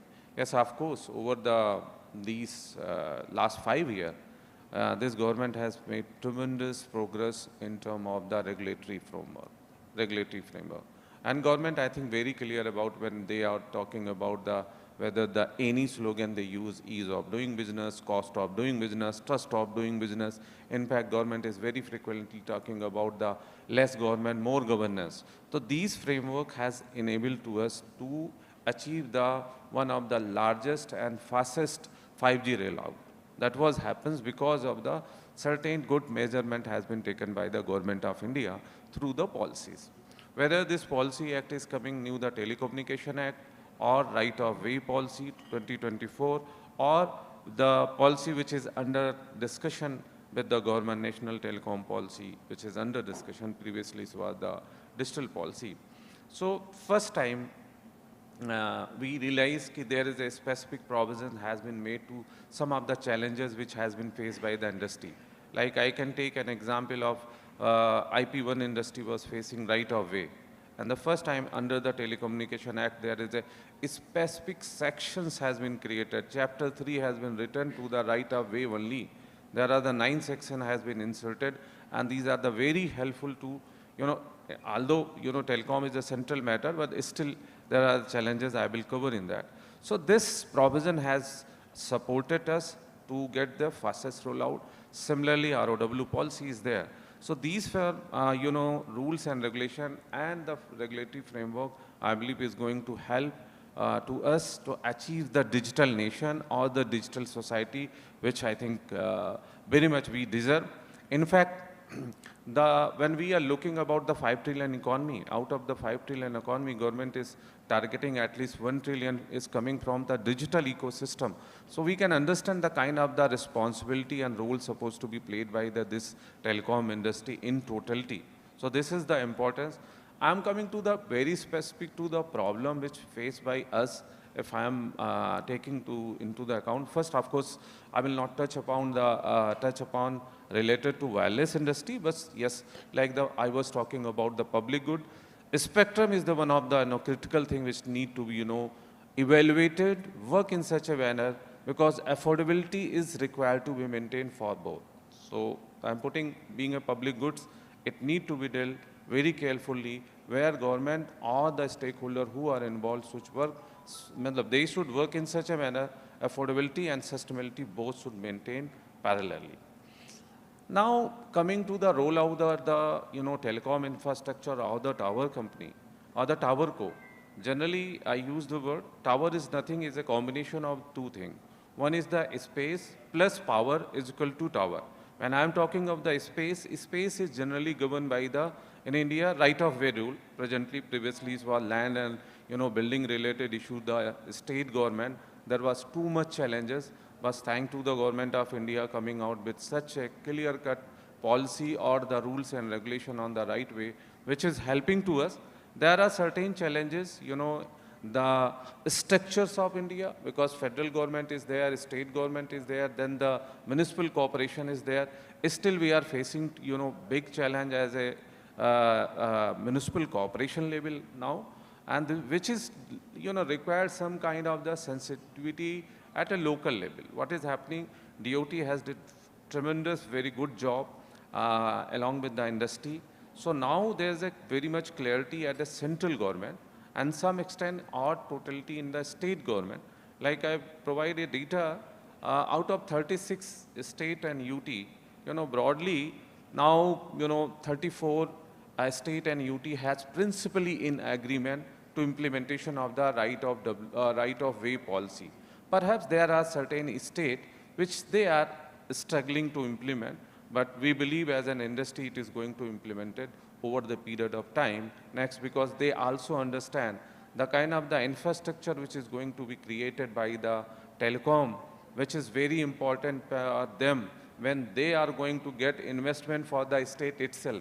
Because the telecom infrastructure is one of the few key ingredients for getting investment. So that's the first part. Second, related to, power. Power is very important for us, very, very important. That has been, managed by the Electricity Act, 2003. Then there is a various state electricity. So we are looking the challenge about the continuity of the electricity supply. 24/7 supply is required. We have not been, equated with the industry tariff. We have still, provided the commercial tariff. Then after, there are green energy open access issue, which is, very important for the greenification of the network or the green energy. Still there is a lack of, clarity among the state or the local level. If I look into the, totality, so if it is clearly communicated, work together with the industry, I believe we will get solve these challenges, but perhaps at this point of these challenges is there. And last point, not the least point here, regarding the industry which we belong, it is something which is helping to the entire telecom ecosystem. How they are maintaining the affordability. TowerCo was the one of the sector which shared the cost. Before 2006, there was every TSP was putting their own tower. But after the creation of the new concept IP1, there's a cost sharing, and we are in a position to maintain the sharing of the cost, affordability, and sustainability. So handle these issues. There's a need still clarity among the government about the new ROW policy. There is a need to have a clarity among the State Electricity Regulatory Commission, what kind of the priority need to be assigned to the essential services, especially for the tower company. Then I think it is solved, then we are able to maintain the affordability and the sustainability. So these are the few challenges which is coming into mind. Thank you. Thank you so much, Mr. Manoj. Thanks for your inputs. I'll go over to the other esteemed panelists, and my request is do try and keep it to 5 minutes, please, so that we can have the engaging discussion. So we move forward now to Mr. Umang. This point is about data, and India is, of course, doing very well on data in terms of our consumption. As we know, 80% of the data consumption is indoors in India at this point in time. Now, given that, that also creates challenges for quality of experience, quality of service. Now, with that viewpoint in mind, and given your rich experience over the decades, what are your, what is your thinking in terms of regulatory and policy changes that can help in this quality of service? Thank you. Can I use the podium? Please do.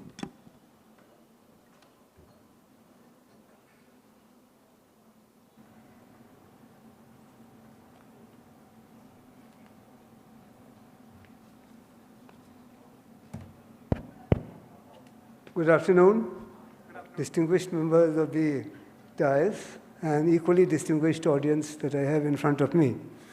It's a pleasure to share my thoughts with you, particularly since I recall the days when we made the first mobile call in India on 31st July 1995 to where we are today.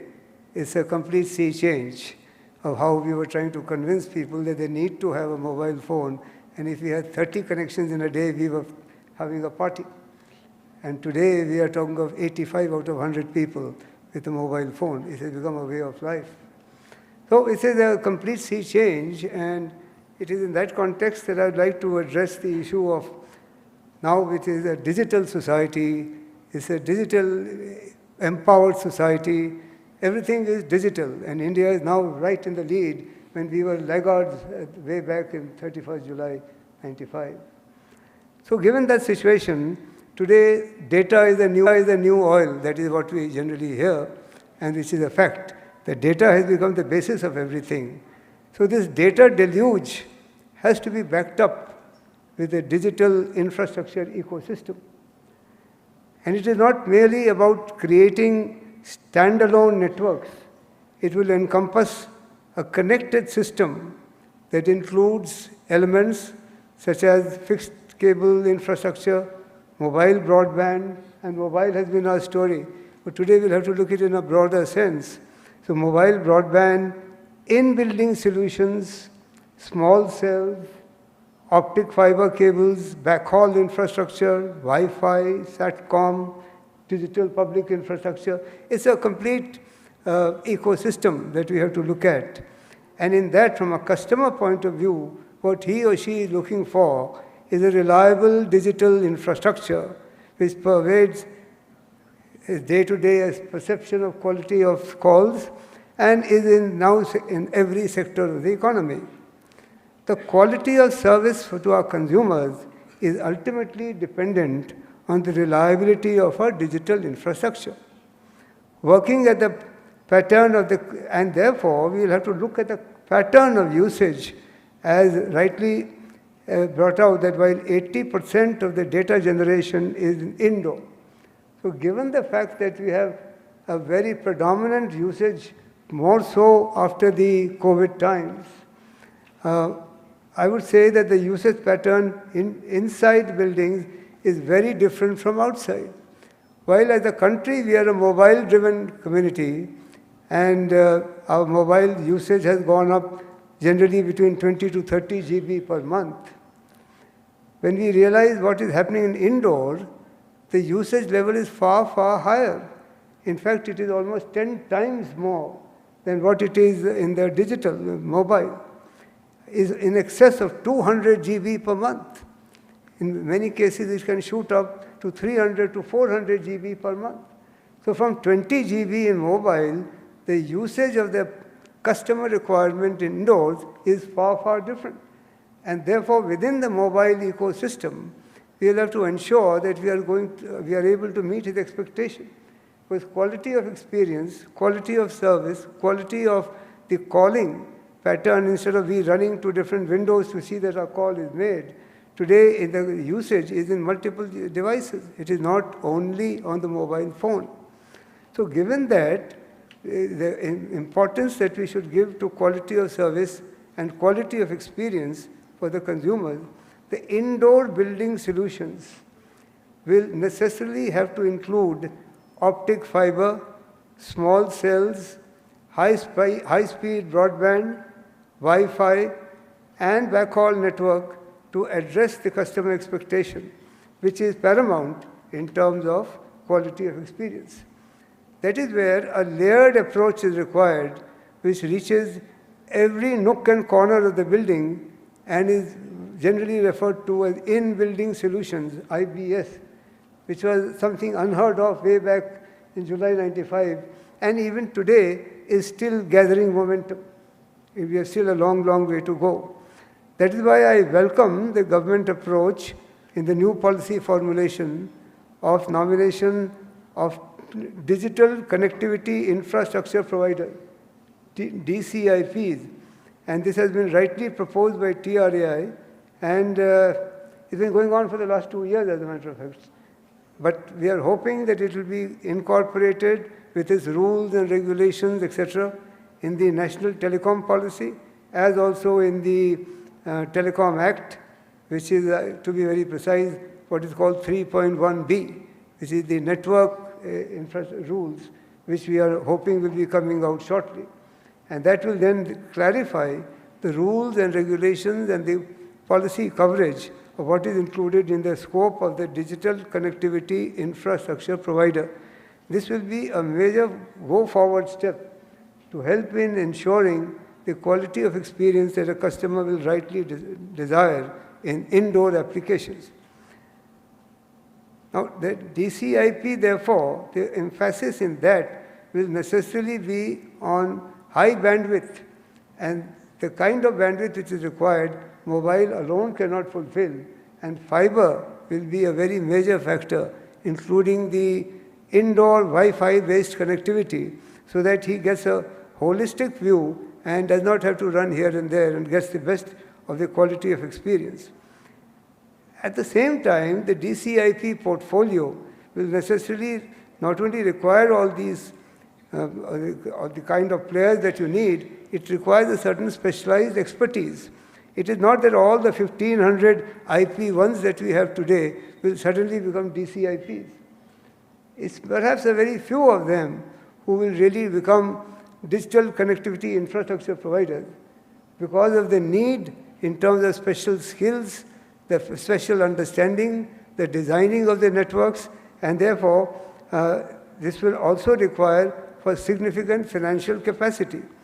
This financial capacity coupled with specialized expertise is what we are hoping will lead to serious players coming in who will fulfill the customer expectation. Their key terms of reference will be infrastructure creation on a shared platform so that it can be used by multiple service providers. And if we have to achieve that objective, then we have to see it in a win-win situation where this is created as a public utility, which will then help in multiple operators being able to utilize that. And that in turn will lead to what is considered to be a sharing of not only the services, I mean the infrastructure, but also sharing of the cost structure, where the financials will be obviously taken care of by the infrastructure provider. Today it is much talked about that we have in telecom, for the mobile operators, the viability and the asset-heavy model is a major concern area. This will to some extent contribute in making it more asset-light for them, where the assets will be borne at this end. So I think this will help a lot in promoting the cause of sharing and the cause of shared infrastructure, shared financing responsibilities, and therefore reaching the best of services that can be done for them. So I think my emphasis here is that it is not only just connectivity, but it is quality of service and quality of experience which is important. And in order to achieve that, we need DCIPs, we need quality of trained, skilled manpower, we need financial capability, and all these together will lead to a new licensing authorization network, which we are all waiting for eagerly, at least those of the players who wish to become players in the IBS field. And that is where I see a very big chunk of the data utilization, which is indoors, being met by that manner. Thank you. Thank you so much, Mr. Umang. Thanks for your views, particularly the ones around fiber and also the ones around the transition from IP1 to DCIPs. Great points. Let's quickly move on. And such is the thought process and such is the knowledge of our eminent panelists that we are a little bit actually behind time. So my request is let's try and keep the points short, but of course as incisive as ever. So I move to Mr. Ashok, and this is about the new Telecom Act. And what will be helpful is, given your experience and the knowledge that you bring to the table, broadband is a subject that has been talked about a lot, even on this forum and even otherwise. So to help drive broadband penetration to make it more remunerative and therefore to yield all those fruits of broadband? What do you think can be done, and what will be your requests from a policy perspective, Mr. Ashok? Yeah. Thank you. Good afternoon, everyone.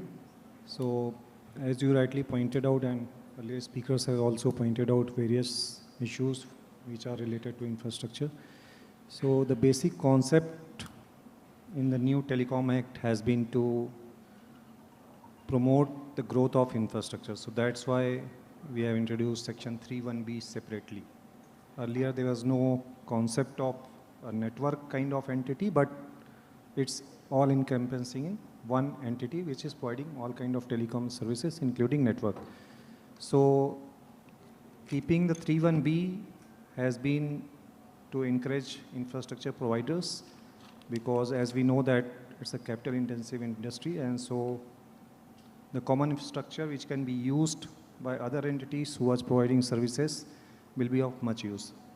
And as recently we have publicized the draft rules for telecom services, there I would just like to highlight certain provisions which have been kept considering these things into minds, that how this can help in creating infrastructure which will include the growth of broadband using these infrastructures.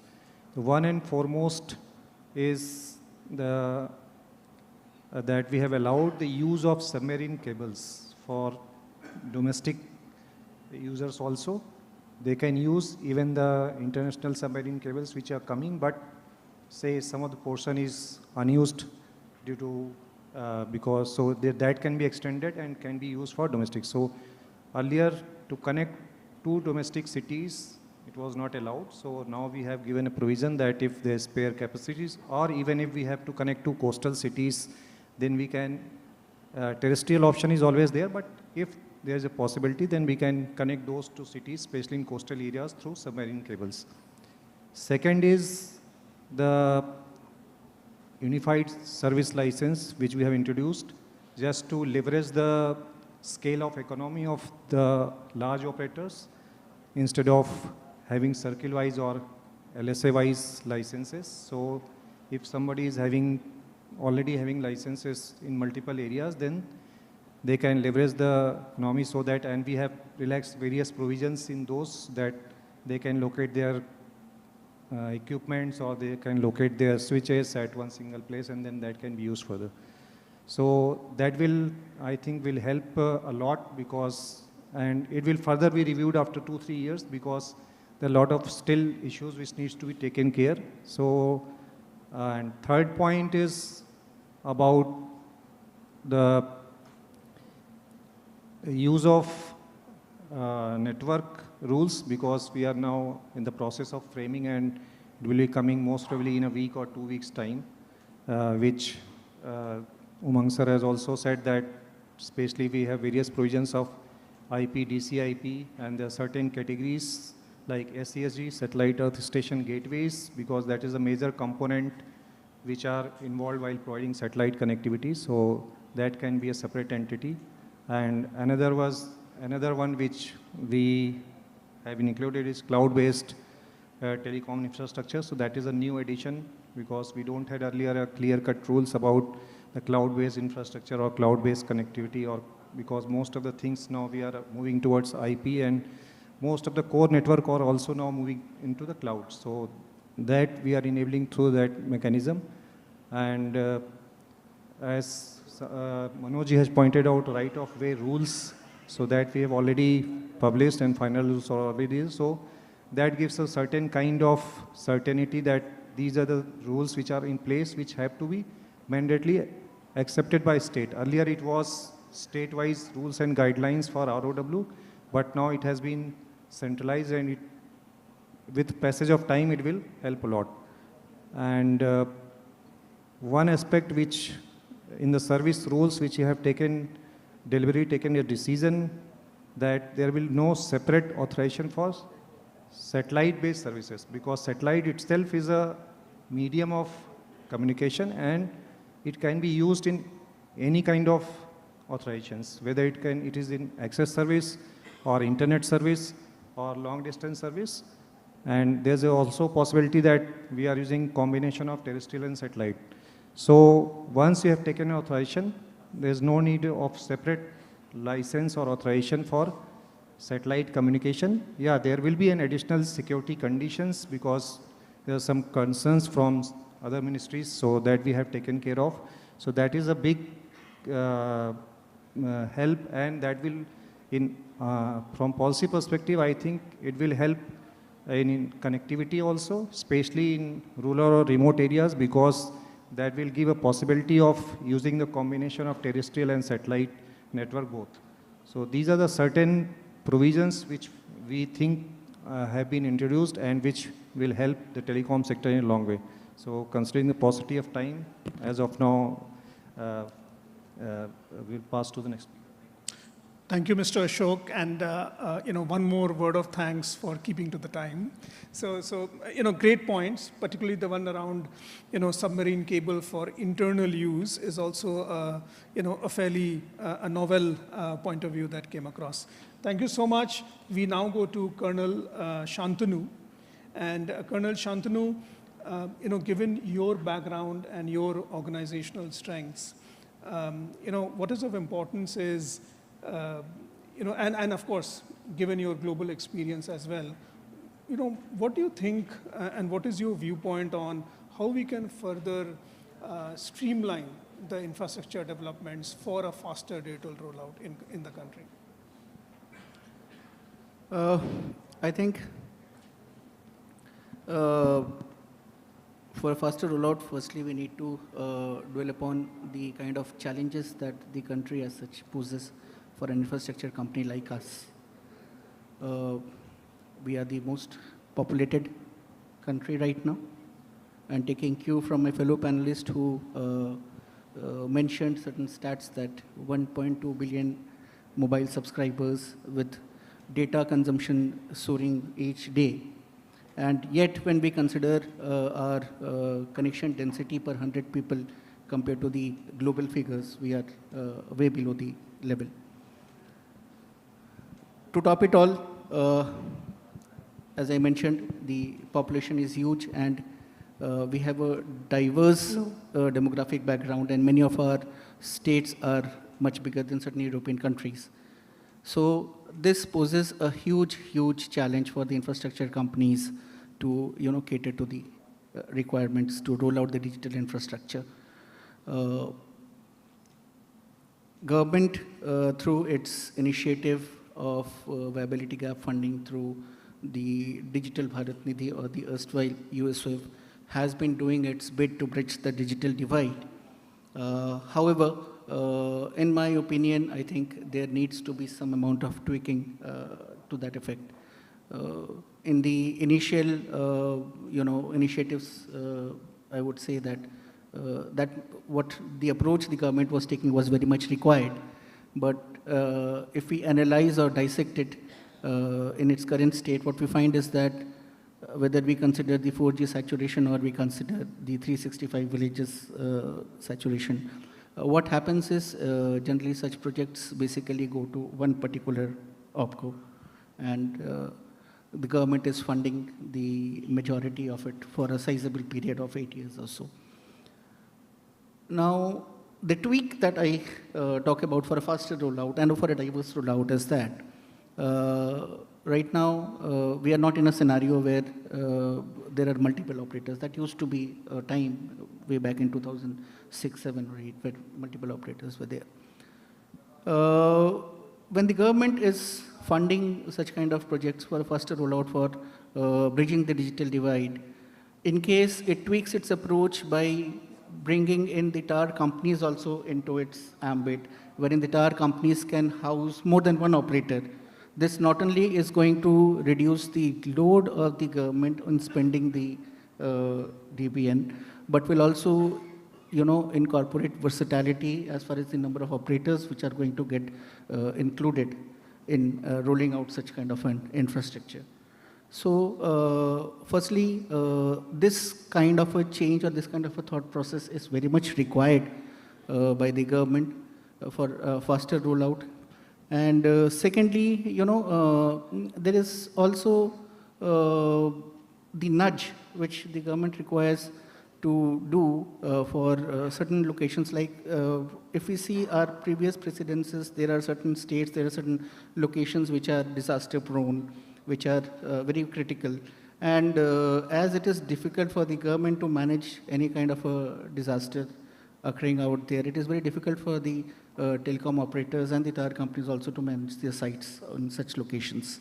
So considering that fact that the government, recognizes the effort of the operators and the tower companies and provides some kind of a nudge in form of PLI or some sort of an incentivization, because those are difficult places to maintain. So that will actually encourage the industry and the operators to, think beyond and roll out faster network. And thirdly, as my fellow panelists had made a mention about the Telecom Act and Telecom ROW rule, well, those two are much very welcome initiatives by the government. And the best part is that the National Broadband Mission is actually catalyzing this time to ensure that the ROW rules get implemented into the state. So as soon as possible, the states which are still not aligned and the urban or the rural local bodies which are still not aligned, the sooner they get aligned, it will be easier, because then this is one aspect of ease of doing business for the telecom operators and the tower companies, that the sooner they get aligned, the easier it would be, the more congenial environment it would be for rolling out the network at a shorter time frame. So these are the points which come to my mind when you talk about rolling out the networks faster. Fantastic, Colonel Shantanu, and very important point made regarding how to handle towerco sites in disaster-prone areas or natural disasters, and how can additional remuneration or some kind of a partnership provided to make them even more remunerative going forward. So great points. I now go back through this cycle. I go back to some, to Mr. Manoj once again. This is the second set of 4 questions that we have to seek views and seek inputs. Coming back to Mr. Manoj Mishra, what we are looking at is for towercos. We have all seen, we have all heard, we are witnessing the importance of RE or renewable energy, and how that is helping in terms of more line of sight, as well as also making it more cost effective. Similarly, we also talk about the industrial power, and we wanted to understand the implications of that. That's one point broadly. Common billing is another. The other point is, going forward, we have seen certain instances of towercos in India, abroad, where they're looking at additional revenue streams besides, besides being a towerco, besides tenancy and so on and so forth, co-location. So just wanted to get your thoughts, Mr. Manoj, on those 2 points. First of all, these are very important point which you have raised here. Let me deal one by one, like the green energification or the green energy open access. Government of India has issued the rules. Apparently, however, it is in favor of the industry, but perhaps which I have in previous instances covered, there's a lack of knowledge at the state level. It could not be fully implemented. But as I was mentioning, power is very important for the tower company or for the telecom industry as per se. So this is the backup plan for us, and we are moving very fast for the greenification. And in fact, under the National Broadband Mission, there are certain, target has been assigned to the industry, the entire industry. Like the 2025 to 26, 10% of the tower has been assumed to be, connected to the green energy and the others alternative mode. So that's the first part. And second part also, it is not just a 24 by supply of the continuity of the supply. It is a backup plan for us also. And not only the backup plan, it is also for the maintaining the affordability of the services. And I would like to share among this gathering, for the towerco company, electricity, constitute about the 40% of the total cost. So you can understand about the affordability, and to maintaining a sustainability, a backup the electricity or the optional electricity through the alternative mode is very important. That's the first part. Second, if I am coming to your question number, what was the second part? I forgot. The second part was the second part was about the additional revenue streams that the towercos are now looking at in India, globally, and thanks to the global footprint that you also have. So, of course, presently there is, first of all, Government of India has already initiated as a pilot project where luckily we are a part of that. They are using word single tower, multiple uses, okay? For that, we can utilize not only for the, surveillance, but also for the emergency services. And this is the something which can be utilized by us. So it is a pilot, process. We are hoping, like in the case of the China, where the China tower has implemented and they are also earning a alternative, substantial revenue. About the 20% of the revenue is coming from such services, surveillance or, uses of the tower for the electricity charges and for the others places also. So now, as per the present regulatory framework or the licensing framework, IP1 was, restricted. We can offer our services to only the telecom service providers who have a, valid license. So there is a certain gray area. I think so over the period of time, the which pilot presently going on, it is going to help us. I think let me once again cover the point of the electricity composite billing and etc. So like I like to recall, electricity or the power supply is very important for us. And presently one of the challenge which we are facing, like since like if I may like to talk about my portfolio, we have a 2,60,000 plus tower at this point of time. So that is each tower or connectivity considered as a single connection for it. Getting a single each connection for electricity bill, and then after within the bill there is always challenge. And you will surprised to know that always there is all India level there is a 5 to 6% of the total bill is disputed. When if it is disputed, it create always problem for us. So to solve this problem, Government of India, even the regulator has recommended, even the forum of the regulator of, from the electricity sector, they have also recommended the implementation of the composite billing. Like in the case of, you have heard about my group company, we have implemented, one of the scheme that is called Airtel Black, where you will find only single bill, how many number of connection in your family. Similar concept we wanted to be implemented in the towerco or the telecom company, where we should receive a single fare for the reason or the company, whatever. So that would be very helpful for us, not only reducing the cost of the dispute, which is presently happening because of the dispute between the bill. Second, it will ease out the business and the tracking the amount of the consumption. And to solve this, just I think one of the important things which has been taken by the government is the smart meter. A smart meter is in process. If suppose Government of India or the state government is implementing the entire totality in the smart meter and these sites are connected, I think this is going to be solved very well and we will save the cost also, which ultimately going to pass on to the consumer. So that the thought is in mind. Thank you, Mr. Manoj. Appreciate your inputs and perspectives. I will hit the pause button. There is a surprise for this sharp and intelligent audience. In a moment from now, Mr. Vivek Dua will share a few questions for this audience, and the audience can take its time to mull over it, think over it. We will come back and then seek your inputs, and there will be a few gifts for the winning entries also. And simultaneously, my request to the panelists is, as you can appreciate, so that will also a little bit reduce our time.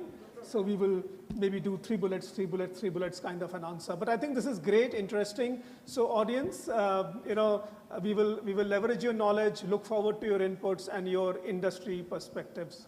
Mr. Dua, please go ahead. Yeah, thank you very much. So I am asked to have questions, but what I thought is that we'll have some sort of ideation session. We want ideas from the audience, and I picked up the topics from the theme which is part of this session only. So I request you to note down because you'll have time to respond. You need not respond immediately, that's not expected. Think over it, and you can use Perplexity, Gemini, or whatever you want. And at the end of it, it has to be your narrative. You won't be allowed to put the mic in front of Perplexity and announce the thing, right? So that's the whole idea. So first would be that you have to give an idea on bridging rural-urban divide. One idea that you have, which is unique to you or your thought or picked up from somewhere but modified or moderated by you, bridging rural-urban divide. Second would be, see, smart cities make smart people or smart people make smart cities. This is always a question, right? But what we are asking you, what is the definition of a smart city? What is the definition of a smart city? I thought first I'll say smart person, but then it will be a lot more difficult for you. So I put it as, what is the definition of a smart city? Let's hear from you. Government has its own answers. And third one is, we have this topic called towards 2 terabytes. So the idea you have to generate is, what can be a very quick catalyst for increasing the data consumption with a policy intervention or a technology intervention? A catalyst for quickly increasing the data consumption. It can be a policy intervention or it can be a technology intervention. So these are the 3 topics around which we'll again come back to you after 10-15 minutes. By the time you use all your resources to have those ideas presented. Thank you. You're also part of that? Yeah, I was to say that the panelists are also part of the respondents. And let's see who is smarter, the panelist or the audience. Sorry, the organizer. Yes. Currently, you are part of the audience. So your tag of being an organizer is no more. You are part of the audience now. Do you want us to repeat the questions, or you got the questions? Okay. So the first one is the rural-urban divide. The second one is a definition of a smart city. Third one is a quick catalyst which can increase data consumption through a policy or a technology intervention. So the audience has time. We will, have these discussions, questions, 3 more questions to go with this eminent panel, and then we will go back to the questions and see what the answers are, right? Okay. Let's move forward. The next question is for Mr. Umang Das. Now, what we have is infrastructure sharing. We have also spoken today, we have seen its impact. So definitely on the passive side, the impact certainly has been there. It has been there in India, it's been there in several countries. The point here is, wanted to get your thoughts, in terms of active non-core infrastructure. So sharing of non-core active infrastructure, what's your thinking, and maybe quick perspectives on how you see that business model evolving, please. Just 3 bullet points on that, yeah. Sharing is a credo of our Indian society. Sharing is something which is, comes naturally to all of us. So therefore, in that context, I would say passive sharing, India has been the leader in that. We introduced it in 2005. The first sharing model started in 2005 onwards. And passive sharing has been so hugely successful that when we used to travel around, everybody used to ask, what is this? And they didn't have any clue. And internationally, we were able to acquire quite a lot of fame in this new model of telecom passive tower sharing. Incidentally, when we look at active and passive, I think we should get away from the language of active and passive. This is all digital infrastructure sharing. And in digital infrastructure, you can have active elements, passive elements. The key differentiator is We are creating infrastructure. We are not providing end customer services. End customer services is being done by the operators. So the difference, because this is not a new topic for me. This is going on from 2014-15. I mean, 8, 9, 10 years have gone by of whether active should be allowed or not allowed. Then came the topic that if at all it is to be allowed, then you have to have a license or you have to go through an operator. These are all, pulling us back. Active, passive is nothing else but digital infrastructure. What we should ensure is that we do not create any conflict of interest. So as long as the active and passive infrastructure creation is happening, you are an infrastructure creator, and I'm using TRAI language. In TRAI also the point came up that you are a creator of infrastructure. You are not a service provider. The services will be provided by the operator. Thereby you speed up the rollout, you reduce the costs, and you basically bring in more expertise, because when an operator is using too many things. As an infra provider, you focus on your expertise, core expertise. So therefore, infra providing in active and passive should be viewed in a holistic manner, as long as you ensure that you don't go to the end customer, which is the role of the service provider. So that is where we bring in the difference. And we believe that active-passive language should go away. We should call it digital infrastructure. Whatever constitutes digital infrastructure for the customer grouping that you are handling, you should be able to share, make it more cost-effective. Also, a good point is that it is not very new in active also. We had the concept of managed services model, in which Nokia and Ericsson and others were the partners to the operator. That was also a form of sharing, because they had the expertise, they had the ability to roll out faster because of their own equipments. And the financial model also becomes interesting, because you become relatively asset light versus being asset heavy.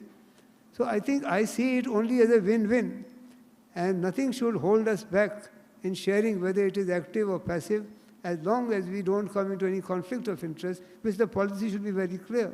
And that is why the Telecom Act, which says 3.1A and 3.1B, the objective is this only, that the infra provider is not in the service business. He is in the network creation business. And that's what I espouse. Thank you. Thank you so much. Again, Mr. Umangdas, great thoughts using the paradigm of end-to-end managed services that is there, as you said, and as we all know, with Nokia and other players. So that model is there. Can we use it, and can we leverage that here as well? Great points. Let's move on now to Mr. Ashok Kumar. Mr. Ashok Kumar, this is regarding the common telecom infrastructure, CTI, and the question about what is the current status and how do you see this evolving with regard to this being a critical input to completion certificate or occupation certificate and across the country. So how do you see that CTI playing the role there? Thank you. As we are talking about infrastructure, so it's very important that what he has talked about common telecom infrastructure. So as far as government is concerned, we have already accepted the recommendations of TRI on these, and we have divided this into 3 subparts. One is, as you rightly said, common telecom infrastructure, which is those infrastructure which can be put into while at the planning stage of the building itself or during the construction stage. And there are certain portion of infrastructure which can be put once building is complete, and it does not require any dismantling of certain structures of building and all those things. So that we have separate out, because the infrastructure definition which was being suggested by TRI was encompassing each and everything. So common telecom infrastructure we have separated out, so, and that we had, from our side we had made mandatory, but as you know that these buildings and all those things come into the scope of Ministry of Housing and Urban Affairs, and they have to incorporate into their model building bylaws, which is also a recommendatory or advisory in nature, and those has to be adopted by all the states to further implement those things. Second is about the other part of infrastructure. We have deliberately kept it optional, because that can be built into and put into in the building later on, because that is not part of the structure of the building itself. So One is, say, if you are putting common tele infrastructure, and plug and play system should be there.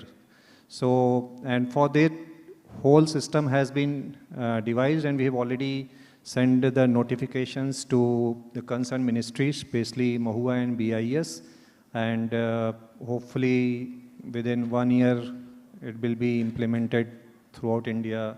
And we have also developed a structure for skilling of the people who will do all these activities, and we have given this responsibility to our training center, that is National Communication Academy. So, and this work is in progress, and subsequently TRI has also come up with rating of building framework. So these two in tandem will help achieve those things. And IBS we have included in the network rules also, so the details will be very shortly known. But we have taken care of all these aspects into the rules also, that we have expanded the scope of IP also, so that can be looked into once it is out.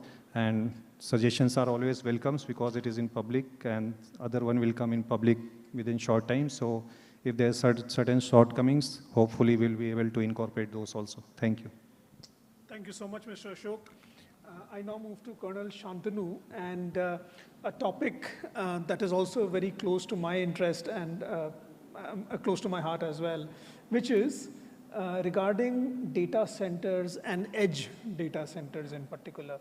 We are seeing a kind of a movement in the country, India taking the stage, significant investments in core data centers as well as edge data centers. So that's happening. The question where we needed your expert view and your inputs, please, is given what we see of tower cores, and particularly ground-based tower cores, and the reason we call out ground-based tower cores is because they have the room or the space. So do you see that evolving into playing some role with regard to an edge data center, given the kind of growth that we are seeing, and given the kind of OTT, given the kind of CDNs and all the other use cases that we see? So what are your thoughts around, do you think gradually some of the tower cores, GBTs, can also play a role in edge data centers, or some of them at least? I would start my answer by saying that there is no choice but to go for it. And why I say this is, I'll again take you from my previous answer wherein I made a mention that, 1.2 billion subscribers and the data consumption surging each day. So one has to see that it is not a problem, but it's the soft power of India. The sizable population, the vast expanse, and the requirement. So that's the soft power, and this soft power drives the obligation. And in today's scenario, the TowerCos owning the GBT assets have to think beyond the towers only being utilized as passive infrastructures for mounting mobile networks. If you ask the B2C segment, the customer, so as to say, as to what significant difference did you experience from 4G to 5G? So for him, it would not be any significant experience, but the core success of 5G lies in its use cases. And one of its use case is the ultra low latency services. And the ultra low latency services can only get realized when you have more number of edge data centers. The more you bring the data to the edge of the population is when you will succeed. And given a GBT or a ground-based tower, which has got the space, which has got the power coming to it, which has got the fiber coming to it, I think all the basic ingredients to establish a micro data center or an edge data center into a GBT premise is a win-win situation, and it is the need of the hour, so as to say. And to top it all with, all of us talking about the Gen AI or the AI-based applications which are churning the data and generating intelligent information out of it, the tower infrastructure can act as the platform for mounting intelligent sensors onto it. So based on those sensors, you can, predict the weather, predict the concentration of the traffic at any point in time. You can easily pick up the accident and trauma sites. You can, and the edge data centers which are running in the core at that tower location can, give you instant decisions. And all this envisaged together is going to be the way the towers are going to be playing a role in a digital society. So this is the need of the hour.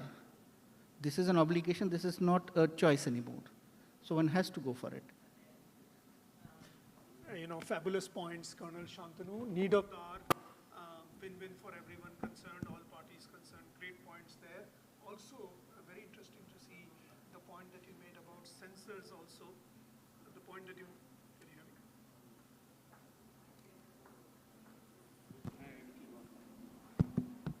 So, also the point about sensors that you made, and very similar points echoed by Mr. Manoj also, that these are revenue streams, additional revenue streams. The core revenue streams obviously are there as co-location or providing tenancy, but additional revenue streams, that will also add to the profitability and make it a win-win proposition. Great points.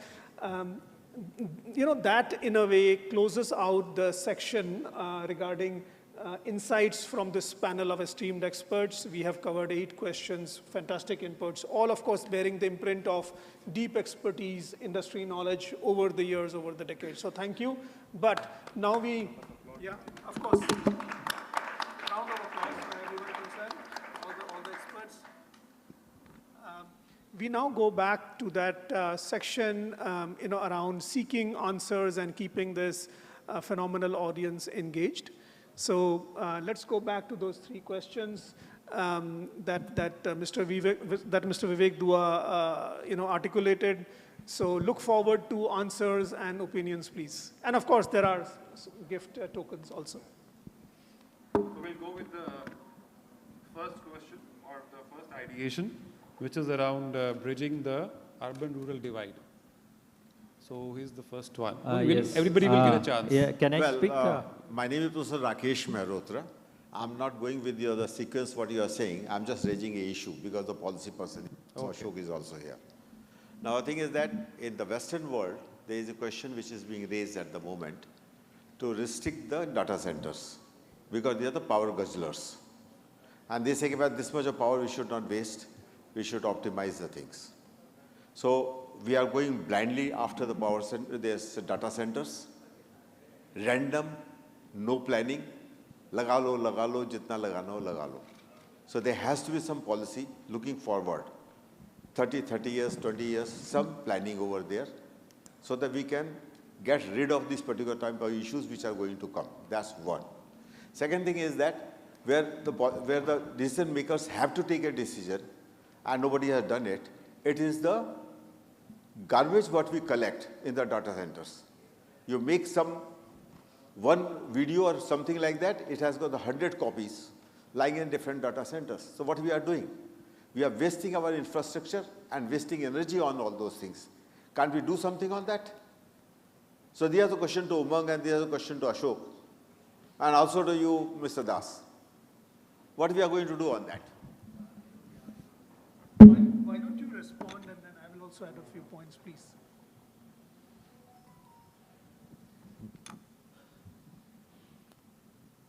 One interesting thing that he has said is that garbage that we collect in the data centers.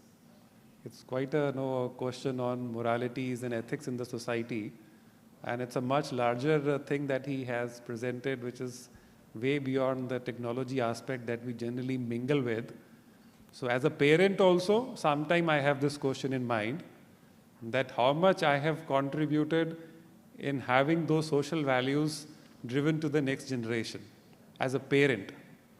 And this question is equally valid for all families.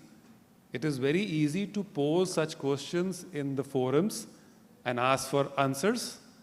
But at an individual level, how responsible we feel in driving those values into the family is a very fundamental question for a generation which is like 40s, 50s, 60s. And we have moved away from the joint family culture. And the after effects, all of us are able to put only as questions, rarely getting a chance to get the answers also. This is my personal observation. I'll leave it to panelists to answer more on this, but it's a much larger problem that we have. I would like to add it. Well, these are the things which we encountered, but in a small way. Now the problem is coming in a big way, and it has to be solved by the persons who are sitting at the moment in the chair to take the decisions. They have to make the policies, they have to look for the strategy, what has to be done. We are all used guns, myself, Umang and all those. We have lived our life to bring it to this stage. Now it's up to you to start doing the things. So as far as data centers are concerned, so as Department of Telecom, the aspect of policy which you are talking about is generally taken care by MIT, so they will be in much better position. But as far as we are concerned, that we are facilitating and the proliferation of infrastructure, whether it is for data center or for some other kind of telecom connectivity. So whatever as a policy, whatever we are doing right now or changes is to provide infrastructure for those who are trying to build data center. Basically, whether it is for proper use, and mainly the policies that it will help in the growth of the country by way of, because data center is not only for, that is one aspect what you have said, but it has helped in growing many businesses as well as telecom sector also, because it has shared the cost and capex part of it. And moving forward, as the technology is developing, most of the core or many functions of the main telecom switches or all those things are moving towards the cloud base. So there is requirement of data center, but yes, as you rightly said, that there should be a certain policy to have a proper regulatory framework. And as per internal discussions, whenever the mighty consults duty, we have flagged certain issues also which are revolving around your concerns. So I think that will be taken care of by mighty also. Thank you. We can go back to the... Yeah, I'll now request the audience that the first item that we want the ideas. Thank you. Yes, sir. For the first question, I have just 5 points to make my answer. One is we need to fulfill the digital divide, and second point is we need to increase the low digital literacy. If you'll see, around 38% population is having in rural India is having completely, you can say, digital literate. So we need to make that gap. And third point is cyber threats. So when somebody is using as a beginner in the rural or urban, now cyber threats are very much prominent. So we need to take care of cyber threats so that those people will not hamper with opening up with this technology. And the fourth point is how we can train the gender divide. Gender divide and digital divide, we can come up with a single out solution in rural India. And the fifth point is immediate solution, you can say.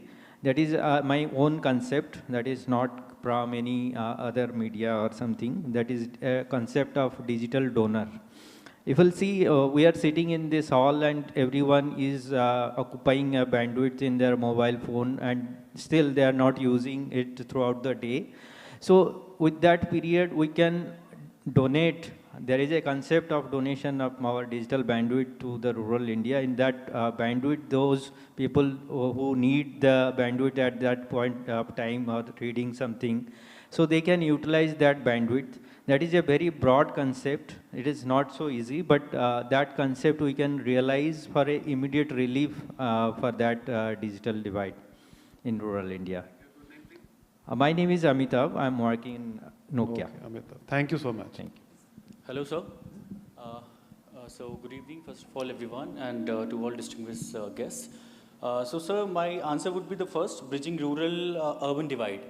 So, sir, because I'm coming from the core village of Uttar Pradesh. So I have faced the problems that in my childhood that I would like to bring. So the very first thing is digital literacy. Because many of the time I have seen that people who are the deserved people in the village, they don't know their rights because they don't understand what sort of policies or what sort of benefits government is providing to them. So if we have right digital literacy, which is possible through the public and panchayat methods. So if we have some self-help groups that can come forward with the help of government and with the association with the local panchayat, gram panchayat, then we can enable the people from the rural areas as well to take the benefits. Because even if we have the very high speed internet in the rural areas, but if the people are not literate, if they don't know their rights, it will not be a right use of the internet. Also, sir, when it comes to villages, now also, if I have to do my work on the laptop, I have to go to the city, which is Jaunpur, which is a very small city in Uttar Pradesh. So I have to go to my city to perform my task and then come back to my home. So if we can enable an affordable data and an affordable device, then definitely we can definitely bring a sort of revolution in the rural areas as well. I know that the government is doing a lot of work and that is literally seen at the very ground level, but these are the points which should be done. My second answer would be, sir, this smart people makes the smart city, or smart city makes the smart people. So as you questioned rightly, what would be the smart city? So in my opinion, sir, the smart city would be a city which uses the data, which uses the research to enable and to make an ease of life of the people. But again, sir, to make the smart city, it is the people who actually, their collective efforts and their brainstorming make a city, a complex problems of the city, something that can be sustainably done. So it is us, it is the smart people only who makes the city smarter and sustainable for, in fact, our future generation. So that would be my thought and sort of conclusion from this event. Thank you so much. Thank you. So nice of you, and your good name, please? Shubham Rai. Shubham Rai. Hello, sir. My answers, sir, first the bridging rural-urban divide. It means, I repeat, bridging rural-urban divide, it means closing the disparities in infrastructure, services, opportunities, and living standards between rural and urban areas. Okay. The second, the smart city. No, this is the definition. How do you do it? No, definition is easily pullable from internet, no? How to do it? Sir, I want to answer this question. Yeah. Bridging the rural and urban divide. My name is Raman Srivastava. I am from the Daipa. So please raise your hand. Sir. Okay. Sir. Oh. Yeah, Raman Srivastava. Yes. Sir, as my point of view, for the bridging the rural and urban divide, there may be many points, sir. But in my point of view, there are the main 3 points. First one is infrastructure development. And second one is digital transformation. And third one is economical development. I will explain it. First one is infrastructure development, like enhancing the road network. The basic essential services, how they will use this. The enhancing the road network and energy access. Energy, the electricity access at the village level, and the water supply. These are the basic essential requirement by the villagers or the rural area people. It will firstly focus on the infrastructure development. And the second, which is the latest one, our seminar and the conference is also on the topic, digital transformation. For this, sir, we are firstly by the expanding the broadband, the e-government services by the government of India. The rural people will take the advantage of that and use the e-governance services as a portal and then access the services. And the third one is smart agriculture solutions. So these are the things will be done only by the enhancing the digital transformation. by increasing the broadband, by using the BharatNet as the government of India is amended BharatNet program, increasing the broadband up to the ground level. And third one, the economical development, the financial. This is the very important thing, sir.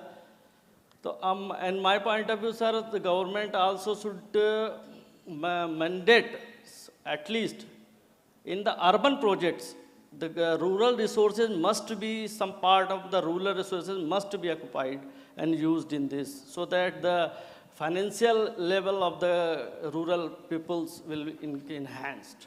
I think that these are the thick areas. If we focus on that, definitely the divide, will be the bridge for the rural and urban divide, sir. Great effort, Ramanji. Thank you, sir. Good afternoon. I'll just I am take this Krishnaraj Pandey. This is the one last which I want to share. Myself, Gagan from the SATEC. I am the director delivery for this one.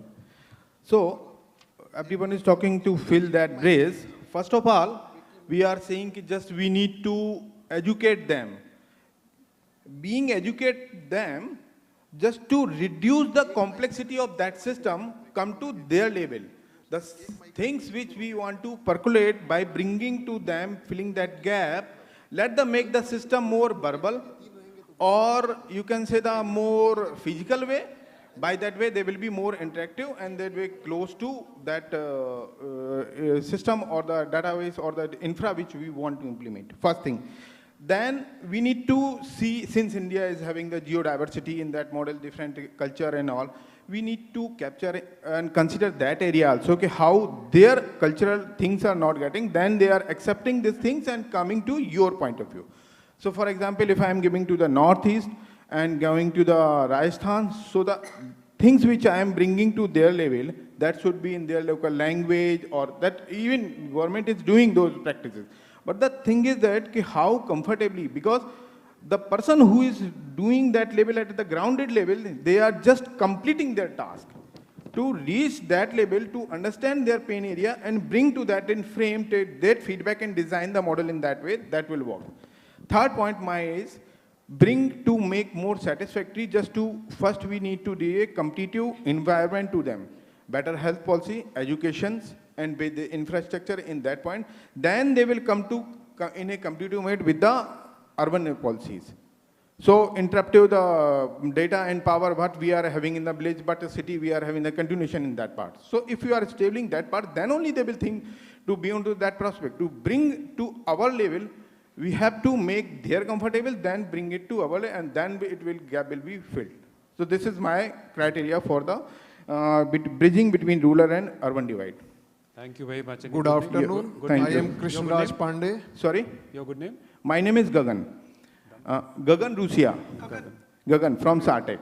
Yeah. Another, shall I? Good afternoon. Shall I for the next question for the smart city? Yeah, hold on. We'll come back to you. Okay, thank you. Others are very eager to respond. Yeah. Good afternoon. I am Krishnaraj Pandey. And my response to first question, bridging urban, this rural divide, I think government has to do much more on this point. And from technology point of view, I think we must utilize the potential of low Earth orbit satellites, so that the pockets or the areas which are difficult to cater or to access, which can be easily accessed by the this low Earth satellite constellation, and this can be very, we can say, the instrumental in changing the scenario. But since the cost involved is very high, and I think that private operators are not much eager to go in that area, so government has to take initiative, especially for that area, where these rural areas are not covered by this digital infrastructure. Secondly, my other fellow speakers have already told about that. And one thing I think, this is my own original point of view is there. Most of the time in the rural areas, their question is, what is the benefit? Humko kya fayda hoga? Yes, it is very important thing. What they think, if we are digitally educated, we are equipped with the digital infrastructure, each and everything is there, humko kya fayda hoga? Only education or the medical, but no. their main requirement is the ease of purchase. We are, as Indian, we are cost conscious. Kitna kam mein milega. So first, we can tell them, if you are equipped with the internet, if you are equipped with the digital infrastructure, and you have access to e-commerce where you can get the competitive, rates, you can get the competitive variety and the things. So I think if we promote in that way, means after getting the infrastructure, what are the benefits? And I think the first thing to promote is e-commerce, where they can sell their own products. Okay, point taken. And then the third, quick catalyst. Yes, quick catalyst. I think it is obvious that as a quick catalyst, technology has to do much more. But at the same time, government can trigger the growth, as we have seen the case of LED bulbs. Earlier, it used to be 300, 400 rupees for 9 or 10 watts. But when the government brought it down to 60 rupees, Ujjwala Yojana, and this green energy campaign, all of them came down to 60, 70 rupees for LED bulbs. The technology was there, everything was there, market was the same, the consumer was the same, but it popularized only due to the government initiative. So obviously, the technology has to do much more, but a single government policy can trigger the growth exponentially. Excellent. Okay, thank you. Thank you, Pandey ji. It reminds me of the office, no? You used to say, Pandey nahi, Pandey ji bulaiye hain. Pandey ji, aap bahut acha bole hain. We really appreciate the ideation that you did on the 3 topics. Thank you so much. And who's the next one? Yeah, I will take up the... So I request that now we'll be having 2 minutes per person. We're running short of time. So please try to put your ideas within that 2-3 minute maximum time window, and we are able to wrap up thereafter. Please. So I will take up the last topic. Yeah, please keep sitting and then share. Powers to terabytes. Yeah, all 3 now you say within 2 to 3 minutes or 4 minutes maximum if you have 3 ideas. Only 1 idea, maximum 2 minutes. Increasing data consumption by either policy or technology intervention. So I would say the platforms are already available. आप कहाँ पे हैं? अच्छा, good. Bhashini and Anwadini, we need to make the people aware of it. The platforms are already there. The usage has to be purposeful and mindful. That is more important. A farmer's son using data for watching movies is not acceptable because he is neither towards farming nor increasing his education. So that is not good. So it has to be purposeful and mindful. So we are not talking moral policing here. Yeah, you give the idea of how to bridge the gap, no? No, my topic is the last one. Last one, yeah. Okay. The intervention at the interventional policy. Okay, sorry. Go ahead. So just like we have some moral responsibilities that can't be governed. So on data consumption also the person has to be in fact mindful where the data is being used for what purpose. Okay. That is very important. So awareness has to be there and the content has to be on local languages using Anwadini and Bhashini. Okay, thank you. Usage moderation. My name is Lokesh Madan. Lokesh? Lokesh Madan. Okay. Thank you, Lokesh ji. Next one. Sir, you had questions in the beginning. I think now you have answers. Hello. No. Please let us work on the ideation part. We'll come back to you. This is for the smart city. Again, Gagan this side from this one. Here. No, you have already spoken, sir. Let others have chance, no? No, actually, I am talking about the next question. So, shall I or? Hold on, we'll come back. Hello. Okay. Sir, Dr. Vijay Kumar Kholia. हाँ, विजय जी बताइए. I will talk on smart city. In fact, smart city definition is not a single definition. It is a number of definitions. देखिए, हर किसी के अपने राम, हर किसी का अपना सत्य है. इसलिए हम कह भी नहीं रहे कि एक common definition चाहिए. We just want the idea to come out of you, right? Idea for smart city is that use of technology, using images, sensors, and other IoT devices to facilitate the life of a common citizen. Okay. So there can be a AI-enabled software which can use the data, analyze it, and pass on the data for corrective action to the various service providers in the city. So that city can be a smart city. Okay. That's it. Hello. Sir, myself Ashok Sharma. Ashok ji, bataiye. Sir, I would like to answer third question. Very quick catalyst for data consumption. Actually, all three questions are interrelated. Okay. If we bridge between urban and rural, then we can increase the data consumption. Actually, we should go for the smart villages. Just like smart cities, we can go for the smart villages because most of the population live in rural areas. If we go for smart villages, we have to increase the infrastructure also. We have to do just like BharatNet network. So, the second thing is affordability. India is all about affordability. If we decrease the data prices, definitely data will increase. Thank you. So very nice. I think what Ashok ji has done, he has connected the three dots, which I didn't think it can happen, but he has done it. You have understood what he has told. He said the urban-rural divide, and the third question was the intervention to increase the data consumption, and what is the smart city. He says he makes smart village, bridge the rural-urban divide, and the data consumption will increase. This is, in totality, he has, right? So I would say immediately a big round of applause for him. No, he deserves that. And I don't mind if one of the prize winners is he only, right? I really appreciate the way you have thought of. So, sir, so next. Sir, oh, somebody here? Who's the next? The definition of smart city. So here, the definition of smart city. I'll just take 1 minute. So here I am. Yeah. आप तो बोल चुके हैं. So the second question I am answering. नहीं दोबारा नहीं. अभी जिसको chance नहीं मिला वो. Hello. Yeah. So I would like to answer the smart city part. Drawing on to the real life example of mine, I have derived this example. Of course, I'll give the formal definition of it.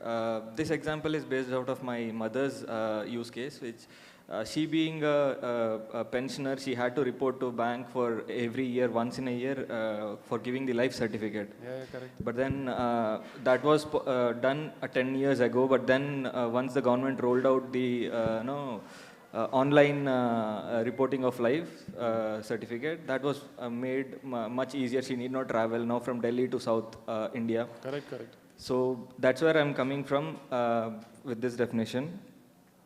A smart city is an interwoven ecosystem of digital infrastructure that converges to narrow opportunity gaps, enhance efficiency, and foster inclusivity among government, service providers, and citizens. So he is focusing on the opportunity part. See, why somebody would come to a city or a smart city?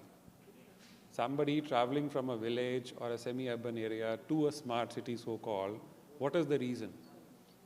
They're looking for an opportunity. Opportunity which doesn't exist back in the smaller town or in the village.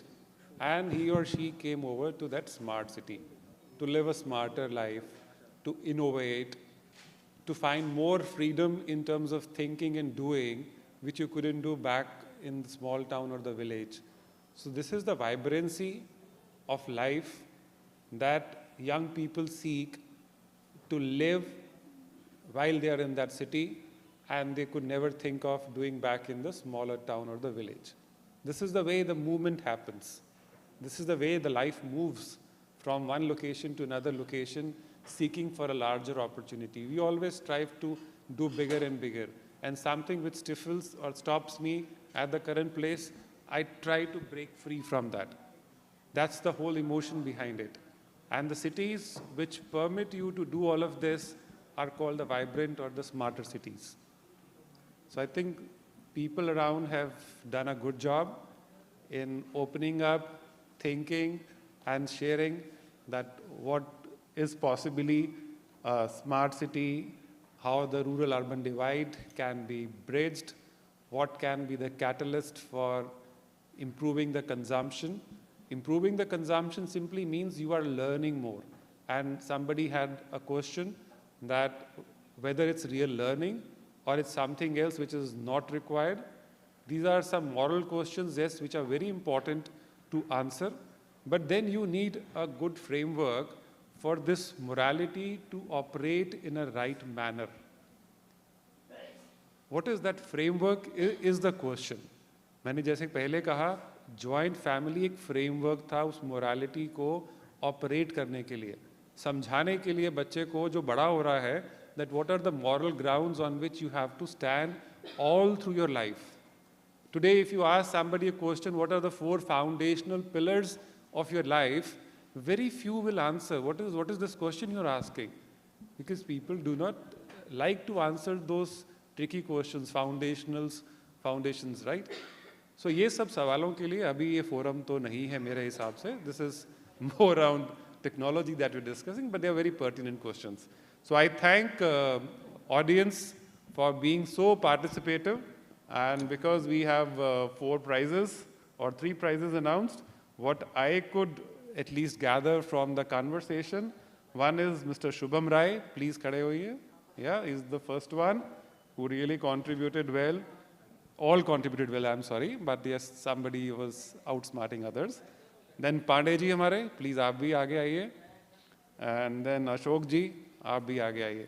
So 3 people have done a little better than others. That's what I can say. Effort, We have one sir, so I request it, please aap aiye. This is a small token of appreciation for your participation, as the chairperson sir indicated that these were very interesting interjections, and we would want to present a small token to Mr. Shubham Rai, Mr. Balaji.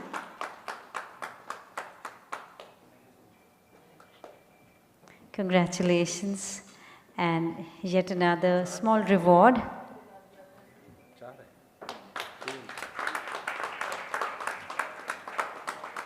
Once again, congratulations, and Ashok ji also, thank you. Very interesting interjections.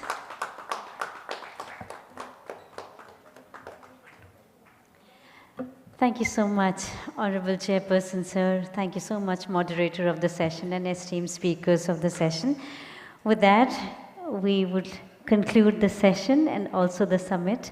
May I request Chairperson of the session to kindly present the mementos to our esteemed speakers. We begin with the moderator of the session, Mr. Priyabrata Das. Thank you so much, sir. May I request the mementos to be presented. Presenting first memento to the moderator, Mr. Priyabrata Das. May I request you all to kindly participate in this very moment by putting your hands together. Thank you so much, moderator of the session, for wonderfully conducting and concluding the session. Once again requesting Mr. Vivek Duaji to present a memento to Mr. Manoj Misra, CA Manoj Misra. Thank you so much, sir, for participating and sharing your valuable inputs.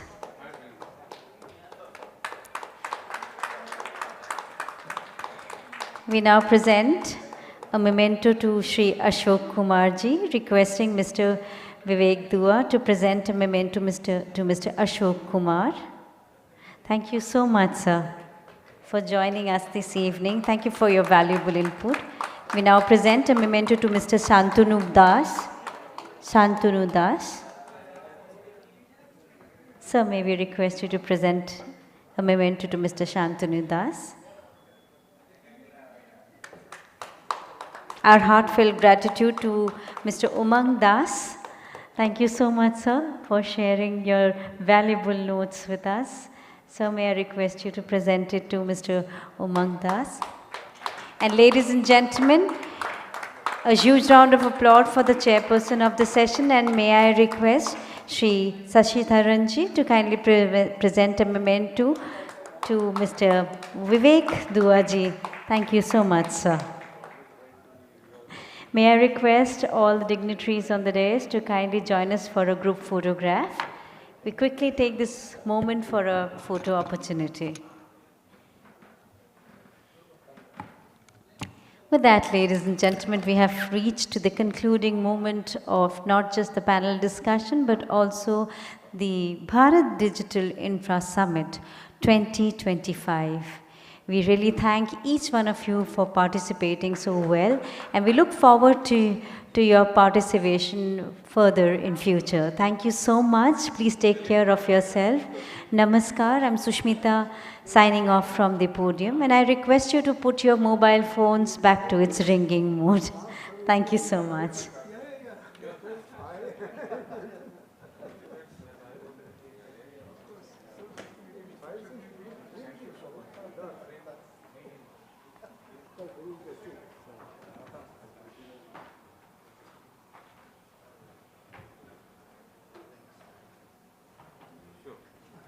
No,